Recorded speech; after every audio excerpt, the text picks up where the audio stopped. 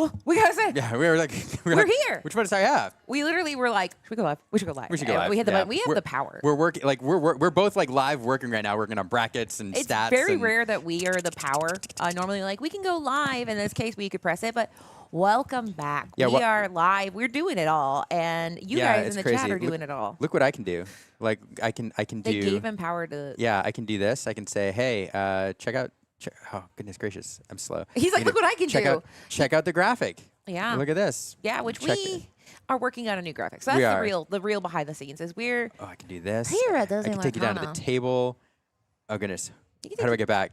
Yeah, watch it. He's too dangerous. This is actually how Liam got the buttons taken away. Phenomenal cosmic power. Yeah, and itty bitty clicking capacity. So we have our top 16. That's the short version. Yeah. We have our top 32. We have everything finalized for the tournament except who is going to be the winner, because we are about to do our top 16, which means we're doing a couple things here. We're looking at who's playing who. Everybody's doing that thing where you first go, yay, I made top 16, and then you go, wait, who am I playing? And the reason you say who am I playing, is it a friend or teammate? Is it your worst matchup? Is it your best matchup? Those are all the things you're talking about. Players are going to have deck checks. Players are also doing that thing where they go, you guys good? You want to go get lunch? You want to split? That's always a conversation. I said no one has ever split top 16, and a player literally said, no, people do absolutely split top 16. Not me. I mean, I've never been in top 16, but I'm not splitting. And I mean, for example, we said friendly fire. We do have the wilder. They found each other. They did. They said, hey, they you want to hang out together all the time. So they have to decide what they're going to do. And honestly, it's one of the cooler matchups that you could imagine, because it is Amber, a tale of two Ambers, the classic two meta decks. Yeah. Of Amber Sapphire versus Amber Amethyst. Yep. Never before seen. The two wild cards. It always happens. The wild cards. Yeah, I love that. The wild cards. Yeah, it's so funny. It always happens that way, you know. The two decks where you're like, these are two really fascinating decks in the top cut, and they play each other in the first round. Which, on the upside, that means that that's wild. On the one side, that means that one of them is going to move on to the top 8, which is exciting, and the other side, the other hand, we're going to have one less wild card to root for in top 8. So such a heartbreak situation. And I mean, it's a heartbreak, but also a story of team people. But as far as, so the reason that you wouldn't split, because the conversation is, well, what's on the line here? This is not a small tournament. This is a $25,000 prize pool. What does that mean? If you are 9th through 16th place, you get $375. That's pretty cool. $375, I'd like that. Mm-hmm. But if you get first place, it's $7,000.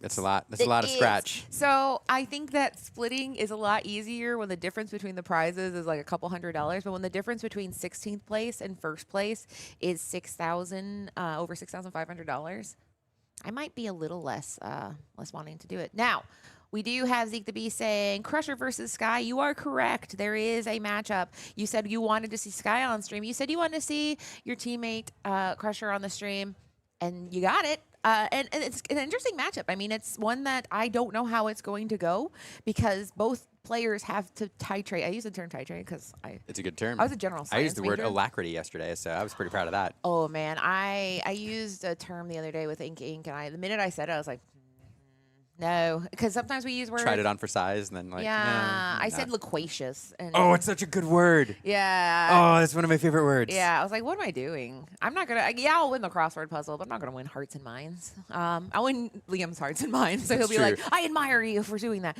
But either way, this tale of steel decks right now is how fast, how slow do we go? And I think that'll be very fascinating. It is open deck list, so. To your guys' point, that is what everyone's doing right now. They are looking and going, all right, what kind of technology are you bringing? And that is such an important thing to note. The story for me is that dogs ban tramp. People say ban tramp. I actually saw in the bathroom, somebody wrote on it in lipstick on the mirror, ban tramp. And I said, it was creepy. I did. It was scary. But the answer is only one dog's deck made it into the top 16. That's not so scary. Now, the conversion rate, that's still probably, they have 201 people, one person made the top. I don't know what the math there is. As far as how many people total, it was 22, so 1 out of 22 people made it. Yeah, conversion rate's terrible. But on the flip side, we have Sapphire Steel, does that say 13, 18, 19? I don't know. It's in some number. 2 Sapphire Steel made it into the top. We had to double check. We also have to double check the graphic because one deck, you might say, what was the conversion rate for Amethyst Emerald? So there was 0 in day 1, but 1 in the top 16. That's the first time we've ever had a conversion rate from 0 to 1. That is incredible.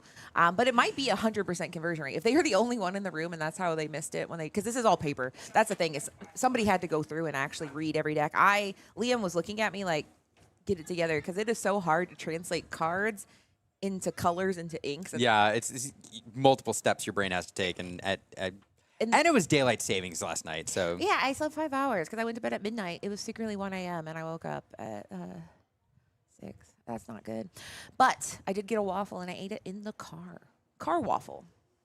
Anyway, so as far as the things that we're looking forward to, any Ruby, Amethyst. I think people are sleeping on Ruby, Amethyst because actually, no, they aren't. Well, it's tough to say. The technology, one of the things I talked about with players heading into this weekend is, like, what do you bring? And the answer is, like, one of the reasons decks are hard to bring. I was listening to one of the podcasts Dan is on, one of the many. He's on 2, Club Lorcana, and the Rare Hunters. And one of them, he said that Amber Sapphire is difficult to build because you build it for a dogs meta or you build it for a blurple meta. It is difficult to build the deck for both metas. And so the question of the day is, how loud are the dogs barking? And it's difficult to say because at our tournament, they were barking, but not that bad. But I mean, looking at day 2 of, the Saturday tournament, 18%, the largest we've ever seen that deck show up at any tournament, 18%. So when you build your deck, you have to build it based on things you don't know. And I think that's fascinating. And all the players had to do that. There's not a single player, even Zan Syed and, your DKPs of the world, Ed, they all just have to look and say, this is what I think the meta is. I don't know what my matchups are going to be. I don't know what the meta is going to be. I have a lot of information, a little and a lot, and it's fascinating. It's fascinating. Meta is one of my favorite words because it literally evolves every time we talk about it. The fact that you talk about it changes the meta. That's true. True. Send me a list of that, says Birdie Con. I'm not sure what you're I hope it's to. Ruby Amethyst, or it could be the 16, which will be posted online. Like I said, these are paper, so it's all up to our lovely judging and production staff. What do you want to see in the top 16? We'll show you right now. Yeah, right. Oh yeah, what the deck awkward list? Way. Yeah, there you go. Screenshot that. Don't screenshot that. I was making terrible. Don't. Oh. Yeah, right. I love it when Twitch will make a caption or like a little thumbnail and be like, and I'm like, why? Why are we doing that? But shout out, we have Zeke the Beast, we have Birdie Lorcana, we did briefly have DJ Zoologist, and we have Struffy. I say DJ Zoo. I like Zoologist. He's fun. He doesn't. He worked in. I always assumed he like. If you're a zoologist, I just assume you're in the zoo. But he did work temporarily, I think, in a zoo, and he worked in veterinary. I like to think of him as a zoo DJ at night when everybody goes home. The animals need entertainment too, and maybe at 11 p.m. at night before bedtime. I like to move it. I like somebody's scratching the records, doing the I love that very much. So we are looking at the deck list names, and it's fast. This is okay. Let's see if people actually lived up to my challenge. I said, guys, let's be responsible here. Yeah. What are your good names here? We got one. Oh, that's a good one. One. What word is that? That's I chased 2 cards. I changed 2 cards. Is that just a note or a nickname? I changed 2 cards. Yeah. It could be a note. It could. This one is Perp Steal. You're fired. Yep. You're fired. You still get to play, but you are fired. Yep, that is not. We have Houston. We have a problem. Parentheses. It's dogs. That wins. That's clever. That's a good one. We'll put this in the potential winner pile over here. We have to keep them together with the loser, which is blank. So you have to you won this standoff. Blank is not. You're out of the running. We're gonna have a vote on the best deck name out of the top 16. This is deck fun. name is 2-2. Actually, 2-2. Yeah. Okay, hold on. I'm gonna do a thing with this. Ian. Okay, Houston. We have a problem. It's dogs, and that's gonna be. Yep. I'm gonna post this on socials, and I'm gonna have people vote on the best deck name. I hope it's 2-2-2-2. That is. I can't tell what is people trying to see if the pen is working, and what is a deck name. This one's Blurple. You're out. You're out. Yeah, you do get to still play, but you don't get to say you have the coolest deck name. GP. Nope. F is for friends, which I think that's an ally deck, so that is actually quite good. Okay, hold on. F is for friends. You are in the running. Friends. You are absolutely in the running. There's like a fan, and I'm like, if it looks like I'm fighting a phantom, I am. Devin Goddard. Like I have this little hair going into and out of my nose on repeat. Great. As far Solid. we're having people sit. We'll keep going. We have Justin Ally. Yeah. Is his name Justin? I don't know. EA Sports. I like this because I think this is a joke of challenge everything. It's in the game. Or it's in the game. Either isn't it EA Sports? Challenge everything. Oh, I don't know. I know EA Sports is in the game. I don't Either know about way, challenge everything. you're in the running. Yep. EA. Let's see if I can do the voice. EA Sports. It's in the game. We have How was that, folks? Ted Blank AS Control. You're out. Nope. Purple Yell. I like that purple yell. That's kind of fun because it's like a with the purple yell. Anyway, Well, we're the shuffling question up. is like, did he just run out of room? Is that supposed to be purple yellow and he just like ran out of room in the deck box name? But the last two I have are the people on stream, and we will go ahead and cut to them so you guys can see who will be on stream. It is Crusher Fundamentals versus McValue. And Crusher McValue is Fundamentals is fun because this is the only person that showed up from the Crushers team and the only person that made it from their team. It's 100% conversion rate for Crushers, but on Team Maelstrom, also 100% conversion rate. They sent one person. McValue is a name that he used for another deck. I did say that's cheating. I did tell Skylar to name this deck One Last Cope because I said you were coping with thinking Amber Steel can make it in the top 16. But believe it, it's happening. We have Amber Steel in the top 16. It's real. So everybody rise up if you're an Amethyst Steel fan or an Amber Steel fan. Rise up. Yeah. No matter what, Steel rises. Steel rises to the top. Now. Not in water. Okay. Not in water, unless it is a vessel with then a boat. That's true. Unless it's a boat. Okay, well played. Yeah. I was like, well, technically, general science majors. So what we're dealing with here is a tail. This is my favorite way to start the breakdown is what's the same? Removal. They both have access to Strength of Raging Fire. They both have access to Dock. What's different? The Amber and the Amethyst. So we have a deck that has been a powerhouse of the meta for several sets in a row. That is that Amethyst Steel combination where you are able to challenge, you're able to do removal. Amber is a little bit different. Amber is a color that we see often paired in the dogs combination with Emerald. And it's known for the singing. I mean, I think singing is a truly hallmark of it, but people haven't been doing a lot of singing lately. We used to just say Steel Song. That was it. Steel Song, we're done. And we cannot say Steel Song anymore because what are you talking about? And the answer is, Sky said, I'm putting the song back in Steel Song. He has... Bringing songs back. He has Aerial Ethereal Voice. He has Aerial Ethereal Voice, everybody. I love Ariel. I do. And then when I watched yesterday was Markov, I did say Amber Ethereal Voice is something that I quite like because... you get that card draw. That's the difficult thing in this matchup is how do you keep up with the end game of Amethyst Steel? And it can be very difficult. And the answer that Sky has come up with is having this aerial in here, having a song package. And that is a package that includes He Hurled His Thunderbolt, Strength of a Raging Fire, Akud Adamudi, and Della's Moon Lullaby. Everybody knows the words to Della's Moon Lullaby. They also have access to something that Andre doesn't. Sky has access to a Singer on 2. So that is something that's very powerful. Strength is good. You say strength on 4. Sky says I can do strength on 3. And that is going to be very important, especially because Sky is going first. He is the 3rd seed, and Andre is the 14th seed. So it is the Crushers versus the Storm of Maelstrom. Who is going to win? I cannot wait. Liam, we are off to the races here. We did go ahead, and we don't have a turn 1 for Sky. We do have the Troubadour. So the fire is cooking. In general, the Troubadour would like to have a 1 cost, but Sky's deck doesn't have really that many. He only has one cost that he can truly play. He has Angel, which has Underdog, but he is going first. So that is one of the downsides of Troubadour, but he knows that nobody's coming for Troubadour for a while. He has Resist. Andre cannot play Strength at the earliest till turn 3, likely not until turn 4. So Benja going to the Inkwell, item rule. We don't need it where we're going. And I do think the play draw disparity, to me, looms rather large and massive when you think about the impact of strength on the tempo of this game. Both players looking to hit that strength, I think, as early as possible to swing that board state in the mid-game. It's going to be interesting to see. Now, I know Skylar doesn't play this deck if he's not planning on dealing with that mid-game evasive battle. So I'm interested to see how he navigates that once the Genies and the Elsas come online. But this match is really exciting.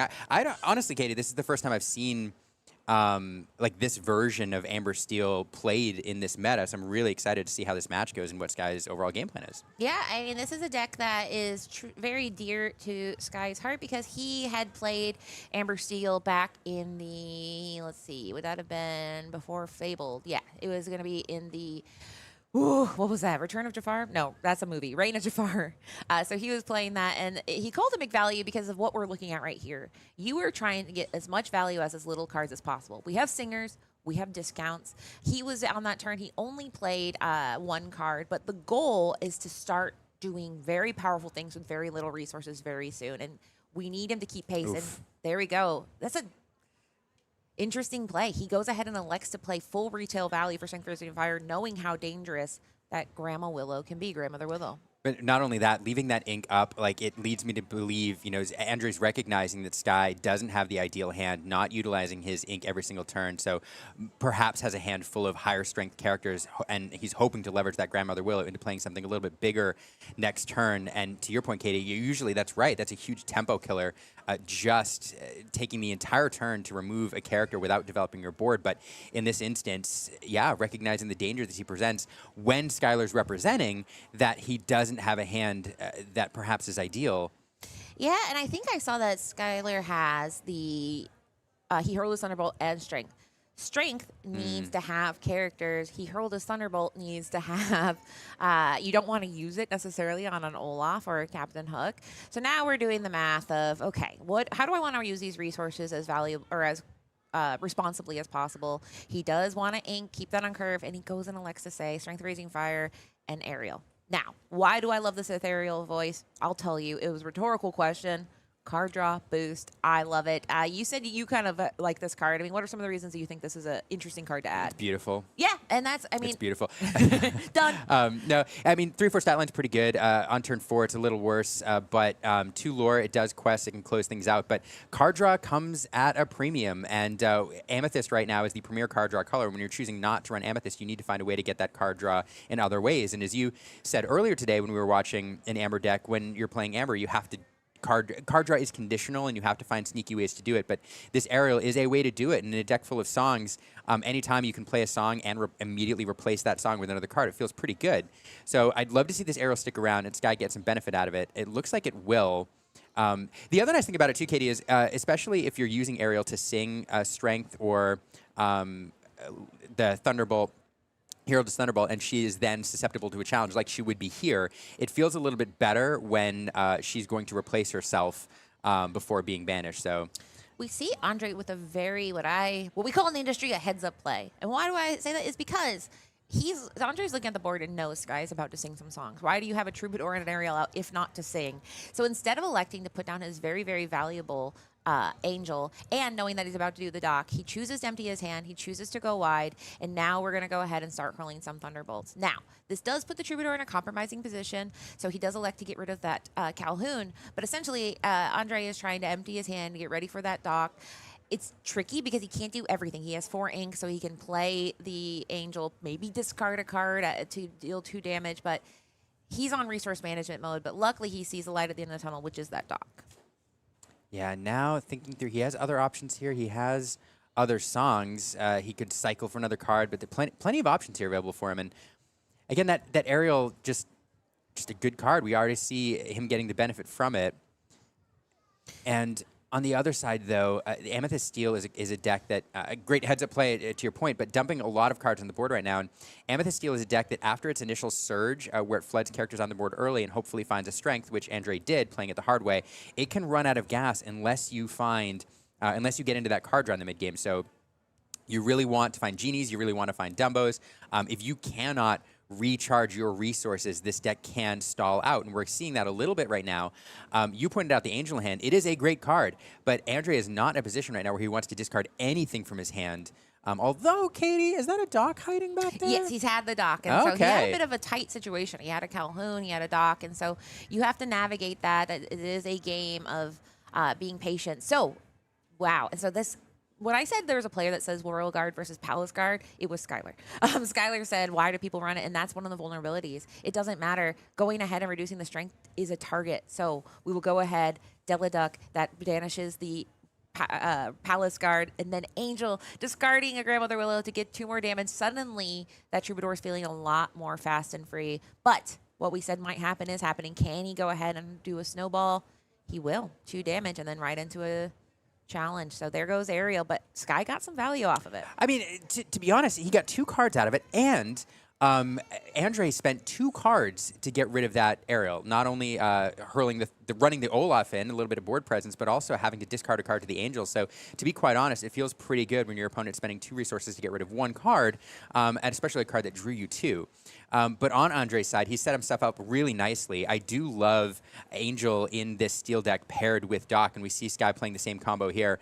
Angel, a convenient way to empty your hand to get full value out of that Doc when you play him. Of course, Doc, a card that says when you play him, you may discard your hand to draw 2 cards. Feels really good when it's empty. And then right into the Strength of Raging Fire, getting rid of Andre's Angel, probably off that, or definitely off that Doc. So a really great series of top decks there, able to drop another Angel in play and sing that Strength immediately. That board state swing was incredibly massive. And now Andre is going to have to draw with this Doc and hope to find something to rebuild.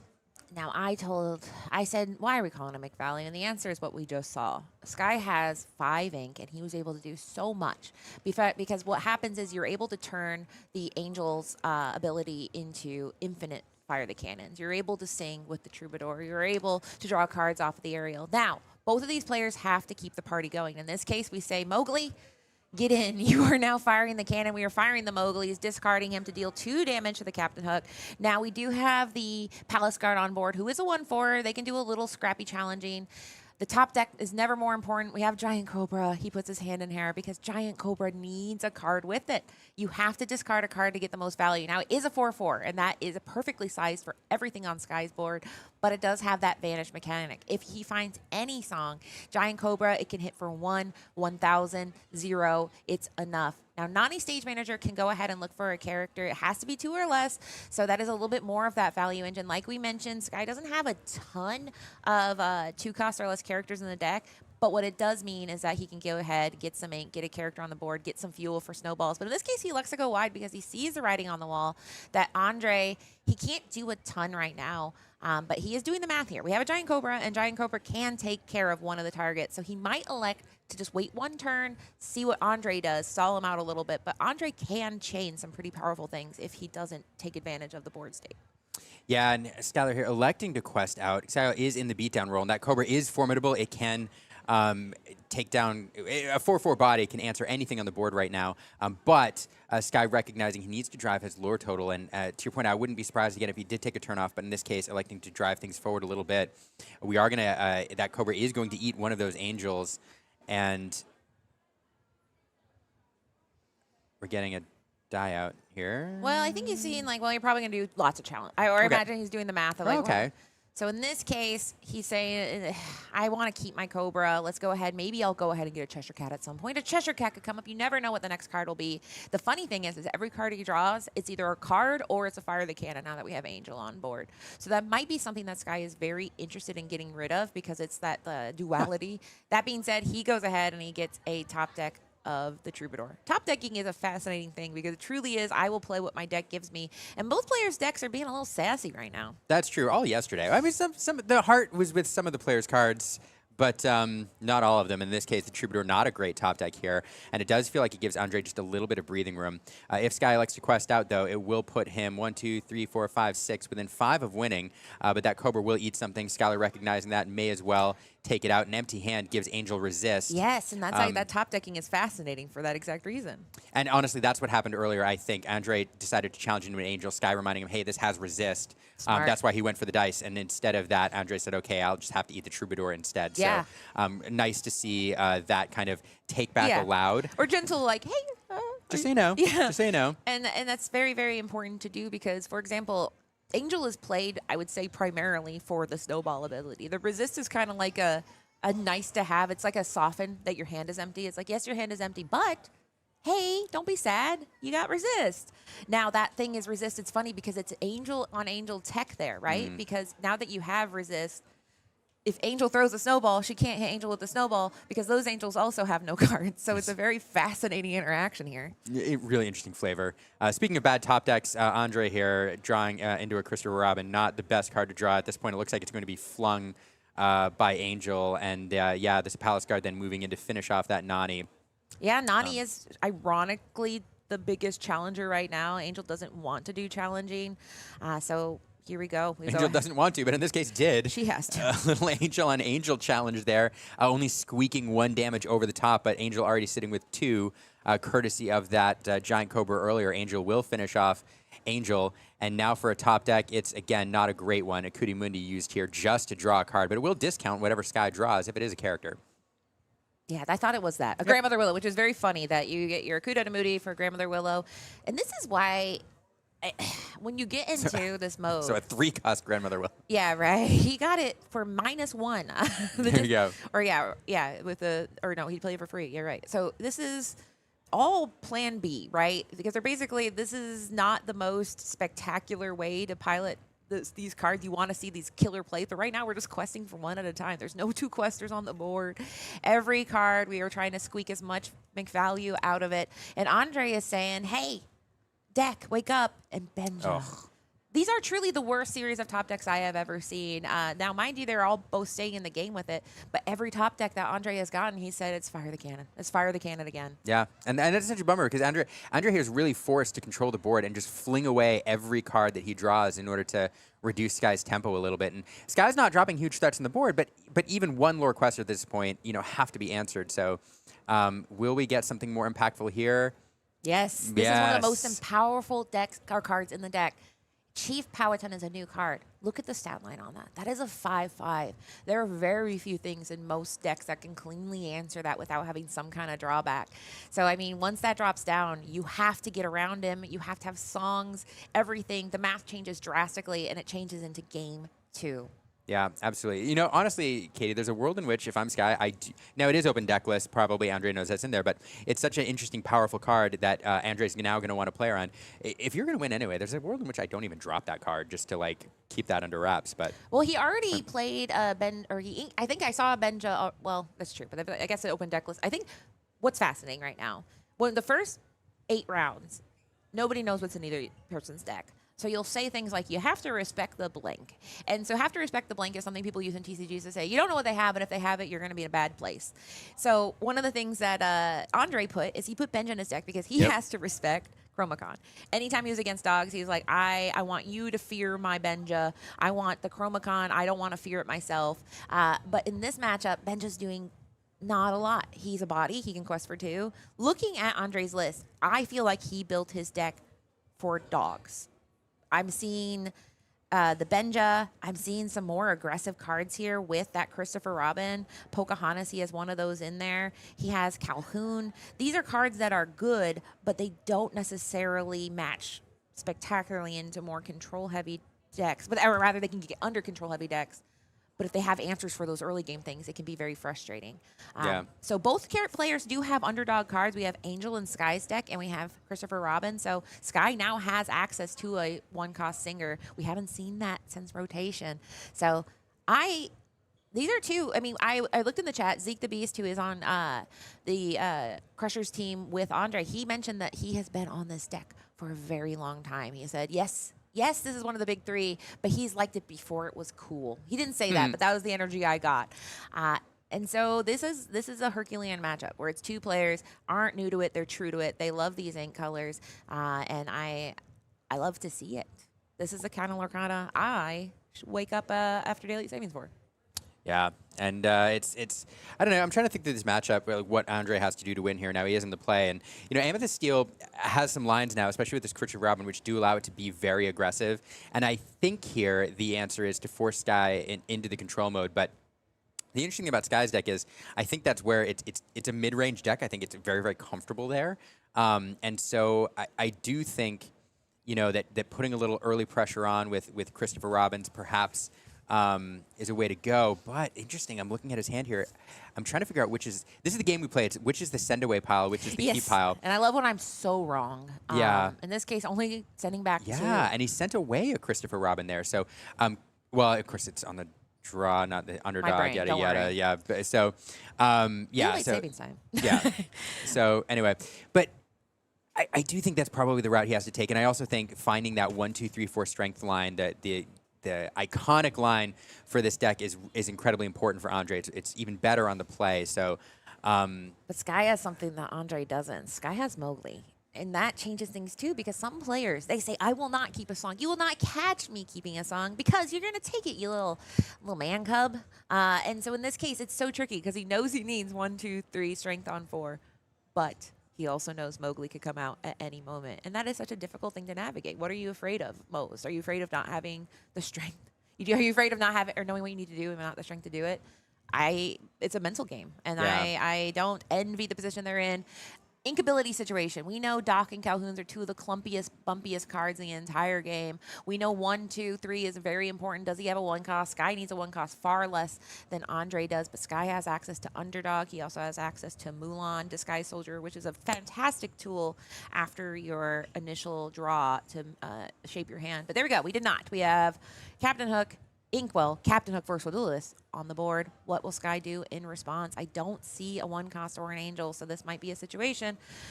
A little down tempo. Just going to go ahead and trust that his mid-range deck does what mid-range decks do and put that Troubadour down into the Inkwell and pass. Yeah, back over. We do have the 2 cost drawing into the Christopher Robin. That'll go, thinking about it. That will go into the Inkwell, though. And we're either going to see the Calhoun or the Black Heron. Definitely the uninkable Calhoun. And Hook will go on a quest. So this feels not too bad for Andre. Again, these cards aren't super high. They're not high questers at all. But establishing a board presence and setting up that strength if we draw into it in the next turn or two, which you'd absolutely love to do. Also have the Cat on turn 3. And unfortunately, that doc, you hate to have it in your opening hand, but... oh, we do have the strength in hand. Okay, great. So But you got Mowgli in Yeah, there. we'll see if that Mowgli comes out to kind of pick that. No! Okay, well, there we go. Okay, so there we go. So that But he has time. That strength safe this turn. That's true. So Andre taking a little bit of a deeper sigh of relief here. Hate to draw into that uninkable Calhoun, though. That does restrict your decisions. But definitely play the Cat here, and we're setting up for that strength next turn. And I will say one of the things that is okay about Uninkables is the addition of Angel to the deck, because suddenly any clunky Uninkable becomes a Fire the Cannon.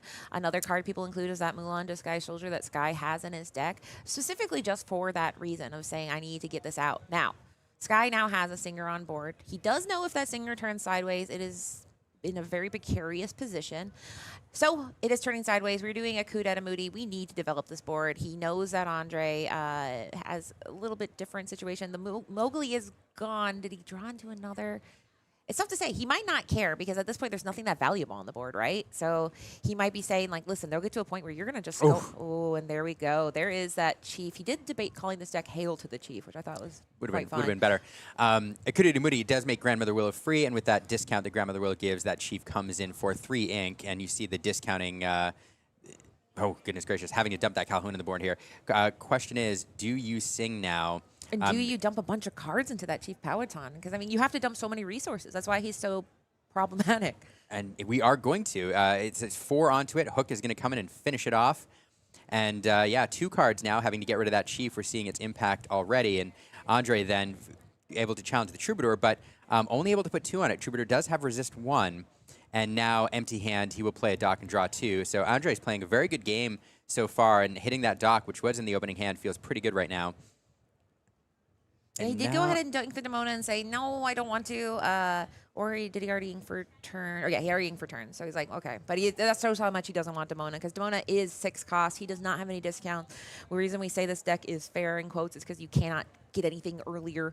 So in this case, he says, okay, well, I have Demona. You know that. So in this case, Sky will go ahead. He still has a great... Oh, he did it. I told you this is my least favorite thing that happens in the game, is when you're like, I will do everything I can to get rid of this one card. I will risk my life to get rid of this card. And then you do it, and then it comes back. Now, that being said, we have 2 Calhouns on the board. You could go ahead and get 2 lore on the board. But like we saw, you have to use a ton of resources to get rid of this Chief. He is a true sink of resources and time. And that is why he was included in this deck. He's expensive, but he does definitely earn his spot. And now the decision is, what else do we want to do here? I think in this case, he says, I created a problem, you solve it. Just like he did on his last turn. Check out the hook moment. DJ revolves it. Yeah, exactly. He's rapping, and you're allowed to. People don't know that. Yeah. Chief Powhatan. It's an interesting card too because the card it either protects you when you're the beatdown or it just buys you time. You set up some of your utility cards like that Troubadour, like that Grandmother Willow, who you want to stick around a while for their abilities, and it just buys you time. And so now, yeah, we will see if Andre wants to invest a ton of resources. He's going to invest some, though. That cat coming down at the perfect time to slide 2 damage over from that Troubadour. The payoff there from stacking up that damage last turn. And now Chief Powhatan taken down for relatively easily.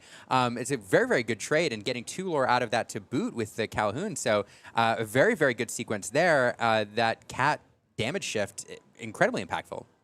Yeah, and we're doing a little audit here going, okay, how much have I done here?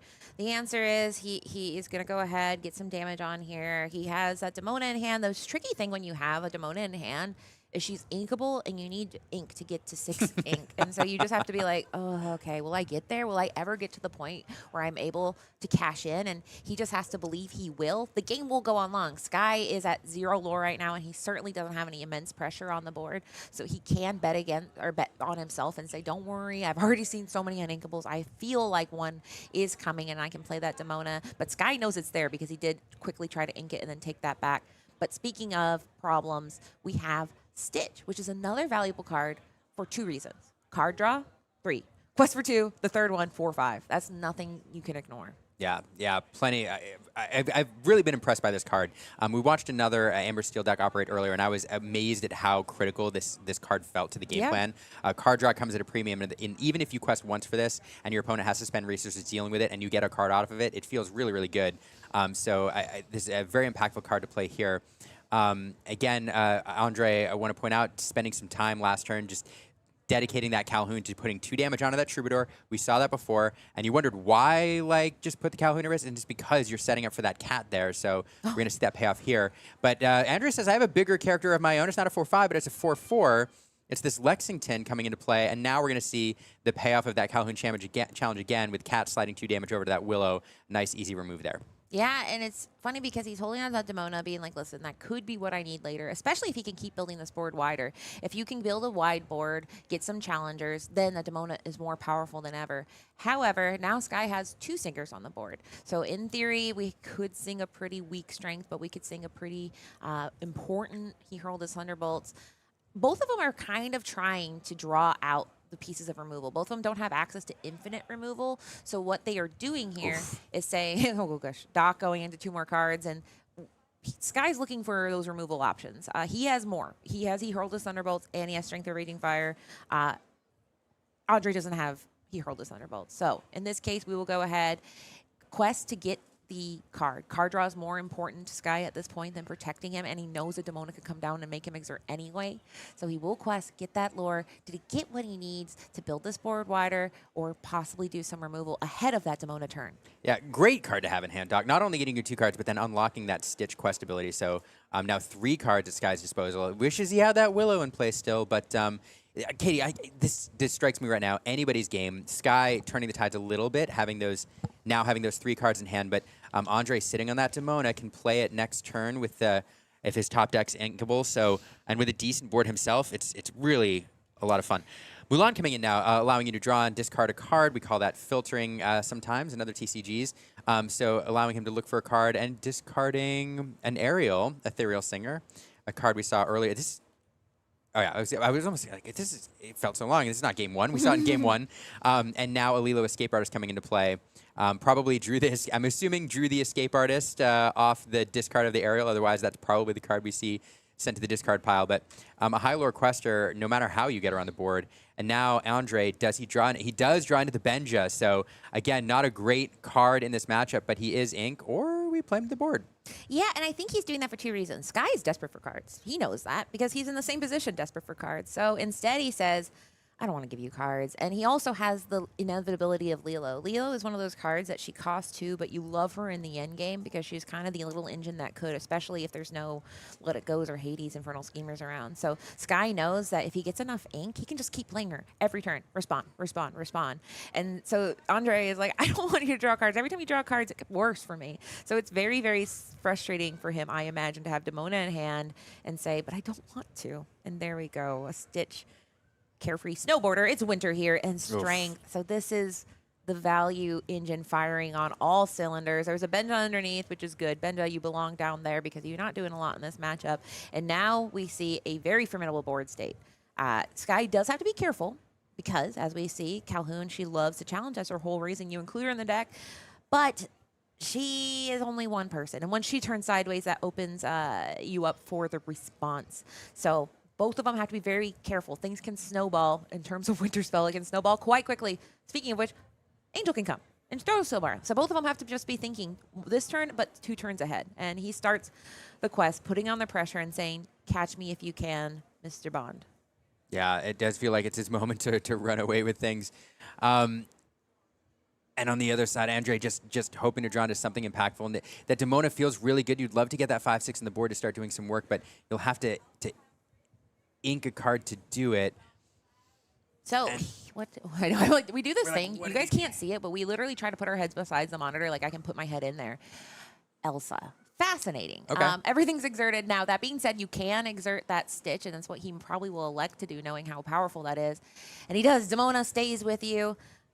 She's very nice that way, but then it becomes another problem because Elsa does have evasive, which is something that Sky has no access to. He's not running the Horseman Strikes, but she can only challenge for 2. But here we go. We'll start the challenge party, trying to retain as much value as possible, knowing that he will not take damage. The doc will not leave damage on Calhoun. Benja starting into the Lilo. Get on here, Elsa. We're floating damage. And Elsa going in, and there we go. Seems like a great sequence there. Yeah, very powerful.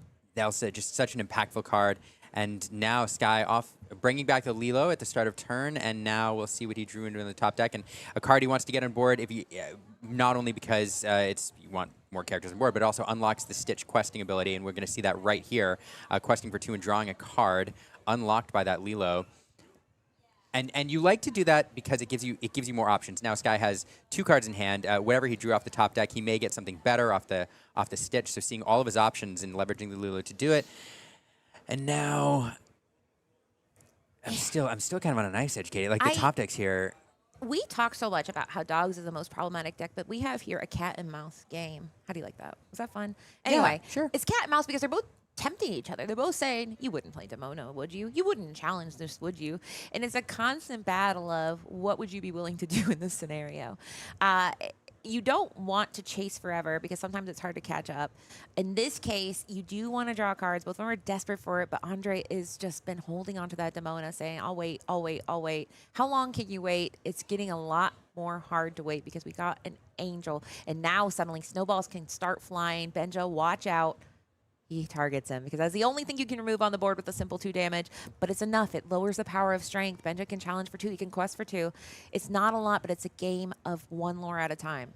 Yeah, and there are some smaller characters like that Lilo susceptible to that Benja challenge, so Andre protecting her there from cheap removal. But yeah, Benja taking a turtle to the face and Flying turtle. not going to stick around. Now, that's funny. And Hades looking for a deal off the top deck, so probably going to choose that Stitch, I'm guessing. But fascinating, because if he picks the Lilo, that loses the inevitability of the Lilo, which is kind of funny. But he does pick the Stitch, but there's very few ways to get rid of Lilo, and that is one, if he doesn't take that deal. Now, this is interesting because Guy says, I'm keeping it. I'm keeping my Stitch. I want the card draw. You only have enough to challenge. You'd have to go ahead and put 2 of your characters into that and lose both of them if you challenge into my Stitch. How bad do you want it? Are you going for my Lilo? She'll come back stronger than ever. Choices over and over again, and it has to be tiring. Yeah, it's a really, really tough choice here. But, you know, Sky getting a card a turn out of that. No, so instead, we're going to banish that Lilo. And I will say this, too. Like, the choice is tricky because that Stitch is doing so much work drawing cards. But Andre now with that challenge, I believe... Okay, so we did get the lore off of that. It puts him at 9. I was wondering if it was 9 or 11, but it is 9, so we got the lore earlier. And that's not... Oh, no, okay. He didn't get the lore in time. So it's 12. Yeah, so Sky then... waited. But I was going to say, but that's no small number. And Sky has to think about now, okay, every time I make this Lilo susceptible to a Calhoun... Beating. I'm just... Yeah, and I'm now 4 Calhoun challenges away from Andre winning the game. So Andre, you know, not putting on a lot of, not doing a lot of questing, but has slowly managed to accumulate his way up to a pretty threatening position. Yeah, and so now is the point where any card is invaluable or invaluable and valuable depending on your perspective here. So he will go ahead and draw because he knows he can use a draw as a fire the cannon, and he can do both. You don't have to pick. You can go ahead and discard a card to deal 2 damage, and then Angel can go after that Calhoun. So deal 1 with a snowball because of the resist, and then deal a further 2 to get rid of that Calhoun. Now that would get rid of the Angel. He doesn't want to do that, but like you said, now the Lilo Calhoun name a more iconic duo. So it is something he needs to be very mindful of, and he also knows that Andre has 2 cards in hand. He needs to get rid of his board because that Demona's been waiting forever, and now that if they both have cards in hands, Demona, it becomes a lot more tempting. He didn't want to fill Sky's hand, so it always depends on how many cards he has. Okay, electing to play the Grandmother Willow. Yeah, not a great card in this scenario. He's just, but it's there. He does have another Stitch Snowboard, and that feels really good, but not able to play it out just yet. And that might be good because if he's about, oh no, so he's going to go ahead. He elects to do some, and that he might be doing what I mentioned to try to clean up he can't get rid of Elsa. He can't get rid of Hades because he's not exerted and he doesn't have a song. So he might be electing to go ahead and put 1 damage on the Calhoun to go ahead and challenge into it, knowing that. But he's going to do the math first. Before, let's go ahead and see what you have. How many strength have you played? How many, other stuff? The other cards in the deck? How many other things? What's going on in there? How many stuff you What you got over there? So he did already discard it, and is he going? It's so tough because that Elsa, powerful racist. challenger, and you also, at some point, Andre's close enough that he starts to run away with the game with evasive characters, and if you're going to challenge with that. And getting rid of that card makes it where Angel can challenge Calhoun. Yes, okay. I forget about that resist all the time. Me too, it's a because great point. it's a last resort thing, right? Yeah, having to get rid of that enable that challenge for free, and that's a really great sequence there. Wow. Really great sequence there. And devastatingly hard to make, right? Because he had to play Grandmother Willow, not a super powerful card. He had to get rid of a Stitch, which helps you draw a card, all for the purpose of egging on that Demona again, because his hand's empty. And he's like, it's empty, so I resist. You want to play Demona? You can. Instead, he elects to go ahead. He has damage, more nice 4 solid on Elsa, so he can play that Cheshire Cat and boost. But it has to be frustrating. He has to be so careful because Sky is at 11, and he has to manage the board and quest, and you can't do it all. Yeah, now able to make use of that. And what he's pointing out is you can't shift 3, you can only shift 2. Belle can shift 3, Cat can shift 2. But 2 enough to deal with that Angel, that resist, not helping there. And now Elsa, with only 2 damage left on her, able to challenge into something without... Okay. Well, I think he was thinking about challenging, but then he would get 1 damage on there, which does put you in snowball territory, maybe. And I think he just wants to go wider and have more answers. I think he's still deciding. Well, I think the issue is also strength, right? Like anything he exposes, he loses the ability to use strength later. Well, you also, there is the game-winning math here, too, because at some point, let's assume that he starts looking for the Cobra, and we are going to get rid of that Lilo, but let's assume that the Cobra is coming, eventually. So you have 18 as your target, and so you start to think about, okay, how, I'm 5 lore away from that 18 target. I do want to control the board, but how high can I push it to where Sky is forced into control rather than forcing, his own win con? And it feels like this is the right mix here, clearing up that 2 lore Lilo while going on a little bit of a quest with Hades. It's a very, very measured approach here. Lilo is back again, escaping from the discard pile, surfing in. I think it's her 3rd, 4th time out of there, so... There's no place I'd rather be than on the board. But here we go. She is exerted, but I think what Sky has shown is that he is trying to drain resources from Andre. He's trying to drain his removal. He's trying to drain his challenges. He's saying, oh, you don't have to challenge me. You don't have to use your removal, but if you don't, well, Grandmother Willow's going to discount. Lilo's going to come back. And it's just doing that over and over again. We have that Mulan Disguised Soldier, which on her own doesn't do a lot, but she does quest for 1. She does draw and discard a card. In this case, Lilo goes into discard, which means next turn, Lilo is probably going to escape. And then, for good measure, let's get an Ariel out here who, as we've talked about, she has that boost mechanic. Can't use it right now. Don't really have any songs, but it is pressure. And now it's the math of what is the time clock, or turn clock they talk about. And that is all based on how much lore is on board. And he has 1, 2, 3, 4 across. So that puts 17 if he does nothing. But Sky 2, 3, 4, 5, 6, 7, 8, 9, 10. That is more than he needs to win. So it is now putting the pressure on Andre. You have to respond. It's your turn. Yeah, nine lore on the board. So he's going to have to do some work. And he does draw into his Fen, which can challenge early. But again, this is all, even if he challenges evenly across the board and can remove things with all of his characters, that won't clean up everything. And things are a little tough. Oh, it says Christopher Robin. Maybe it wasn't a Sven that I saw. That is not what you want here. A small British child is nice. Underdog ability is both of these players elected to pick underdog for its ability to help you when you're going second. Not what you want to see in this current moment. We have seen him have Demona in hand for approximately every turn in this game. That is true. And it's so fascinating, right? Demona's the most powerful card in the deck, but she's been useless in this matchup. Sky's kept his hand empty every single turn for this reason. He can do it. No fear, no discard, no punish. And now Andre has to do the very critical math, knowing that 2 Lilos are coming back next turn no matter what. Yeah, really tough position. He cleans up one thing there.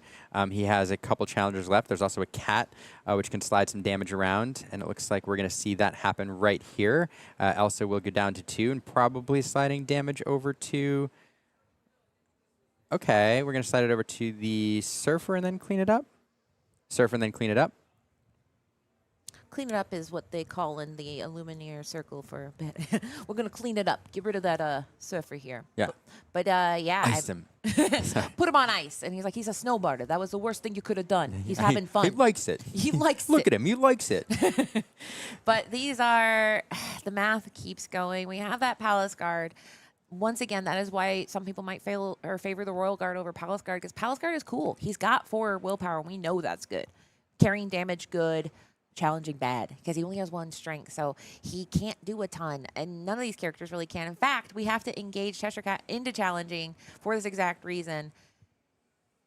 Yeah, you don't like to fight if you're the cat. And interestingly, so now looking at the board state, a Sky 15, Andrew doing a great job of preventing him winning this turn. We're at 4. Sky can go all the way up to 19 if he quests out, but Andre here squeaking up to 14, and now 1, 2, 3, 4, 5 lore on the board. 2 of that's ready, so Sky's going to have to find an answer. Andre likely to go up to 16 regardless, and we've talked all game about that Demona sitting in the hand. That Demona hasn't been good for much, but if we top deck with Cobra, it's discard fuel to get that extra lore. So Andre here, with the win on the board, in the right scenario, and Sky has to respect that as well. Yeah. Now Sky says, you know what? I love Lilo. And so he gets his 2 Lilos out before the turn starts. You do have to elect. It is the set phase where you go ahead and decide to play Lilo before you draw. So you don't know what you're going to get. It can be a little annoying because sometimes you get something really good and you're like, well, I did play 2 Lilos. So now the pressure is on. Does he choose to do some challenging? Ariel can. I mean, at this point, Ariel is able, we can get rid of the Cheshire Cat. She quests for 2. She's the most powerful quester on the board. Nobody can reach Elsa where she is. We will choose to boost that. That's telegraphed to me. He has a song. Oh my goodness. He has a song. Oh, he has a song. Miserable for Andre because that is exactly what he needs to clean up the board, get rid of those challengers. So now Cheshire Cat's off the board. That is a little tool that he could use to move damage. And now it's just, what do I have to do? Is there anything? Do I want to respond to that Palace Guard? In theory, he's just doing the math because, like you mentioned, every lore counts when you have Cobra because that 2 lore. So he's just saying, do I need it more than you need it? It's tough to say. He doesn't have big challengers. He only has 4 strength, or 4 total strength on board right now. So even if Demona comes in, it's a Band-Aid. You don't win because then they can't do a lot of cleanup on the other side. So I think Sky's just debating, am I good? You have to clean up the guard, don't you? I mean, you could say have it. You could say just have it, but it's a body, right? I mean, that's 1, 2, 3, 4, and the Cobra would be 5, 6. Yeah. So I mean, I think it's an interesting choice to banish the cat, which you could have challenged with Ariel, rather than the Robin. It's just a little bit riskier.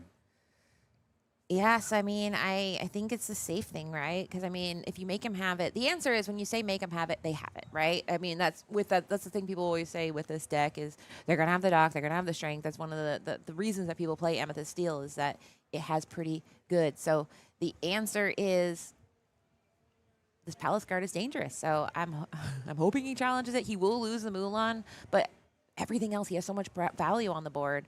We haven't seen any Cobras yet. So I feel like this is tough. Yeah, it's really tough, and I don't see a downside in the challenge other than you lose the Mulan and you don't get the pressure. So it becomes a math problem because yeah. But so one of the things he's thinking about, you leave the Christopher Robin up because if you prevent the win this turn, Christopher Robin is not able to answer the Lilos by himself. Christopher Robin, where the cat can answer both Lilos. The cat can challenge in, the cat can shift to damage. So definitely, that's a turn thinking about preventing Andre from controlling his board here. But here, okay, this is going to be questing, and he's going to say, do you have it? And because we didn't see that snap played, I'm guessing he doesn't have it. He can't do it all. I think that's the biggest thing, right? Because if he has Demona, he can't play Cobra. So he has to have Cobra. If he has Demona. Cobra, he wins. Yeah, right. Yeah. So if he has Cobra, that's it, right? Yeah. It's the one card. That's that the you one can card. win. Yeah, you top deck a Cobra, or you top deck a Doc.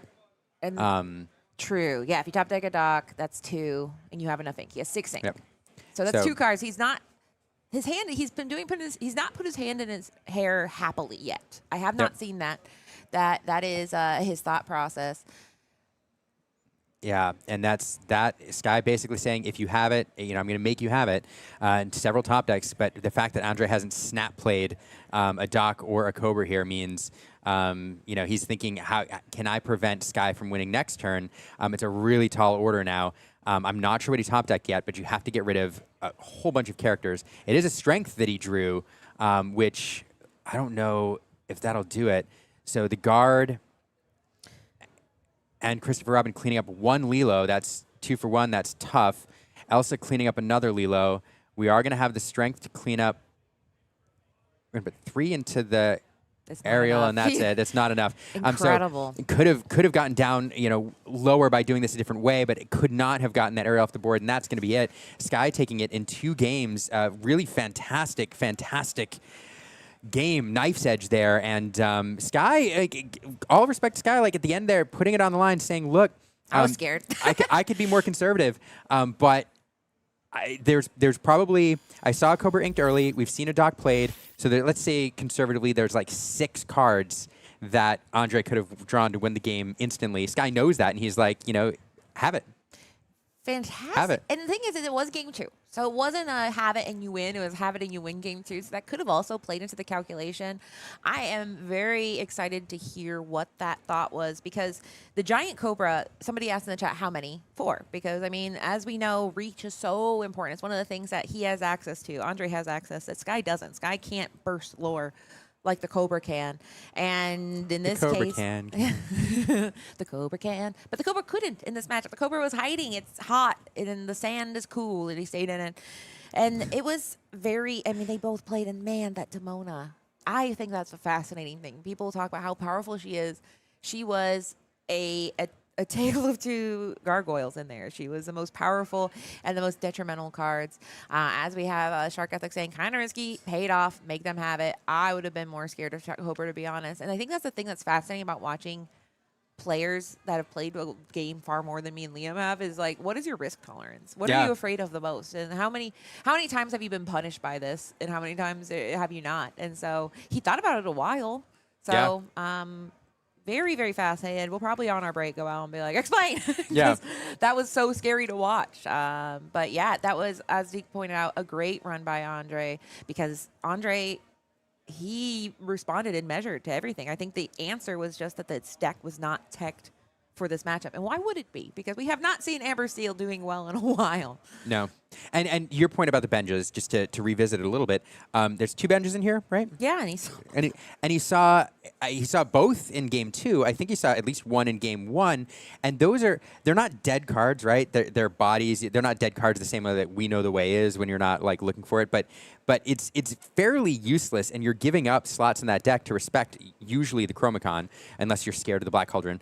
But yeah, in this matchup, you're functionally weakening your deck, and let's just do a counterfactual here. And if you had slotted in something else in there, something with more impact on the board, or more durable, these games change. And so it's really fascinating watching how the meta shapes up and how different decks force people to react and how you make a call sometimes to strengthen your matchup against somebody and you weaken yourself against somebody else, and Sky taking advantage of that. Yeah, and it's truly interesting because, I mean, when I look at a deck list, ooh, very heady TCG kind of things, but I go, is this an Ed Chu style list or Frank Carson style list? And the difference is that Ed Chu, so frequently you'll see 4-ofs, just only 4-ofs, rarely maybe a split of 2 and 2.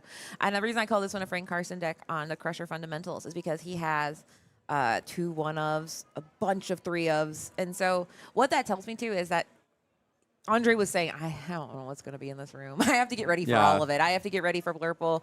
There might be some control, Amber, Sapphire decks I need to get under. We can still see the camera. Both players are still talking because I imagine both of them going into this tournament had similar thoughts of, I mean, for example, we watched Amethyst Steel or Amber Steel on stream yesterday with Markov. Markov didn't have Ariel. And Ariel, I think, made a big difference in the game in the sense that, I mean, shoot card draw. Card draw was so important. I mean, that's how you win. And so someone did point out, Frank came from Magic. We love 1-offs. But yeah, I just think it's philosophies, right? And there's more than one way to you Magic players. Play a Cheshire Cat. Doubling up and watching again today. Lots of good Lorcana. I used to be one of those. Used to be one of those. Magic. Yeah. To be fair, at least Magic players, they always talk fondly. Yu-Gi-Oh players, if you ask them, they go, they get this dark face. I played Yu-Gi-Oh. Yeah, it's crazy. I came from the dark place. Wow. So we do have some graphics that we're going to try to get up. The graphics team here at Charlie's has worked really hard to bring us a top 16 bracket and the top 16 meta breakdown. I don't think we have them loaded yet, so I'm going to see if we can get those booted in the system. Booted in the system so we can show you a little run around. I'm gonna go buy some Barbies. They have let's do this. I know you all are watching. I'm sure that you all are doing the responsible thing and having both Gent and us up at the same time. Ryan DG29. Yeah, there you go, Ryan. Hero. Thank you. Yeah, salute your efforts and that of your internet service provider. But we're gonna go to a break really quickly so we can go check on what just happened out there and so we can load up these graphics for you. But we're going to bring you the bracket, and we're going to bring you the top 16 meta breakdown so we can talk conversion rates. Don't go anywhere. You'll see it here in just a moment. I couldn't wait.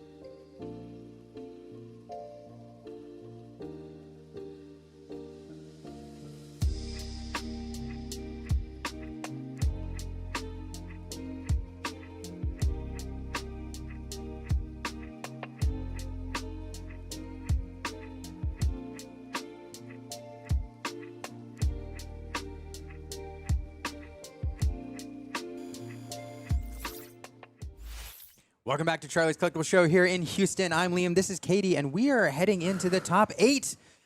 After 8 rounds of Swiss, the top 16, top 8's coming. It's been an exciting day. Me and Liam Liam and I, perhaps if you're grammar, have been deep in the laptop and paper business. So the deck lists are paper, but the bracket is obviously in the computer. So going between the two, it's been a lot of me going, is that right?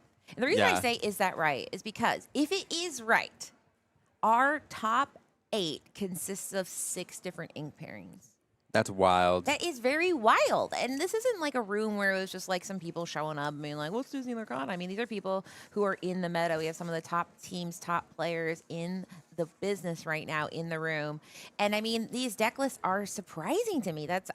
For example, Liam, I was going through the list and you were saying, okay, tell me what the ink pairings are. And it was hard because I didn't believe what I saw a few times. There's one curveball for us. To give you guys an example, there's one deck where I looked and this is the card where I went, what? Yep. Yeah, there's a card that's just mosquito bite. And this is this a a card local that to you, exists. Joshua Lindsay? No.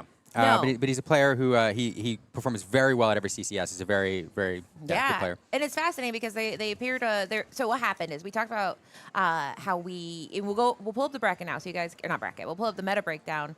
So this is a very fascinating top 8. Now you guys might notice a lot of colors or inks showed up here. Ruby did not. Ruby did not show up. So that is one story today. But the other story is all the other inks showed up, and they showed up in full force. This is a very, very diverse top 16. Now, Amethyst Steel, listen, it was the most popular deck in the room. It's very stable. It's a stable deck, and stable it was. It did go ahead and show up in 6 of the top 8 decks at 38% of the meta. But there's some surprising things. I mean, what stands out to you on here? I mean, Amethyst Steel's conversion rate is very, very good, and compared to the day one, really good. I think this one at the bottom is supposed to be Amethyst Steel. So if you see, so the one at the bottom, the giant one, that's Amethyst Steel. That's true. Look at the numbers. Look at the numbers. The numbers are right. But Amethyst Steel's conversion rate very good. Dog's conversion rate not great at all, bringing in 11% or being 11% of the meta on day one, and converting only one deck at 6%. Should be probably at least 2. Amethyst Emerald is a surprise. In fact, if you look at our tournament bracket yesterday, we didn't even register it in the room because it didn't make the top 8 or 10 deck lists, but somebody's sneaking it in and sneaking into the top cut here. And a couple other surprises would be these random other color combinations. Amethyst Amber coming in as the 1 seed. Brian Zarita undefeated yesterday. And then Sapphire Amber, one of his teammates, Eric D'Souza, bringing that in. And unfortunately, being the 16 and the 1 seed, those two did have to play each other in round 1. But Amethyst or Sapphire Steel sneaking in as well, but no blue-green. And then Blurple converting about even. So I think this is about. I would have expected more dogs, and I'm surprised at we'll call them the random others, the extras that we saw sneaked in.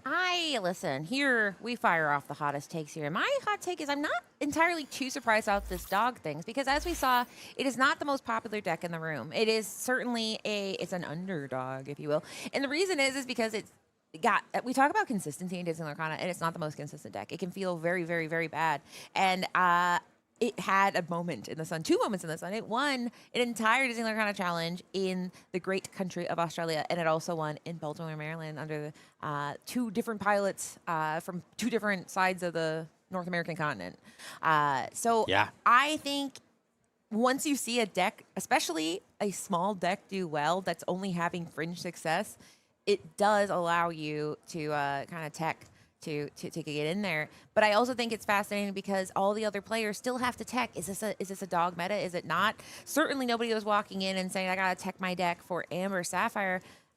Me and Liam have seen this happen infinite times at this point, where 2 decks that were like, I can't believe this deck 2 made decks, it. both alike in dignity and fair not disqualified, but eliminated from the tournament. I love in Ravensburger Play Hub, it says eliminated. And you're like, oh my God. Whoa, that's really intense. Fatality. Yeah, and 2 matches were pretty heartbreaking for me because there was Amber Sapphire versus Amber Amethyst, and that is 2 decks I wanted to see succeed and 2 players on the same team. And the other matchup that was a little difficult for me to accept was Sapphire Steel versus Amethyst Emerald. Those are 2 decks that are very exciting.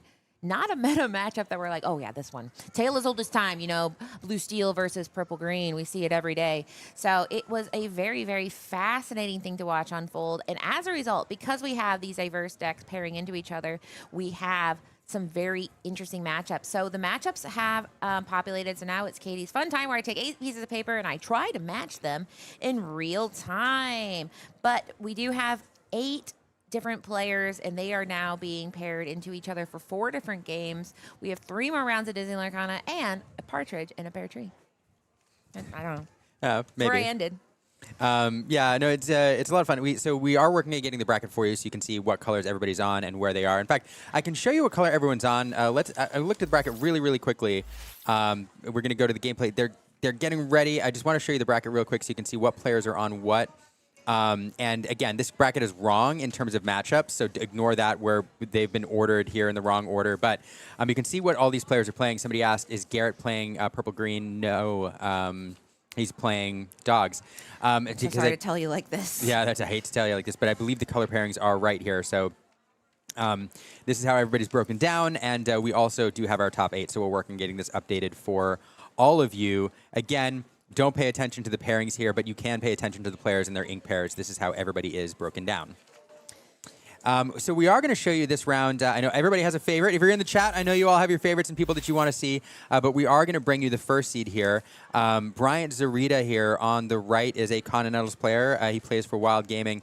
Or Wilder Gaming, and he's the 1 seed coming into the top cut, and we didn't see him at all yesterday on his Amber Amethyst build, so we're going to bring you his match tonight, or today. This is a color combo which I know has not been the most popular, but it kind of burst on the scene when a player from the Rare Hunters won a multiple 100-person event over in Europe prior to the Richmond DLC, and then some folks bringing it in. Now, I know with these color pairs, some people have brought in the one-turn win version that brings Monster in. We're all familiar with that.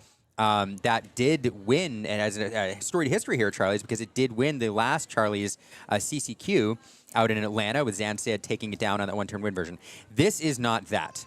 Bryant is not playing the one-turn version. He's playing the mid-rangey version. And what this does is it basically brings in the purple shell that all of the other purple clones are using, but it pairs it with some powerful amber cards, including cards like the Horseman Strikes, which give you an edge in that evasive battle mid-game. You also have World's Greatest Criminal Mind, which is some fantastic targeted removal.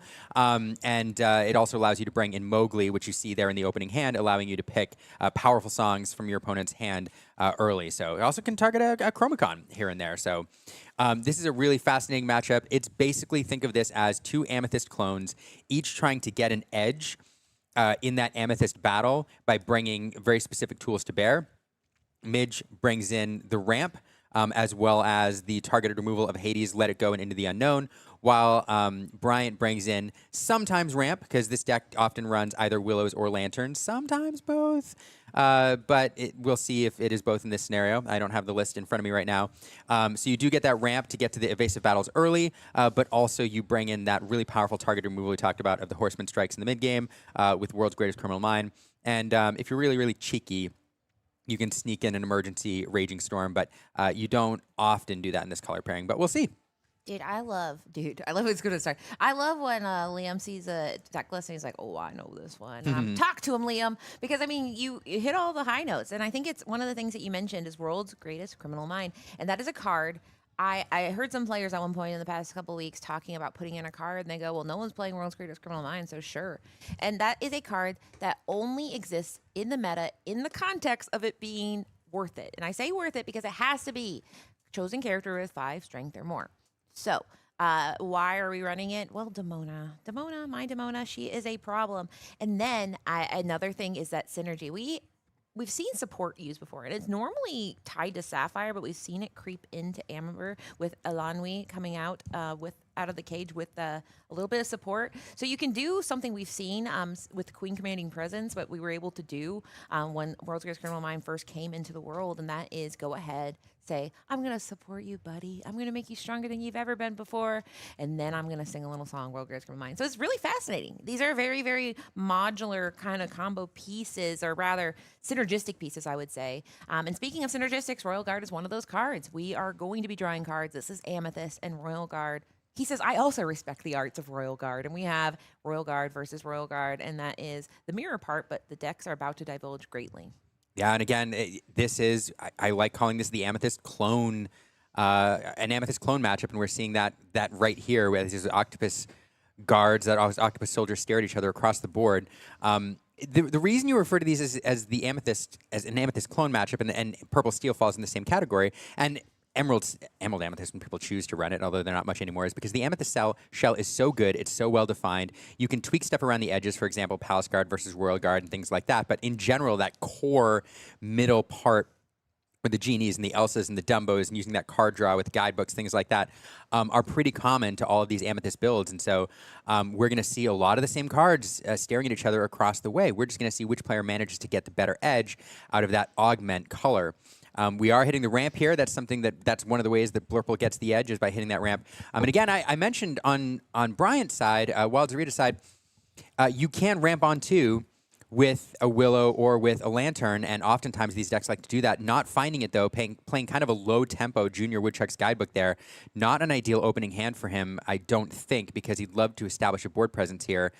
I'm not even sure. I'm trying to take a look for a turn 3 play here, Katie, and I'm not sure I see it. Opening the Junior Woodchuck Guidebook. Yep, there it is. And that's why this card is kind of useful in this deck, is because of its flexibility. You can split the cost across 2 turns, and I kind of use it as like, or people think of it as it fills in the crevices. It smooths over when you have leftover ink. He does draw into a perfect 3-cost card, which is that Cheshire Cat. But in this case, was perfect a pun. Perfect. Oh my gosh! And so he does it again.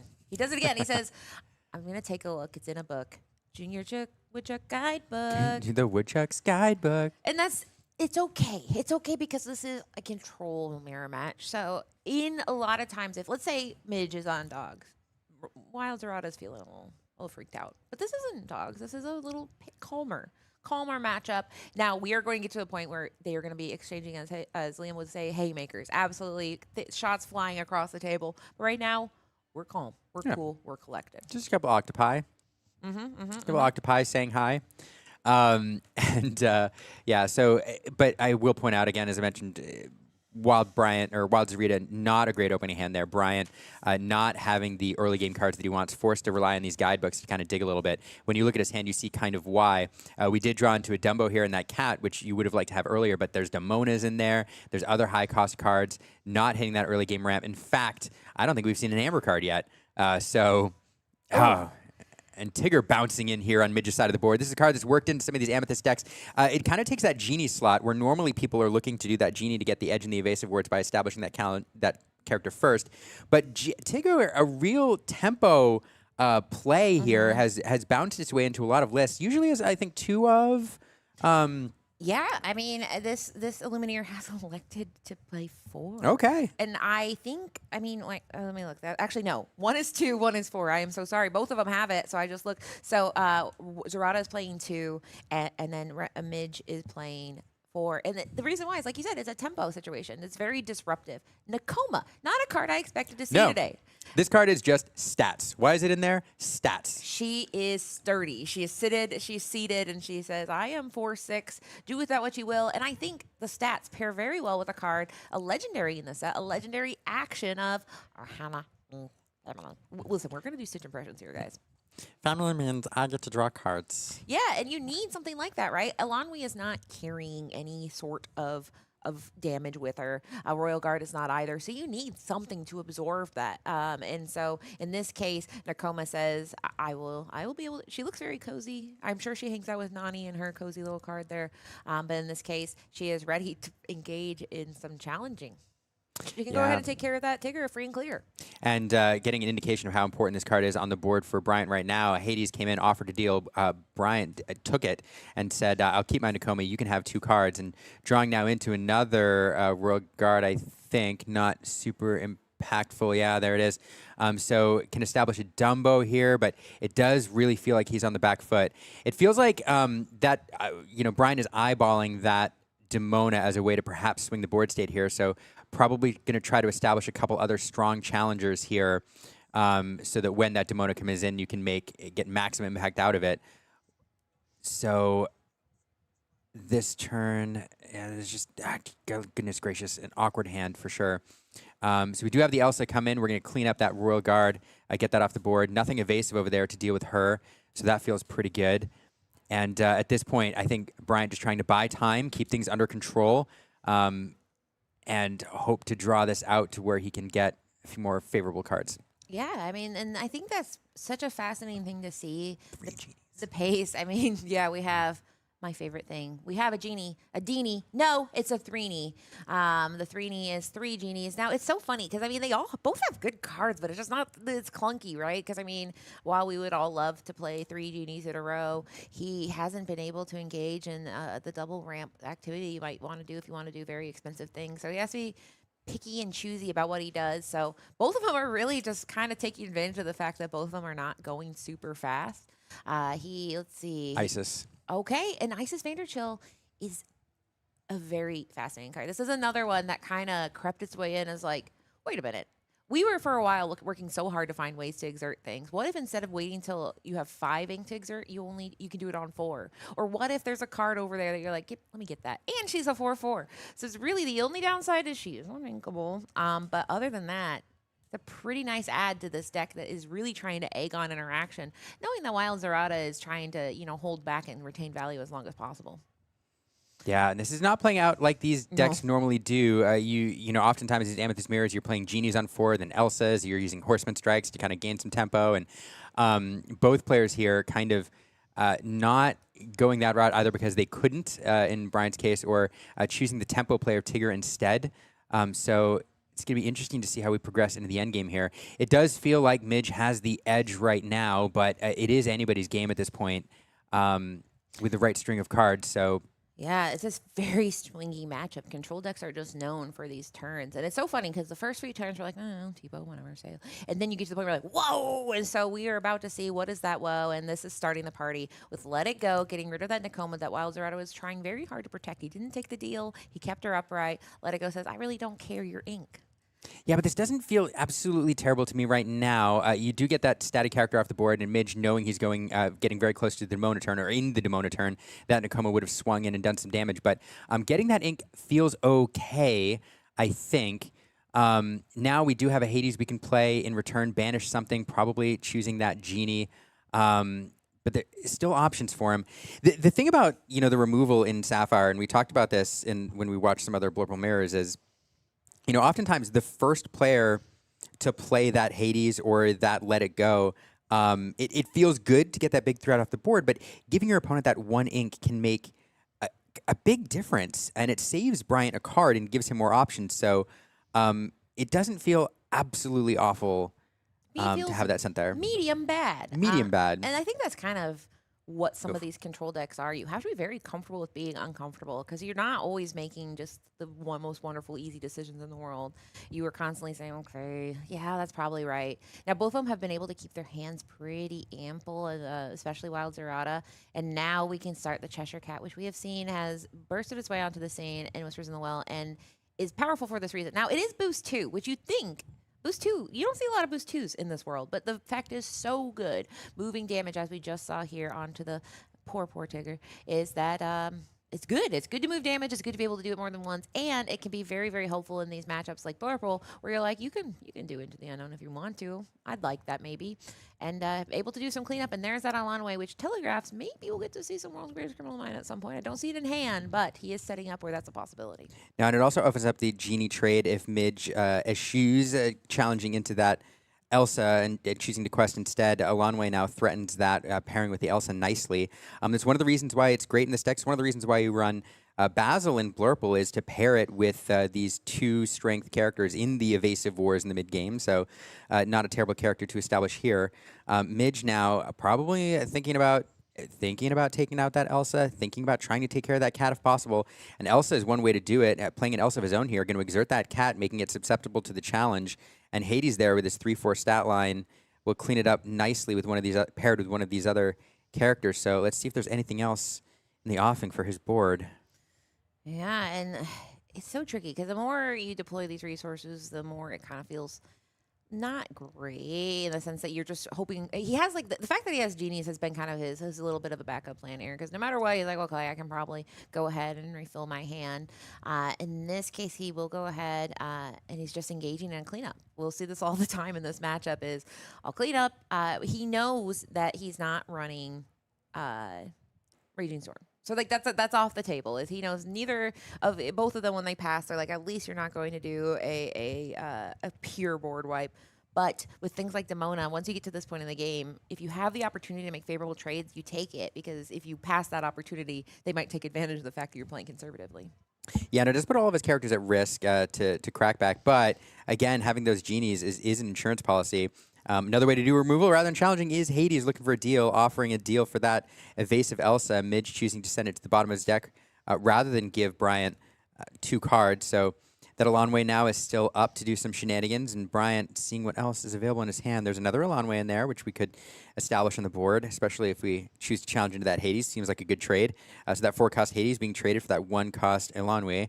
And now the board again looking a lot better. So this is what we see in these purple mirrors in the mid game. It's this swing back and forth where at one moment you think one player has the edge, and next turn the players manage to swing the board state wildly. It's yeah, it's a lot of fun to me. It's fun, but I mean, man, these players. This is when the untimed really comes into play. We saw we featured a match where it was another control pairing of Blurple versus Amber Sapphire, and it's just a game of inches at this point where you're trying to get lore where you can get it, trying to take favorable trades. In this case, carrying damage is one of the few matchups where you're like, it's not so bad. Both the players are like, I have reasons I'd want to do that. Finally, we are seeing the 3-knee in full developed, full fleshed out, and it's nice because evasive is pretty much always good. I think it's always nice to have evasive. Now that being said, what if your opponent had the Horseman Strikes? If your opponent has the Horseman Strikes, unless I'm not a fan. Brian would love to find one of those right now, in fact, but haven't seen one yet, and it's a real bummer for him because again, this is one of the reasons you work Amber into your deck. It's for this scenario exactly. But no, instead we're going to see an Elanway here, and Bryant managing to dump his entire hand will get 3 cards off that Demona. Now, exerting characters, unfortunately, nothing able to challenge here, nothing with evasive on his side of the board, so we'll get those cards and then say pass. Midge now with the 3-knee up. I can't pull it off as well. It's fun to say. It makes me hungry. I should have eaten because I'm like, I'll have a 3-knee press sandwich. It's like a candy bar. I know. Either way, I gotta eat. But before I do that, we're going to eat with this match because here we go, inking the Tipo, growing son or boy, son. Either way, he is now growing, and the ink total is growing because now we have access to a total of 6 + 3, 9 ink. What do we do here? What else can I do? We have that Isis Vanderchill, who is very uninkable, but as we see in this kind of standoff situation, can be pretty nice, especially if he's like, I don't like that Cheshire Cat. Then Isis can come in, and we can go ahead and engage in some cleanup, as we've been calling it. Those genies on the left and the right don't have any damage yet, but putting damage on is scary for the reason that all of them would then be 1 damage away from being banished, and Cheshire Cat is ready to take advantage of that opportunity next turn. Yeah, and if you're going to do any challenging here, you know, the Cheshire Cat seems like a target you'd want to take care of. Any damage left can be slid around. But no, Isis is going to come in, going to say, chill out, Demona.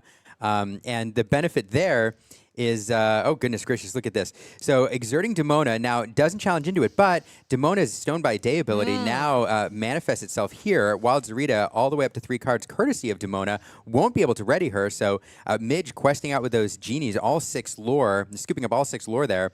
And now Bryant's going to want to find some sort of evasive answer. He does find an Elsa, and that's going to take care of one of the genies, but would love to find a Horseman Strikes here. Are you running?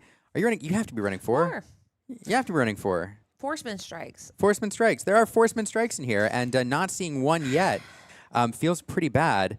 So the Elsa will be nice, but yeah, it's gonna be tough unless we find some of that targeted removal. Yeah, and for those just kind of tuning in or looking, because, you know, sometimes you look away, look back, and you're like, where are we? What's happening? Wild Zarata is the first seed, which means he went first this game. Midge went second, and he is very comfortably at 10 right now with a total of 8 on board. So Wildsrada has no choice but to respond. It is truly he must do it. The window is closing and closing and closing. Luckily, Elsa is a great thing to have, especially paired with Eilonwy, but she cannot do anything yet. So it truly is, okay, you can go to 18. I'll figure it out. I'll figure it out next turn. Yeah, we'll do something. And here, 2 ink available. So we are going to give Quest with Eilonwy, give support to the Elsa. Elsa then. Oh, this is a great sequence here. This is a fantastic sequence. Elsa now going to challenge that genie that has damage counters on Elsa, which 2 ink is the perfect amount to boost that cat and slide those damage counters over to the genie. This is why cat is so good, and this is why you work Eilonwy into this deck. It's for the evasive wards. It's for this moment, making Elsa able to clean up a genie in one shot, and the cat pairing nicely with it. It's a great 1-2-3 combo. I love a good pairing. You know, if you're having this deck, a cat truly pairs so well with it. And we just saw why. I mean, it makes it where you're able to do explosive plays. Now, that being said, he has to keep doing it over and over again. And I think that is his plan. He has 2 cards in hand currently. And I think every card he draws, he's like, well, Horseman Strikes obviously has to be coming at some point. And it would be nice for the reason that it can get rid of both Iago and Genie rather, and draws a card. And every card is feeding Wildsrada's comeback plan. Yeah, dumping an extra card in the inkwell too at the end of turn, possibly playing around that Demona, and there it is. There's the benefit of inking that card. Now, Brian's going to get an extra card off that Demona, probably knowing that's likely to be coming before long, that beautiful enchanted version over there from Whispers in the Well. So, yeah, heads up play inking that there, not only for the resource, but to get the extra card. And now, Midge thinking about how do I clean up part of this board. That Royal Guard, keep in mind, will gain an extra strength for every card he drew after the first this turn. So able to do a pretty strong challenge there into a Hades or the cat. I didn't see how many he drew, Katie. I didn't see if he was down to 0. I believe he had 2 cards in hand, so I think he drew 2 at that turn. But here it won't matter anyway. So now this Royal Guard getting extra strong, definitely enough to clean up. And so fascinating. We've seen this Royal Guard where oftentimes in these games, you draw 1 cost, we're like, oh, sorry about that. I guess it's a body. But this is a very powerful body. He only becomes more powerful. Now, it is a challenger type effect. So, I mean, it's not something that once you pass, it's an evergreen buff onto that octopus. But it is quite nice in the sense that, I mean, you have the flexibility. You plan on drawing cards. That's the whole point of the deck, is to draw these cards. And, yeah, Demona with Woodchuck Guidebook is one of the most salacious plays you can do with this. But in the meantime, we have Isis Vanderchill, who is not chill at all. She is a 4/4 and can do some pretty intense challenging. And we are just going to start doing the math. What is the most? There's 2 things. What has the most lore and what has the most impact? So Cheshire Cat has a huge impact. We'll get him off the board. And now we see Iago, who is a giant 4/6 Spectral Parrot. We can go ahead and see what else we want to take care of. And truly, it's all about favorable trades at this point. What can you challenge into and get rid of the most without losing the most? Yep. And plenty of interesting options here. That Iago is such a big body in this deck. And, Iago has worked in and out of favor at various points and times in the meta. And it's a lot of people now favoring him, particularly for Blurple Mirrors, but also works really well, into any Amethyst clone. That 4 stat line able to clean up genies in one shot. But it is susceptible to cards like Della's Moon Lullaby and things like that with its Vanish ability. So a little bit of high risk, but high reward. But going to loom rather large here. That 4 stat line able to clean up that Hades, perhaps, or put a decent amount of damage on that Demona without being banished in return.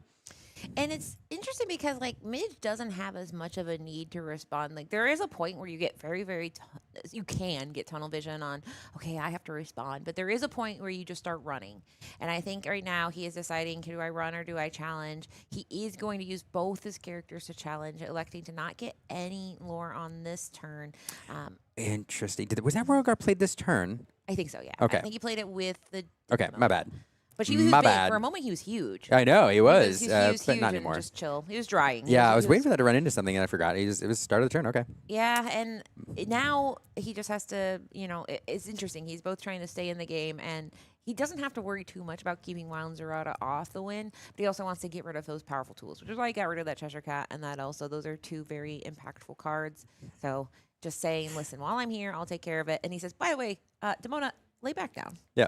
You're sometimes You're stoned. Sometimes you rock, sometimes you are a rock. In this case, rocking on her side there. Also want to shout out Dreiser in Twitch chat who said Iago banished Yellow Basil. Didn't want to bother to spell Elanway, so like I'm Yeah. not even going to to go for it. I'm Yellow It's just Yellow Basil. Basil. I can spell that.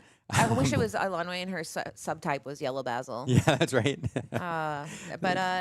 Yeah, I mean, she is a 1-for-1. We've seen this a few times, right? Where there's colors that are cards that exist in 2 different ink types. And so this is one where she has that supportability.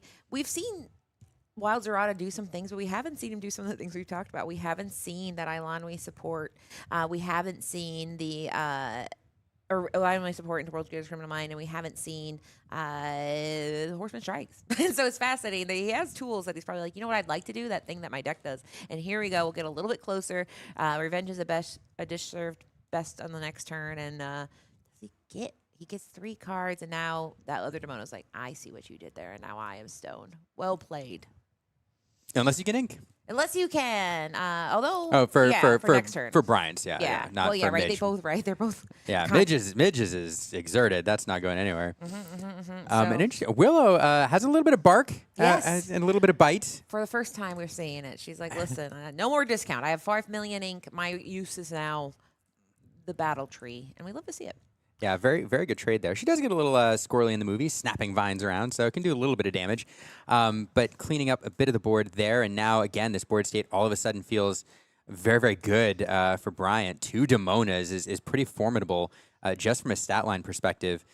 And Midge now trying to figure out how to respond. Would love to have that Demona available, but, you know, Stone by Day looms rather large, and when it hits, it hurts a lot. Right? It's one of it's so fascinating because Demona has been the mirror breaker in this match, and she was the mirror definer, or not mirror. She was the I don't want to say the reason that we saw his name just escaped me.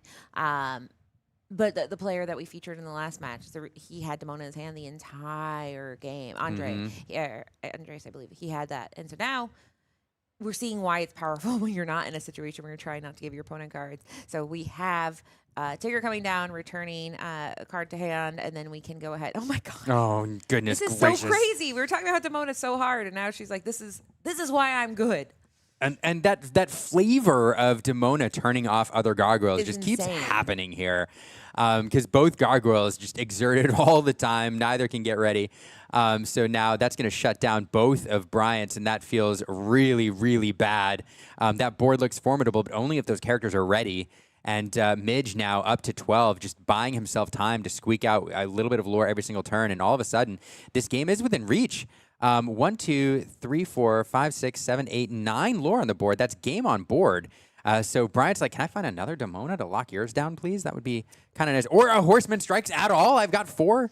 Honestly, crazy. We have Hades Infernal Ski, where we've seen so many times on stream, and he is hiding. He's scared. He's literally in the underworld, can't get back out. We have Horseman Strikes not coming out. So this is the variance of card games is insane. The amount of times that you have these cards, you have these permutations of the matchups, and you just don't know what cards you're going to get when, and it can be insane to see. I mean, 4 Demonas in a row is something that is very hard to pull off, but we have seen it done, and now Wild Zerata is doing what he's had to do 3 turns in a row, which is say, can I get you off having game on board? And it's going to be very, very, very difficult. Yeah, and Isis Vanderchill will come down and exert that Basil. I have a feeling this is going to be a setup for Ohana here. Hades going to challenge and get 3. Bryant digging for answers is going to heal that Hades. Ohana means family. Family means I get 3 cards. And drawing into some interesting cards here. Hypnotic Strength is an answer for that Vanish character. Unfortunately for him, there's nothing evasive on the board available to deal with that Genie, which you'd love to do. Did draw into Elsa, though, so I'm not sure how much ink is available here, but he does have some answers. And interestingly, you know, Midge over there with 3 cards in hand as well, so one of those Demonas will stay down, drawing too many last turn to keep that Demona active. So let's see which way Brian chooses to go here. If he has 5 ink, it looks like he does, Katie. I'm not positive, but it looks like he does in that black mass over there. I know that's my nemesis, sleeves that are dark. I think so. I think Elsa is available if he wants to answer the Genie, which seems like the biggest lore threat that's the biggest lore threat right now. You could also exert the Demona, but you'd be running a lot of characters into it, and you don't have a lot of stats on the board, or any stats really. Well, grandmother's, I don't know. My grandmother. Fine. Yeah. Oh, I ate my grandmother. Tomato.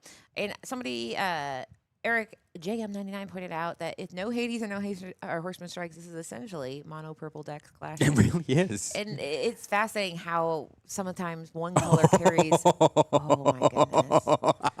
I've never seen so much Demona battles. What? Isis Vanderchill comes in and says, "Demona, I don't like it when you're like this. You need to lay down." Why? Yeah. Why bother with the removal? Just turn off the Demona and buy yourself another turn. Get a 4/4 on the board. There you go. They're not going to be ready to the start of the next turn anyway, so just sit down, Demona. I honestly, that play didn't even occur to me. I didn't see the Isis Vanderchill, so that cracks me up. I love that very much. And now Isis Vanderchill is pretty formidable when paired with that Ilanwe as well. Isis can slam into that Demona with a little bit of help from Ilanwe. This is kind of amusing. Midge now, with 4 lore available on the board, can go all the way up to 16, but Bryant does have some cards in hand that can answer. Midge now saying, as somebody in the chat said, "Can I find a Hades, please? I am running 4. I play this deck for the Hades, and Hades is hiding. So the guidebook will help. 1, 2, 3, 4, 5, 6, 7, 8. Plenty of ink. So now Midge just doing the math. What do I need to banish versus how much can I push my lore total?" Yeah, and it's such. This is why, like, these top tables, the matches always fascinate me, because you're doing all this math simultaneously. How much do I need to win? How much does my opponent need to win? If I go in too aggressively, if I go, for example, like, these Demonas are so in peril when they're exerted like this. Now that being said, Demona can cause Demonas to not ready, but Demona cannot banish another Demona on her own. So it is very. I've never seen this much interaction of these gargoyles. Female gargoyles. So now he is doing that calculation of what do I need to do to stay in this, to protect my assets of here, my 2 enchanted Demonas. He's won that war of the 2. That's true. He's won my Demonas are certainly more blinged out. Bling, a word we have not used in a while. But inking it into the unknown, which is interesting, because into the unknown is an answer for a No. I'm done. I have to take a break. I have never seen 5 Demonas. 5 Demonas. It is funny business. This is And Brian, like, can I just discard a card now? Just 1, please? Yeah. He's just like, it's funny because every turn that this Demona happens, you go, well, surely I can keep 3 cards. Surely. Yeah. Well, and every turn, whichever player manages to unlock their Demonas first will swing the board in an incredible way. Right. And both players just continually shutting down their opponents, and it's just, I mean, Stone by Day, such a drawback. And this is wild. Yeah, I mean, a lot of times on cards, we saw this with Angel in the last matchup. When it has 2 things like this, there's a reason you play the card, and then there's like a little bit of extra on the card that you're like, and then that doesn't really happen. But Stone by Day has been the story of the second half of this game. And Stone by Day leaves you very, very open to Into the Unknown, but Into the Unknown becomes a lot more valuable. You might want to use it on Demonas, but you don't have to if Demona's not getting ready. Suddenly she's exerted, but you're like, stay down. And stay down they will. We are able to ready one of the Isis Vanderchills, a Grandmother Willow, a Lanwi, and a Hades, but those are... They really wish they had their sister Demona and also Demona in play right now. Yeah, and drop decking into a Dumbo, it's not super impactful. Like, at this point, you know what you want? Kitty, you want another Demona. Yeah, he's like, you know what's be cool? Maybe a 6th Demona. Yeah. I find that excellent in a Demona on Demona. I mean, we've seen Hades versus Hades many, many, many times in these matches since Hades was printed in Whispers in the Well. But this Demona battle, this is the fiercest one I have seen. And he has a few tools here. We have Hypnotic Strength. We have... Not enough. Yeah, it's not enough. Because, yeah, 16. So, I mean, let's just say, let's cut to the chase. He has to get rid of everything. But... either, I mean, he can leave the little guys on the board, and the little guys are a 4/3 and a 4/6. But he has to then get rid of at least 3 things, and 4 things, and that's going to be very difficult. Knowing 2 of his characters cannot engage in any challenging. One of the characters on the other side is evasive. It's a very, very difficult math, and I'm not envious of being in Wild Zerado's position, because he's had to do this math over and over and over. And yeah, the good news is both of them have not found their target removal that they would have liked. The bad news is in the who can keep playing Demona the longest, Midge did win that battle. Yeah, I mean, I think you almost. I mean, there's a number of different lines here. I just think you can do a lot of removal. I mean, Hypnotic Strength can either answer the Parrot, or you can Hypnotic Strength and Isis Vanderchill to answer a Demona. You've got the Elsa to answer a Genie. You've got various things you can get rid of, but the answer is it's just not enough. You almost need to hope for a Demona off the top deck. So the question is, what do you Hypnotic Strength here? Do you Hypnotic something that's going to challenge into the Demona, or do you take care of the Parrot? Regardless of whichever you choose, whatever you draw off of this Hypnotic Strength is huge. And I think what you really need is another Demona. And it's not going to be it. It's going to be an Elanway, which is one of the most useless cards you can draw in this scenario. Absolutely terrible top deck. Yeah, you're great at some scenarios. You are useless here. And that is just going to be difficult. So Elanway going into quest here, giving support to Isis Vanderchill, which will challenge into a Demona.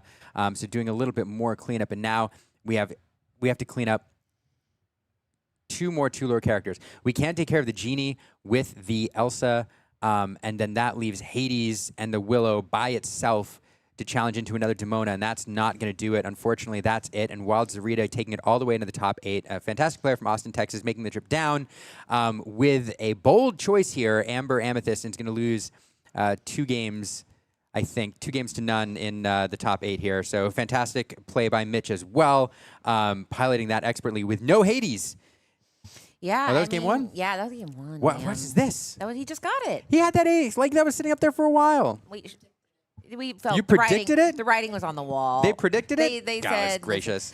So it's funny. We do these matches, and sometimes I forget game 1. Yeah. And I'm so used to now when I see that, I'm like, oh, I just forgot game 1. Yeah, And you didn't trust yourself. Apparently not. Look, they added 2. Look at that. Oh. Well, Where's anyway, so that was a great game to congratulate. No, okay, so where's Productions? Come on, production. To be fair, they'll keep playing, right? Yeah. This is not the worst emergency, but just for everyone watching, Mitch has not won yet. He has won 1, but he has not won 2, and you need to win 2 to win the round. So we'll get that updated. But in the meantime, that was a very weird match. And I say it was weird because in decks, you have like your plan A, then you have your plan B, and then you have improv. And that was a lot of improv of like, is this something? And the answer was yes. The only thing that could have answered Demona was Demona. And there was other plans, right? You have the world's greatest criminal mind, plus Elanway, but as long as you kept the Demonas down, you didn't have to go that route. Hades would have been really nice, but Hades never showed up. Horseman Strike could have been really cool when he had 3 Genies on the board. They weren't there. So I think both players were definitely doing their backup plan, but I think Wild Zarata suffered the most from the backup plan in that matchup because Midge found the 3rd Demona. He did not. Yeah. Yeah, a really weird game too, because we talked about in these Amethyst Clone Wars, each deck is trying to get an edge by doing something else, and Midge, of course, found his ramp. That's one of the ways he gets the edge. Wild Zarita didn't find a ramp. He's running the Willows. He's not running any Lanterns. I think that's the route you go nowadays. Double checking. Yeah, so a version of this deck before the Willow came out ran the Lanterns in that 2 slot. Now you run the Willow instead. So not ramping on 2. And then I cannot emphasize enough how much of a tempo swing the Horseman Strikes is, in the mid game especially, but even the end game. And Wild Zarita not seeing any of them is incredible. And then on the other side, Midge not seeing a Hades. I mean, the odds of not seeing a Hades are really, really, really low, and all of them hanging out in the bottom of his deck, apparently.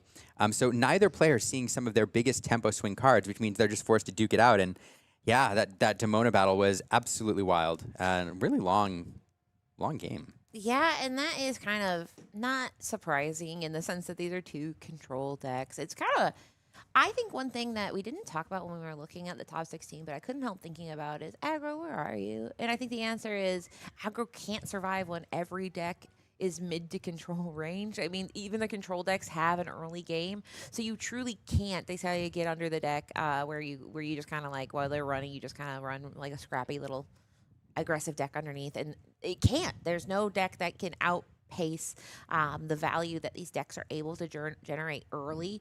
Aggro's decks are punished so badly by Under the Sea, and Under the Sea can be played on turn 3. Right? That's the earliest it can be played, or no, turn 4 is the earliest it can be played, and that's terrible. If you went super aggressive and you have your entire board wiped by an also pretty aggressive deck, it's bad. So I think it sounds terrible, but I'd like to see an aggro deck. Do you ever think I'd feel that way? I didn't. I never thought I would hear the words. I know, but aggro decks, I mean, there should be balance in all things. And I think aggro decks exist to balance out control decks. But how do you balance out a control deck that can be aggressive? And Dogs is that deck. And I think Dogs is fascinating because it's not the most popular deck in the meta, but it does so much. I mean, for example, if you guys are watching 2 streams, you might have seen that Zan Syed just played his way into the top 4 in DLC Ghent with Dogs. And I mean, we only have one dog. So that is a huge win and fascinating because Zan Syed is known for playing spicy decks. You might be wondering, why am I talking about Zan Syed and Dogs? All of that to say, both these players have adapted their decks to a world where it's a dog-eat-dog world, where a world there's no aggro. And as a result, long-winded way of saying that's why these games go on a long time. It's because they know they can. They have the luxury. They can take a while. They can take... You would never see a Junior Woodchuck guidebook in a fast meta. You just have time. And both these players are going to go ahead and get started on game 2 with that time. We're going to ink World Greatest Criminal Mind. You're useless to me. You did nothing. I said good day. I said good day, sir. And then we'll go ahead and pass to Midge. Do you have a 1 cost? As I mentioned a little too long because I got carried away, these decks are both built to respond to the dogs that might be in the room. So they will go ahead and deploy a Royal Guard and back on over to Grandmother Willow. These first few turns, they go so fast. That is essentially hitting ramp on 2. And in response, Midge will go ahead and get his own ramp on 2 with a body character represented by Tipo. Look, Mom, I hit ramp on 2. Yeah, and both players hitting ramp on 2 this game. That Grandmother Willow coming out, serving that function there for Wild Zarita. Chose not to pursue the Mowgli line and try to pick that, instead getting the ramp in play, which wouldn't have hit anything anyway because the Tipo serving as the ramp this game with an insurance Tipo going into the Inkwell. Back over to Bryant's side here. So it is, again, 2 ink on the board, but that Grandmother Willow would discard a character by 1. And so he is managing to keep pace with the ramp now, able to drop his Genie first if he does have one, which is where you want to be in these matchups. Also a cat available. And again, though, if there's no turn...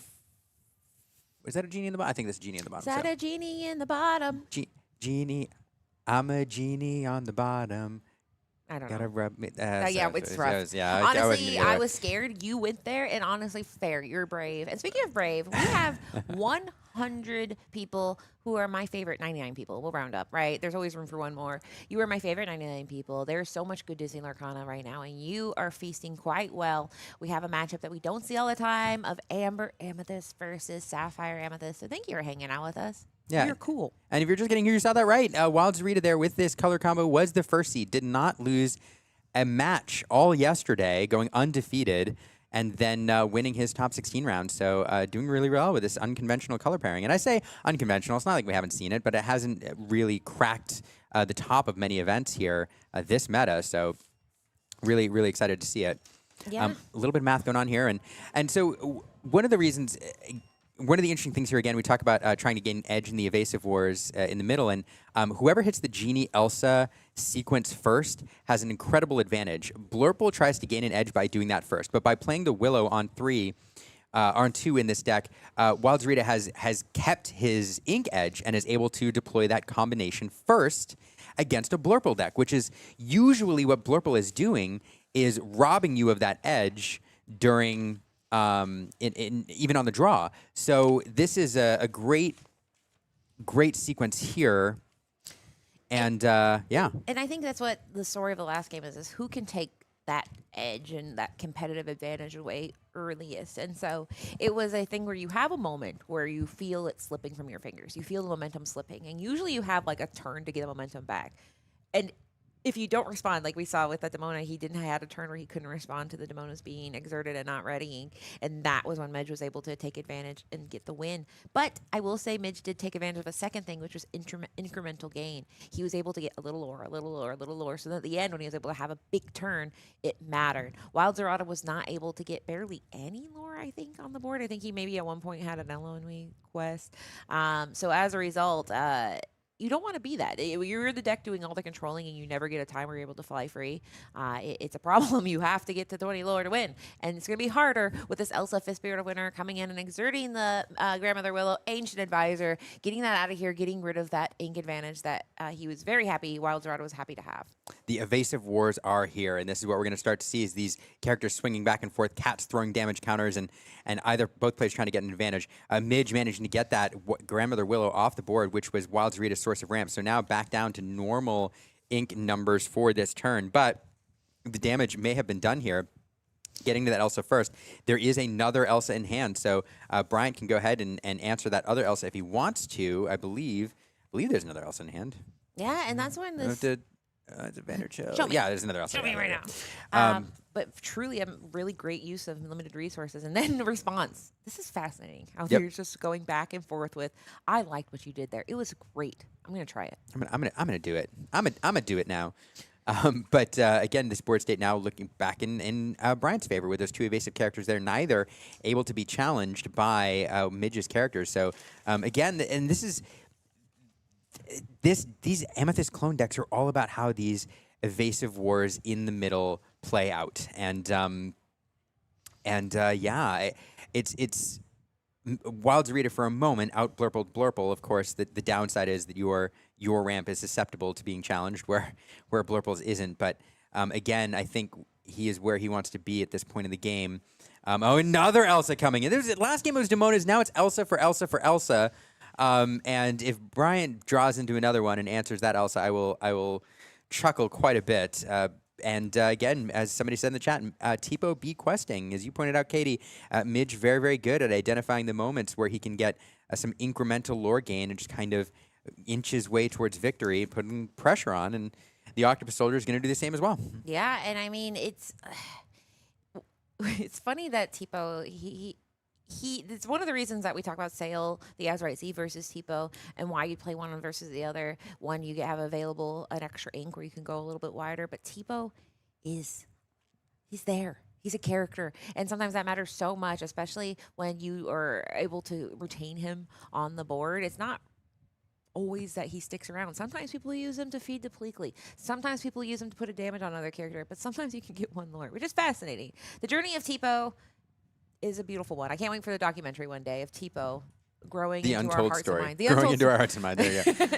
But there we go. We got the first genie down on the board. We have a little bit of an interesting sequence of cards in his hands. We have that Mowgli, which Mowgli is, we talk about Mowgli is able to go ahead and grab some of the non-character items, but it also gives you information. So if you're trying to make a decision on what line to do, how important card draw is, how much time you have, there may be a world that you just throw a cheeky Mowgli in, just be like, what am I up against? But there are things like Into the Unknown, Junior Woodchuck Guidebook, and Let It Go, which he might be holding on to. It's super valuable to have that. Let's find out. He said, you got me interested. I got to know. A double reveal. Oh, double genie. I'm sorry, guys. Double genie all the way. Which is good and what bad. does it mean? What does it mean? Anyway, sorry. We're old. That's a throwback. If you know, you know. So yeah, Mowgli getting that information, not hitting anything, but maybe happy to see kind of some low tempo plays there. And honestly, Katie, I think he top decked another genie, if I saw correctly, which is again just wild. We do have an extra ink, maybe a Basil coming down here. There he is, and a Tigger going into the inkwell. So yeah, not top decking another genie. Must have been that Tigger that I saw. Yeah, he's like, it's only me, which he's in the inkwell. Beautiful Beast Vink, though, is one of those, it's very exciting when we have one of those epic cards that are playable. It's very like, we're doing it, guys. In this case, he is also very inkable, and he is prepping for a card draw. He knows that he's going to deploy that genie on the next turn, and I think it's very smart to plan on succeeding because he wants to keep going wide. He knows there's no Raging Storms coming, so the bigger his board gets, the more evasive it gets, the more he'll be able to. Let's say he go ahead and top decks a Demona, or rather, if Wild Dorado plays a Demona, he's just hedging his bets. He's making sure he can do anything and everything if he has access to that extra ink. Yeah, and now some choices again. We have a couple Isis Vanderchills here, so I can break open this standing board state with some evasive characters to challenge in. So that Genie perhaps a tempting target. There's other options as well. You could take a lower tempo play, playing that, establishing your own Genie to board. Midge not doing any questing there, not opening anything up. to a challenge, so not putting that lore pressure on, which I think opens the door here to Midge making this, or Wildsrada making this lower tempo play, establishing this other genie, having 2 Ices in hand now, though. So really, really, yep, there comes that other genie there. It's really interesting because now he can double exert and Wow, and this is so goodness powerful gracious. with that Royal Guard. Now, not in the sense that anything's exerted, but this is that card draw synergy. Genie, Elsa, Dumbo, this is what exactly the board he wants, because Dumbo, you can use his ability right away, not on himself, but on everybody around him. Well, with evasive. Yeah, and it's a fascinating situation that he's put Wildsrada in here because not enough ink and no cards in hand, I think. So not enough ink to actually use Dumbo's ability right away with that Elsa or with that Genie, so that Dumbo's going to wait till next turn to be utilized. But now, you know, Bryant, eyeballing that Dumbo, you don't like to leave it on the board for your opponent to utilize. And I think he had set up a really nice series of plays this turn where he could have used the Isis Vanderchill on a couple characters challenged in, but now that Dumbo really invites an answer, and you're going to have to devote 2 characters to dealing with it this turn, sending both genies into it, which is a lot of resources to invest in getting rid of that one character. So it's going to be interesting to see if he prioritizes that over the lore of Genie. The Lore of Genie, my favorite movie. And I think the story that I would also like to tell is we kept saying, where are the Horseman Strikes? And every single evasive he plays makes you go, sorry, if you get Horseman Strikes, it's nice, but you need all 4 of your Horseman Strikes right now. You need 12 ink, but in this case, we will have to go ahead. And like you mentioned, Dumbo is a little bit of a problem, but he doesn't have, if you have 2 Ices, he gets to go ahead, take advantage of the Basil, which pairs great with the evasives they're able to challenge, and then also go ahead and take care of that Dumbo. Putting some damage on the board, but knowing that those cards are going to synergize too powerfully later on. And he has lore on board. Midge is able to retain that, but that was a pretty powerful turn for him. Yeah, I mean, that was great getting that Dumbo off the board, but now setting up a scenario where those genies answer those exerter genies really, really nicely. Bryant's going to hope to draw into a cat here. Oh my goodness, and top decking another Dumbo. You just invested all of those resources and all that time getting rid of that first Dumbo, and now you do have the ink. But the nice thing is, if Midge wants to, so a decision here, because you'd love to use that Dumbo immediately to refill your hand. You're top decking right now, but those evasive characters right now, those genies are such tempting targets. So what do you prioritize? The board control, the card draw, and that's what Midge is working through right now. I do think those genies, though, they're so tempting. Delicious, delicious targets over there. But we are exerting an ink, which leads me to believe that one of these genies is, in fact, going to leverage Dumbo's ability. Decision.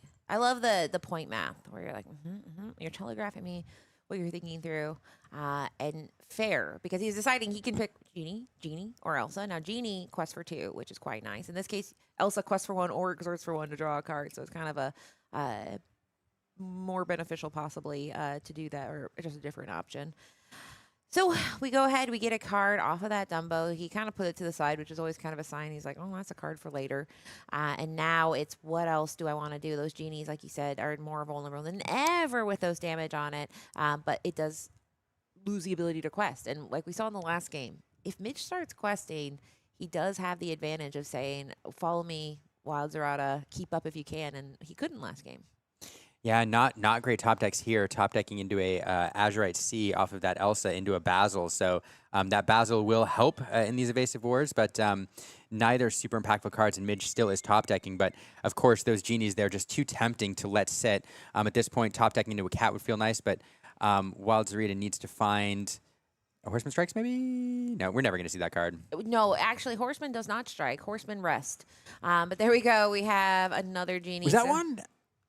It could be. No. He won't show you. He said that's a surprise, and that is good television. And I think it's fascinating that we have seen these 2 decks. They are different, right? But the shell is the same. It's an amethyst shell with little other things peppered in. And so we've seen Elsa, Genie, Demona. So it's very fascinating seeing how powerful these cards when they are sequenced with each other. We will go ahead and get rid of one of the genies. We have 1 left. But the evasiveness of it all is really the spicy ingredient here. Yeah, I mean, so much play so far. No Horseman Strikes. That is unfortunate. And conversely, on the other side, Midge still hasn't seen a Hades. So Fair, honestly. I don't even know if these are normal decks. We have the this. So scientifically, you would think you would eventually see the card. I haven't done the math, but the math is usually yes. You would see one of those 8 cards appear, but not today. So instead, we have to do math over and over again. Just getting rid of a character is great. No math. Just one for one. But this is challenging, which is a challenging thing to ask a player to do over and over again. But we are going to go ahead and start separating the that's ink. 7. Yeah. You know what we that find means, it. Katie. I'm dreaming. I'm scheming. And I'm doing it infernally. Here he comes off the top. No, okay, it's not happening. What did it? No, did we just? Was that like the epic? It's going to be. It is going to be. You know it. You know it has to be. That's unless he's telegraphed. Unless he's playing mind games. It worked on us. That's true. But choosing first to get a card off of that Dumbo. Now we're going to see 5, 6, 7. 5. Okay, so No? you know what I think happened? I think he drew into a Hades. But he's There not. he is. And then he top decked into an Elsa from that genie. And there it is, that Elsa coming down. So why waste the Hades when you can do it the old-fashioned way? There comes Basil giving support to Elsa. Elsa cracking in, taking care of that genie. And the Hades in hand to boot. So The telegraphing is such a thing to mention because now Wild Zerata has to say, well, does he wrong? Does He he have knows. it? Right? I mean, he has to, right? Because, I mean, the 7 is an iconic, it's the only card that costs 7 in this deck. So now it's like brutal because he knows anything he puts off. If he's able to clean up this board a bit, then anything from that point forward is going to be in deep trouble. You never want to play one character at a time against any Sapphire deck ever. And we are in that position right now where there's just one Isis Vanderchill on the board and she is scared. Basil is coming down for scared. good measure because, as we know, eventually Midge gets to the point where he's like, it's cool what you're doing over there. I'm just questing. And we have a Royal Guard. Was that? yeah, I think so. Terrible, terrible top deck here. Neither one of these players getting, well, I don't know, Midge into that Elsa earlier on and then into the Hades and Elsa here. It feels pretty good. So we are going to offer deal to that Dumbo. Say, would you like to keep it? I know you like cards. Would you like to give me a couple? And Midge saying, yes, you can have 2. I don't know what you can draw that's going to be that impactful. Mowgli coming down, going to take a look. What is it? It is that Hades, confirming the enchanted Hades from Fabled. But yeah, and then the ice is going to crack in. We're getting the Royal Guard as well. So, a decent turn there, getting a couple cards. But Midge all the way at 10 with 1, 2, 3, 4, 5, 6, 7 lore on the board. And this is tough. It is. I mean, I think when you play a control deck, you are setting yourself. I say there's so much psychology to the deck you pick because it's like, what kind of day do you want to have? Do you want to be quick in and out? Wild Zerata signed up for a day with long matches with lots of math, but I think he has really walked into the most long and grindy of match here where it's just been Midge has been having a better time with his card draws and able to have a much better result with his challenges, retaining value. We see a Demona go and think, well, we don't need Demona in this game. We're having a much different game this time because we found our Hades enchanted infernal schemer, and it is misery incarnate for Wild Zerata right now because every card that is played is just another moment where you're like, oh no, it's slipping. And when Dumbo goes questing, you know that time is getting short and things are looking rather grim. So Weldrick drawing into Ilanwe again. Terrible, terrible top deck. Will offer a deal to that Infernal Schemer. Midge says, go ahead. And there's the first Horseman strikes that we have seen all game long. Brian, laugh. Look at him laugh over there. Look at him laugh. He's saying, were on strike. Yeah, the Horsemen were on strike. And you could see that chuckle saying, oh, I finally found one. Now? Why do you come to me now? And the fist bump, and that is going to be it. And my outro later, I'm going to say again, congratulations again to a brilliant performance by both players. Midge coming in here with this Blurple deck. Tech for this meta, fantastic. And on the other side, Bryant. Wonderful matchup coming down from Austin, Texas, playing for Wilder Gaming. Undefeated yesterday and in the first round of the top cut here, but just not finding, honestly, I chalk it up to not finding a Horseman Strikes until just now, and we're going to come back to the booth. That is, I mean, it was a tale of, the first game was a tale of Demona. No 6 Demona.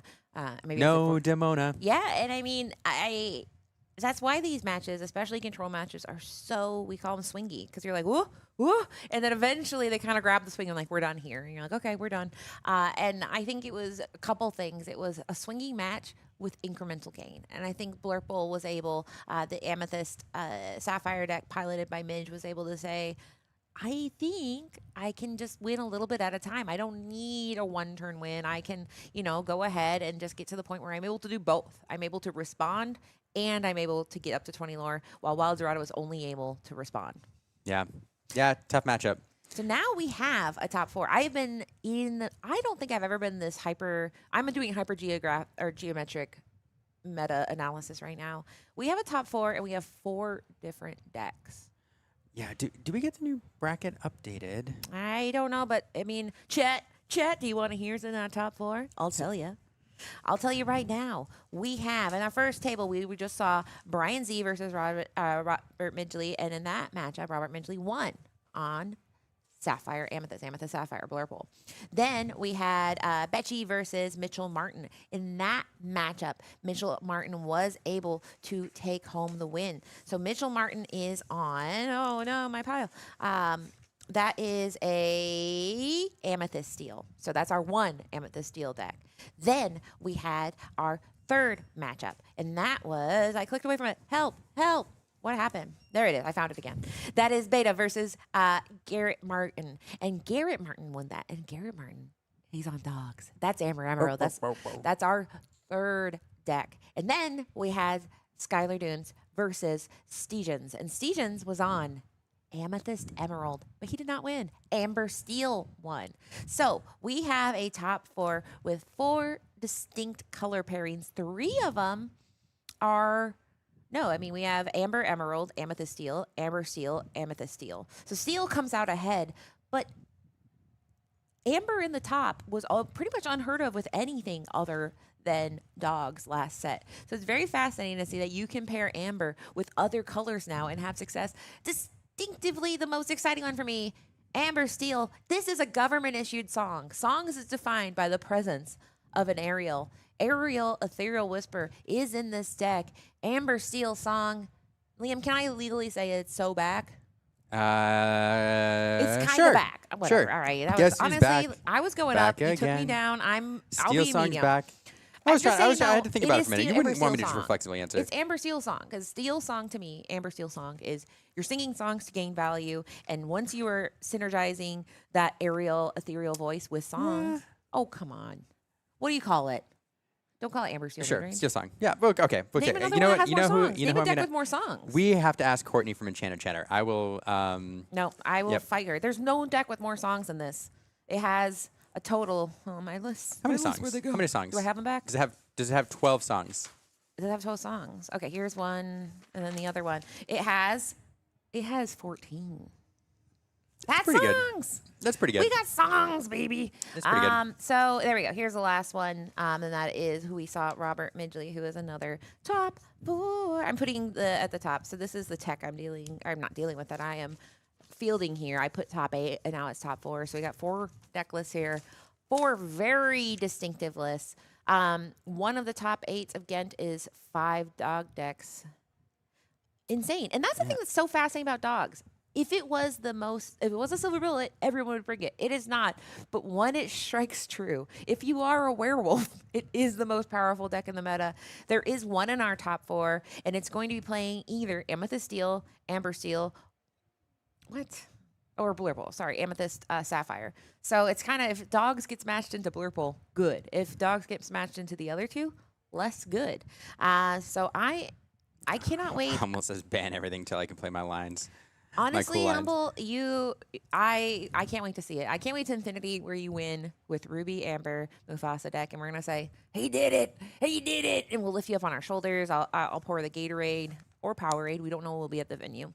Yeah. So we're getting our matchups. Players now. We have updated graphics. I'm trying to get them loaded up for you all. They get the graphic of me manically flinging papers around. That's something. Yeah, I'd really love to show you this. Really love to show you all this bracket. It's here. It's ready. We just need to get it on the computer. Yeah. I mean, so we we're don't working know it. the technology. Honestly, I know how to add a photo, but I don't know how to get it to the computer. But what I can say is we have our top 4. If they ban Steel Song Infinity, I might have been able to. Why would they do that, Humble? I literally just said I was going to lift you up on my shoulders. You're like, ban Steel Song. Okay, Humble. You brought me down a little bit there with that energy, because Steel Song, we just got back. And I cannot wait to see it. Man, a whole new world. They won't. They couldn't. They shan't. They won't. Now, this is an interesting thing because these 4 players, we talk about, you'll hear this, and I don't agree with it in this current meta, but you'll hear rock, paper, scissors, which is kind of insinuating that there's 3 decks and each one beats one, but loses to one, but can whatever. It basically that it has a weakness, but it has its strength, or rather, it wins to one, loses to the other. The thing is that this was a top 8 with 6 different decks, and now we have a top 4 with 4. So it truly is how these decks pair into each other. For example, Amber Steel, Skylar said he doesn't necessarily love playing against Amethyst Steel. He said it was kind of like a 50-50 matchup. However, the dogs match, I'm sure he is looking, can I pet that dog? Can I pet that dog? Pet that dog. And mind you, I'm sure the Blurple player is looking at the dogs player going, please, because that's the match that I saw Zan Syed was playing against. Zan Syed is on what looks like a pretty traditional dogs build. It looks like a Chroma Dogs based on what I was able to see when I clicked on it. And so that is the big question. Are you running a Chromacon? And in our top 8, we have a dog that has 2 Emerald Chromacons. So suddenly, that Benja that was run by Andres, he would like that. The Benja's good. We said, like, Benja's a tech card. But suddenly, if you are against this dog deck in the top 4, you are like, Benja, actually, you've been promoted. You're an elite employee. You're actually the owner of this company. So I think that's why this meta is fascinating, because you can put these tech cards in. If you don't need to use them, they're ink. If you do need to use them, you're like actually the smartest person in the world. And I think that can be so frustrating because it's all hindsight. Another thing to note is the Amethyst Steel deck that's made it into the top 4 has 2 Fire the Cannons. That's something that people have talked about. When do we put in Fire the Cannons? You don't necessarily need to with Angel. I will note this deck has 2 Angels and 2 Fire the Cannons. Fire the Cannons. So it's kind of hedging your bets. You're like, oh, Angel turns everything to a Fire Cannon. And you're like, well, you know what Fire the Cannon does? It turns Fire the Cannon into Fire the Cannon. So this player, I am very fascinated. That is Mitchell Martin's deck. He said, no, we'll split the difference. And that is fascinating to see. And we have the deck, the dogs deck is called EA Sports, which It's in the game. I think it's okay. So I associate EA Sports challenge everything, and yes, it's in the game. Is that a? You'll have to, guys. Someone tell me. Am I Vote. crazy? Vote in the chat. Is it challenge everything or In the game. In the game, challenge everything. It's in the game. It will depend, right? Because it'd be funny if it's EA Sports. It's in the game. What a weird thing to say to your opponent. Like, it's in the game. All right. Yeah. Look at this. Look what I did, Katie. Liam, from where we started, look at where we were, look at where we started. The fact that you could do this by yourself, it's a miracle. I know. I had to figure a workaround. So that means Skylar is playing the dogs player. And that also means that it is Blurple versus Amethyst Steel, which is a tale. That is a tale as old as time. Yeah. And it's interesting. That is a matchup where I think the tale of the Amethyst Mirror is, I think, going to be who has their pieces of removal and who is able to possibly get to that Demona turn where they're able to turn the tables quickly. We saw how impactful Demona can be. But I think the dogs match, I mean, Skylar, we've seen his deck. It is very heavy on removal, very heavy on answers. Chief Powhatan is not going under the sea. He won't do it. He refuses. You have to work so hard. You need so many lullabies. 2, frankly, 2 in or 1 in a rhino. And a deep, deep sleep. He will head down there, but yeah, does not care for the water. Oddly enough. DJ says it's in the game. But anyway, what else kind of things are we looking at here that is fascinating? No, I'm just proud of myself for getting this graphic up. You should be, because honestly, I have to let you know. I mean, me and Liam, when we first started, if something went wrong, we'd just scream. It's true. We would just go, help, help. And we're in a closet in the Barbie convention, so nobody heard me scream help. There's in the closet. If you open the door, it's just screaming little girls. It's the funniest thing I've ever experienced. There's a Barbie convention right outside. It's called BarbieCon. They're in the game. So shout out to DJ for saying it's in the game. I don't know what I was watching. It could be like one of those Mandela effects. Challenge everything. I don't know, but yes, it's definitely in the game, and I'm gonna do something else here. Let's get because I'm really good at really good at things He's now. gonna show a picture of his daughter now. Yeah, right. At BarbieCon. Oh, no, I'm really good at everything. But look what we got here. We're gonna show you a shout out to our top 8 players, and this again, is nice. we are in the top 4, but shout out to the Charlie's Graphics team here, working hard to bring you these profile shots. So shout out to these folks. This is nice. Mitchell Martin, Garrett Martin. Do we think they're related? I don't know. They've certainly been put next to each other. Yeah. And both have some beards. solid beard game. Yeah, we'll ask. We have Jesus Gonzalez. The beard meta in the top cut here is actually very, very strong. It is. Across the board. You gotta really keep the beard on you. And shout out, we have Ian, we have Skylar, Robert, Joshua, and Bryant Zerata. Was it Zerata on the screen like the Pokemon? Now I don't know. I'm not familiar with that Pokemon. I don't know. Now I think I'm making up. It was okay. So good news as well. Just DJ did help me. EA Sports was it's in the game, but EA Games was Challenge Everything. How insane is that? I didn't know there were two divisions. So we're both right. We're both right, but also losing our minds. And we have some happy people in the chat. Fairy Queen Pink saying, Midge. Can you call him Midge? Robert sounds strange. Robert's my father. I'm Midge. Okay. Midge, you earned it. You're in the top 4. I'll call you what you want. And I also... we've also, for all of you wondering how tall these players are, have worked in the Pikachu for scale. Right? Pikachu for scale is an insane move here, but it is true. And I love Garrett really got lined here for the most impact for Pikachu placement. But yeah, honestly, if you guys, there was a Pikachu at the Atlanta location. There's a Mega Pikachu at this. It was scary. I didn't come in for a few seconds. But we have our matchup here. We have our players sitting down. Like we said, this is a top 4. It's 4 different decks. And all 4 players are probably like, wait, who do I play? And the reason why is because everybody has a matchup that's favored and everybody has a matchup that they're like, oh. And I think in this matchup, based on who's going first and based on the matchup, I think Sky is a little happier. What do you think? Yeah. Yeah, and the reason we say that, we've talked about Sky's list, it's a little unique in the sense that we haven't necessarily seen this list do what it has doing today. And the reason I say that is because it's got a few pieces of tech that is different. Now, that being said, I think Chromacon might be pretty key in this matchup. What else are we thinking about here? I'm thinking, did Sky re-sleeve since we saw him last? Oh, he had hot pink sleeves. He did have pink sleeves last time? It was hot pink versus hot orange. Oh, man. I always memorize every sleeve color, you know. It's pink. Make it pink. Make it blue. Aurora. All right. So I think Chromacon is going to be a huge difference maker in this because it is one of the few things he has access to that changes how Sky plays. Sky can't go fast. So if Garrett says, I go fast, I have Chromacon, he's going to be good. But the Chromacon can be a trap. It takes a whole turn to play. It might be a little too late depending on what Sky does. So I do think it's different, and there's only 2.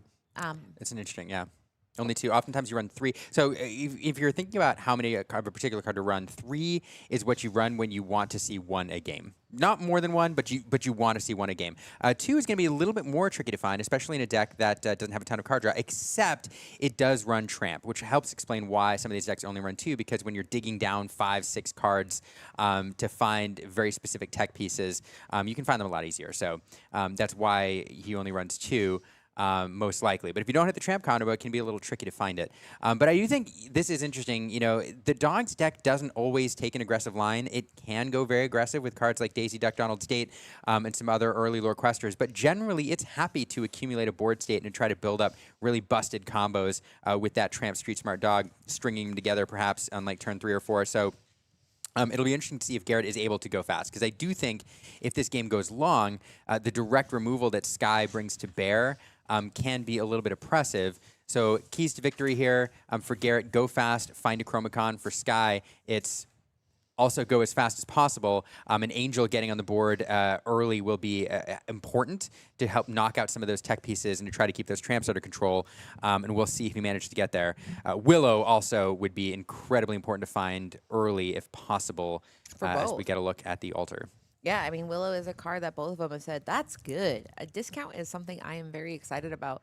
So I think Sky is looking to get, like we mentioned, early removal, taking him off of the value that he's able to get from the Tramp. The more characters that Garrett can keep on the board, the more he can get a discount. So I do think the Willow, in terms of, I think it's important for both. I think it's a lot more important for Sky. Yeah, because he has some heavy stuff that he wants to play. I mean, we've seen the Stitch Carefree, Snowboarder to get card draw, Chief Powhatan, Ariel herself. I mean, if he wants to keep the mid game is all about making sure you get to the end of the game where you are going ahead and drawing cards. One thing I'm looking at very, very eagerly is what kind of ability does Garrett have to look into Sky's hand? And those 2 cards I'm looking for, it's Mowgli and Ursula. And in this case, he does have 4 Ursula Deceivers. So I think it's a trade-off, right? Because Sky has a Mowgli looking for Under the Sea. Garrett has Ursula Deceiver looking for Strength, Zeus, lots of little stuff here. But both of them lose a little bit of tempo by playing that. So you want to use it in the best way possible. And you have downsides, right? Garrett can't go wide if he's playing Ursula Deceiver. He has to commit to that. So it is all gambling. Both players know the deck list, and now they have to go ahead, shuffle up, and play this exciting semifinal. Yeah. Yeah, it's going to be a lot of fun. And I'm again, it's really, really fun to see Amber Steel make it this far. And, it feels like, too, Katie, if you're going to win a major event like this, you should have to go through the top decks in the meta. So having to beat dogs here feels apropos. Garrett, also fantastic tournament so far. I will shout out Team Snuggly Duckling coming from the New Orleans area. I know some of them are from as far north, I believe, as Baton Rouge, but definitely like southern Louisiana. They always travel very well and have one of the best jerseys in the game, I would say. They're in my top 3. I will say they handed me a little duck and a Down in New Orleans card, and that was where they're from. I didn't realize that they were like they're from New Orleans. I'm like, that's a card. So shout out to Garrett and Skylar. They are two. Skylar is on Team Maelstrom. So we have 2 teams here duking it out. 2 players who are very happy to be making into the top 4 because in the top 8 you were invited to the Invitational coming up. But here we go. We have our Reiner going down in the Inkwell and a Lady Decisive Dog who is the first step in a series that's going to tell us what direction Garrett's going. Yeah, great card to establish early here. Now, it's not as aggressive on the face as Donald or Daisy Duck Donald's date, but if you drop 2 1-drops, it can quest for 3. Well, if you drop the Tramp on turn 2, it can quest for 3, and along with something else, and it also serves as a shift target for the Lady Miss Park Avenue, which is fun. Sky now not being able to take advantage of the underdog ability, just establishing this 3-cost Singer on turn 2. A little bit slower of a start here. He'd love to drop a Troubadour there. So getting that Singer on the board does feel good. I know he's looking for strength here. And oh my goodness, just as I say that, Deceiver comes down. Did he keep his strength? No, but he does have a Kudamudi. It doesn't feel super bad to get rid, but he feels bad to get rid of any card. But that uninkable, oh man, I take it back. That feels really bad because he was going to sing it next turn and be able to tempo something out pretty fast. So I don't know. Deceiver coming down at the worst time. I think for me, I mean, it's one of those things, though, that once you play Deceiver, it might be the only time you do it. It's kind of scary to do it more than once, right? Because, I mean, you're like, okay, maybe he'll draw in. I just looked, and he didn't have it.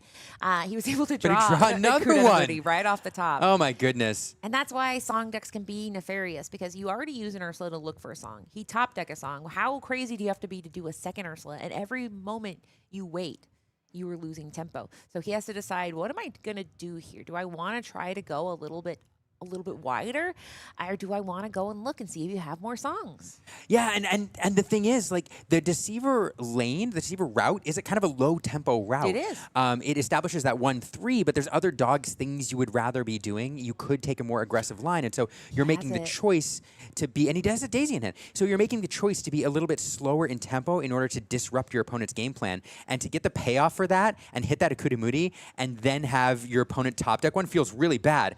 But here is dogs doing what dogs wants to do now, going wide, getting that Grandmother Willow in play, and then able to play that Daisy Duck for free, which is why that ink still exerted. So now building up a wider board, but a lower tempo start, it does give Sky with what feels like a little bit more breathing room. And now this 4/5 strong character will be able to quest and draw a card. And now we're all sorts of Lilo and Stitch out there. We are going to draw a card with that Stitch, seeing those other 2 characters, those 2 angels on the board, and now we have some snowball fuel. And I don't know, Katie, but that Grandmother Willow looks like a really tempting target to me. It is, because, I mean, both players are trying to get as much value as a little ink as possible. It is very, very rare in this matchup. You will see anybody go past 5 ink on their own. You're going to need Spooky Sights or Hades for that to happen. And both these players, ink is at a premium. It does sound like he has a song. We're going to get that Deladux Moon Lullaby, which in this case looks like it's just to go ahead and draw a card. A Lady Decisive Dog. She is not +3 to the start of next turn because it's based on how many characters to play. But there we go. We're going to throw a snowball at Grandmother Willow. I think he's just hedging his bets, right? So if that lady happens to get what she needs to start biting, she's a little bit little softer. It's more of a gummy bite. It is a gummy bite, and oh, there we go. It also so getting that wheel off the board feels particularly good because now this tramp would have been able to come out one cheaper, which leaves you one extra ink to dump something else onto the board here that you're getting. So your options are reduced, and that one ink can be significant, especially when you're looking for. Oh, well, yeah, especially when you're trying to go wide, drop other tramps on the board, etc. So now Garrett able to draw 3, discard 3. It'll be a Lullaby Deceiver, which, as you pointed out, you've used it already or probably past the opportune time, and a Nani heading down there. But I do see, oh, we're going to telegraph that tramp there. I do see an Under the Sea in hand, Katie. And it's interesting, right? Because Under the Sea, Sky has kind of built his deck to be a little less afraid of Under the Sea. And he sent down a Deladux Moon Lullaby, and that is a card that can help with Sky's deck because Sky has a pretty substantial character lineup. He would have loved to have kept it. He would have loved to have kept it, but keeping the tramp instead. Right. Yeah. And so that's the thing that's kind of frustrating is when you have a small hand, you don't get to keep everything, which thank goodness, right? Like if you got to keep all the top cards of all the time, but he can play that tramp for very cheap next turn. More tramps are good because even a strength or a thunderbolt cannot cleanly deal with the tramp. So as the more willpower he gets on the board, the harder it is for Sky to deal with it. For example, none of these characters can have a snowball thrown at them and take them off the board. But he hurled his thunderbolt and he hurled his snowball would be enough to get rid of a tramp, but that takes a lot of resources. That's 2 cards. Yeah, and so this is feels like it's an interesting position too because I had said early that the key to success for dogs here is yes, it can do some challenging. Yes, you want to build a wide board state, but hopefully to be a little aggressive in Sky now with the more aggressive start going up to 4 lore. It does again though. Dogs can string together a number of a series of really impactful cards. Oh, Chief Powhatan coming down. This is a card you really like and enjoyed talking about earlier. The impact in this deck is pretty significant. Why Sailor or Sky favoring this card? Big. I think he's big in a lot of ways. He's big because he's a resource sink. And when I say resource sink, there's no clean way to get rid of a 5/5 right now. You have to use a precious piece of removal. You have to challenge several characters into him. Now, you can go ahead, like let's say he gets one of those tramp enterprising dogs, so suddenly you can go ahead and challenge in, but you're going to lose that character. So it is one of those things where Chief creates a problem because there's always more tempting things behind him. So he carries damage quite well. He's able to take a lot. He's not going to challenge. He is just truly there to absorb resources, keep that Stitch safe. Stitch and Ariel are going to be exerted to do various things, including questing. So I love this card. It truly is. Can Garrett keep drawing cards? I think that is going to be the tale, and we're going to start with that tramp coming down to go ahead and look for more tempting targets. Yeah, I think he wants to find another Lullaby here. Would feel pretty good, able to reduce that Stitch and send it to the bottom, but he's not going to find it. So now he'll be able to keep, I think he had 2 cards in hand. He'll be able to keep 2, drawing 4, discarding 4. There is an Escape Artist you can send down to the discard pile. He also has a Leela, which is interesting. Or not Leela, Nani? No, was that? Couple Go-Go's. Oh, Lady. The Lady is interesting because Miss Park Avenue can get back the Ursula Deceiver. She can get back a Go-Go. So Chief Powhatan, I'm like, oh, wow, he's so good because he can carry damage, something that becomes a liability when you have Go-Go on the menu. So Go-Go in the discarded and the Inkwell is exactly where Sky wants to see it. But the minute Garrett turns his card sideways, Sky can start taking advantage of that because that Stitch, he's a 4/5. Even Angel is a 3/3. So it's kind of one of those things you can exert, but be careful. There's no Chromacon on the board. There's no downside to challenging on a lot of these. And we've watched a couple different Amber Steel decks in this tournament. Skies is one. We watched another, and I've been incredibly impressed with how impactful that Stitch Snowboarder is. That card draw, I mean, it's a 4/5. It's a big body. It quests for 2, but then that extra card draw every single turn. Back in the day, we had Beast Tragic Hero, which said, I draw an extra card every single turn, and it turned games. It was a huge difference. And so Stitch Snowboarder essentially saying the same thing. It's almost, I don't want to say a must-answer card, but it's pretty close. And so Garrett really wants to find a way to get that off the board because the longer Sky is drawing 2 cards to Garrett's 1 every turn, the more the game is going to shift in Sky's favor.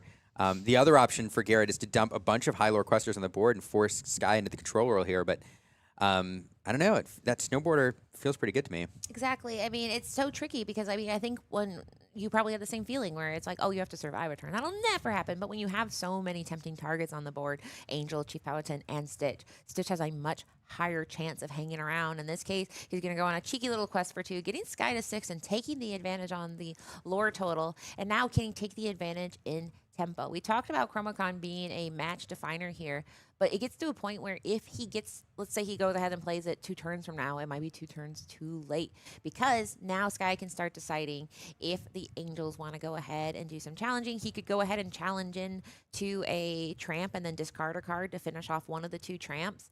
He has a lot of different options, and Garrett has 1 card in hand he can't really do anything that cool with unless he gets a combo piece like Rhino or Della's Moon Lullaby. And then he has Lady, which is good. He can go wider with Lady, but it's going to be difficult. I mean, the songs are coming, right? We haven't seen Strength and we haven't seen He Herald the Thunderbolt, so it feels like those are probably coming at some point.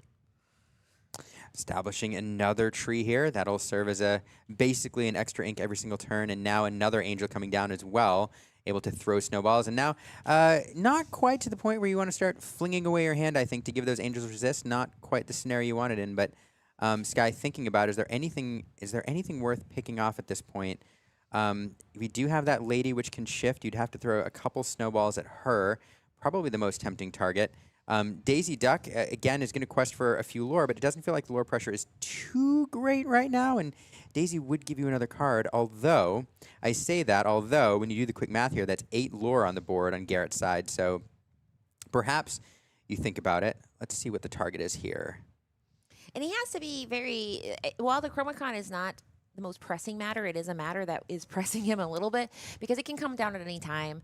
Under the Sea is less and less scary all the time, because even if he gets those things that can reduce strength, it can't be a lot of them. So he will go ahead and deal 2 damage on the Daisy, challenge in, taking just 1 damage. Daisy quest for 2, and that is a little bit of an issue. And one thing I'm thinking about is Sky has a total of 14 cards in his deck, and Daisy, if she does what she does and reveals a song and he sends it to the bottom, he's not going to like it. So I think it's a smart move there, being able to retain the character, and then putting 3 damage onto the tramp and saying, let's get this party started. Chief Powhatan cannot. He cannot challenge. He shall challenge, but we can get a little bit of damage, because next turn, if she has resist, she can go ahead and challenge in and finish that tramp. Yeah. Absolutely, and Chief Powhatan going to do work keeping everything up here, indicating or showing why he's in this deck.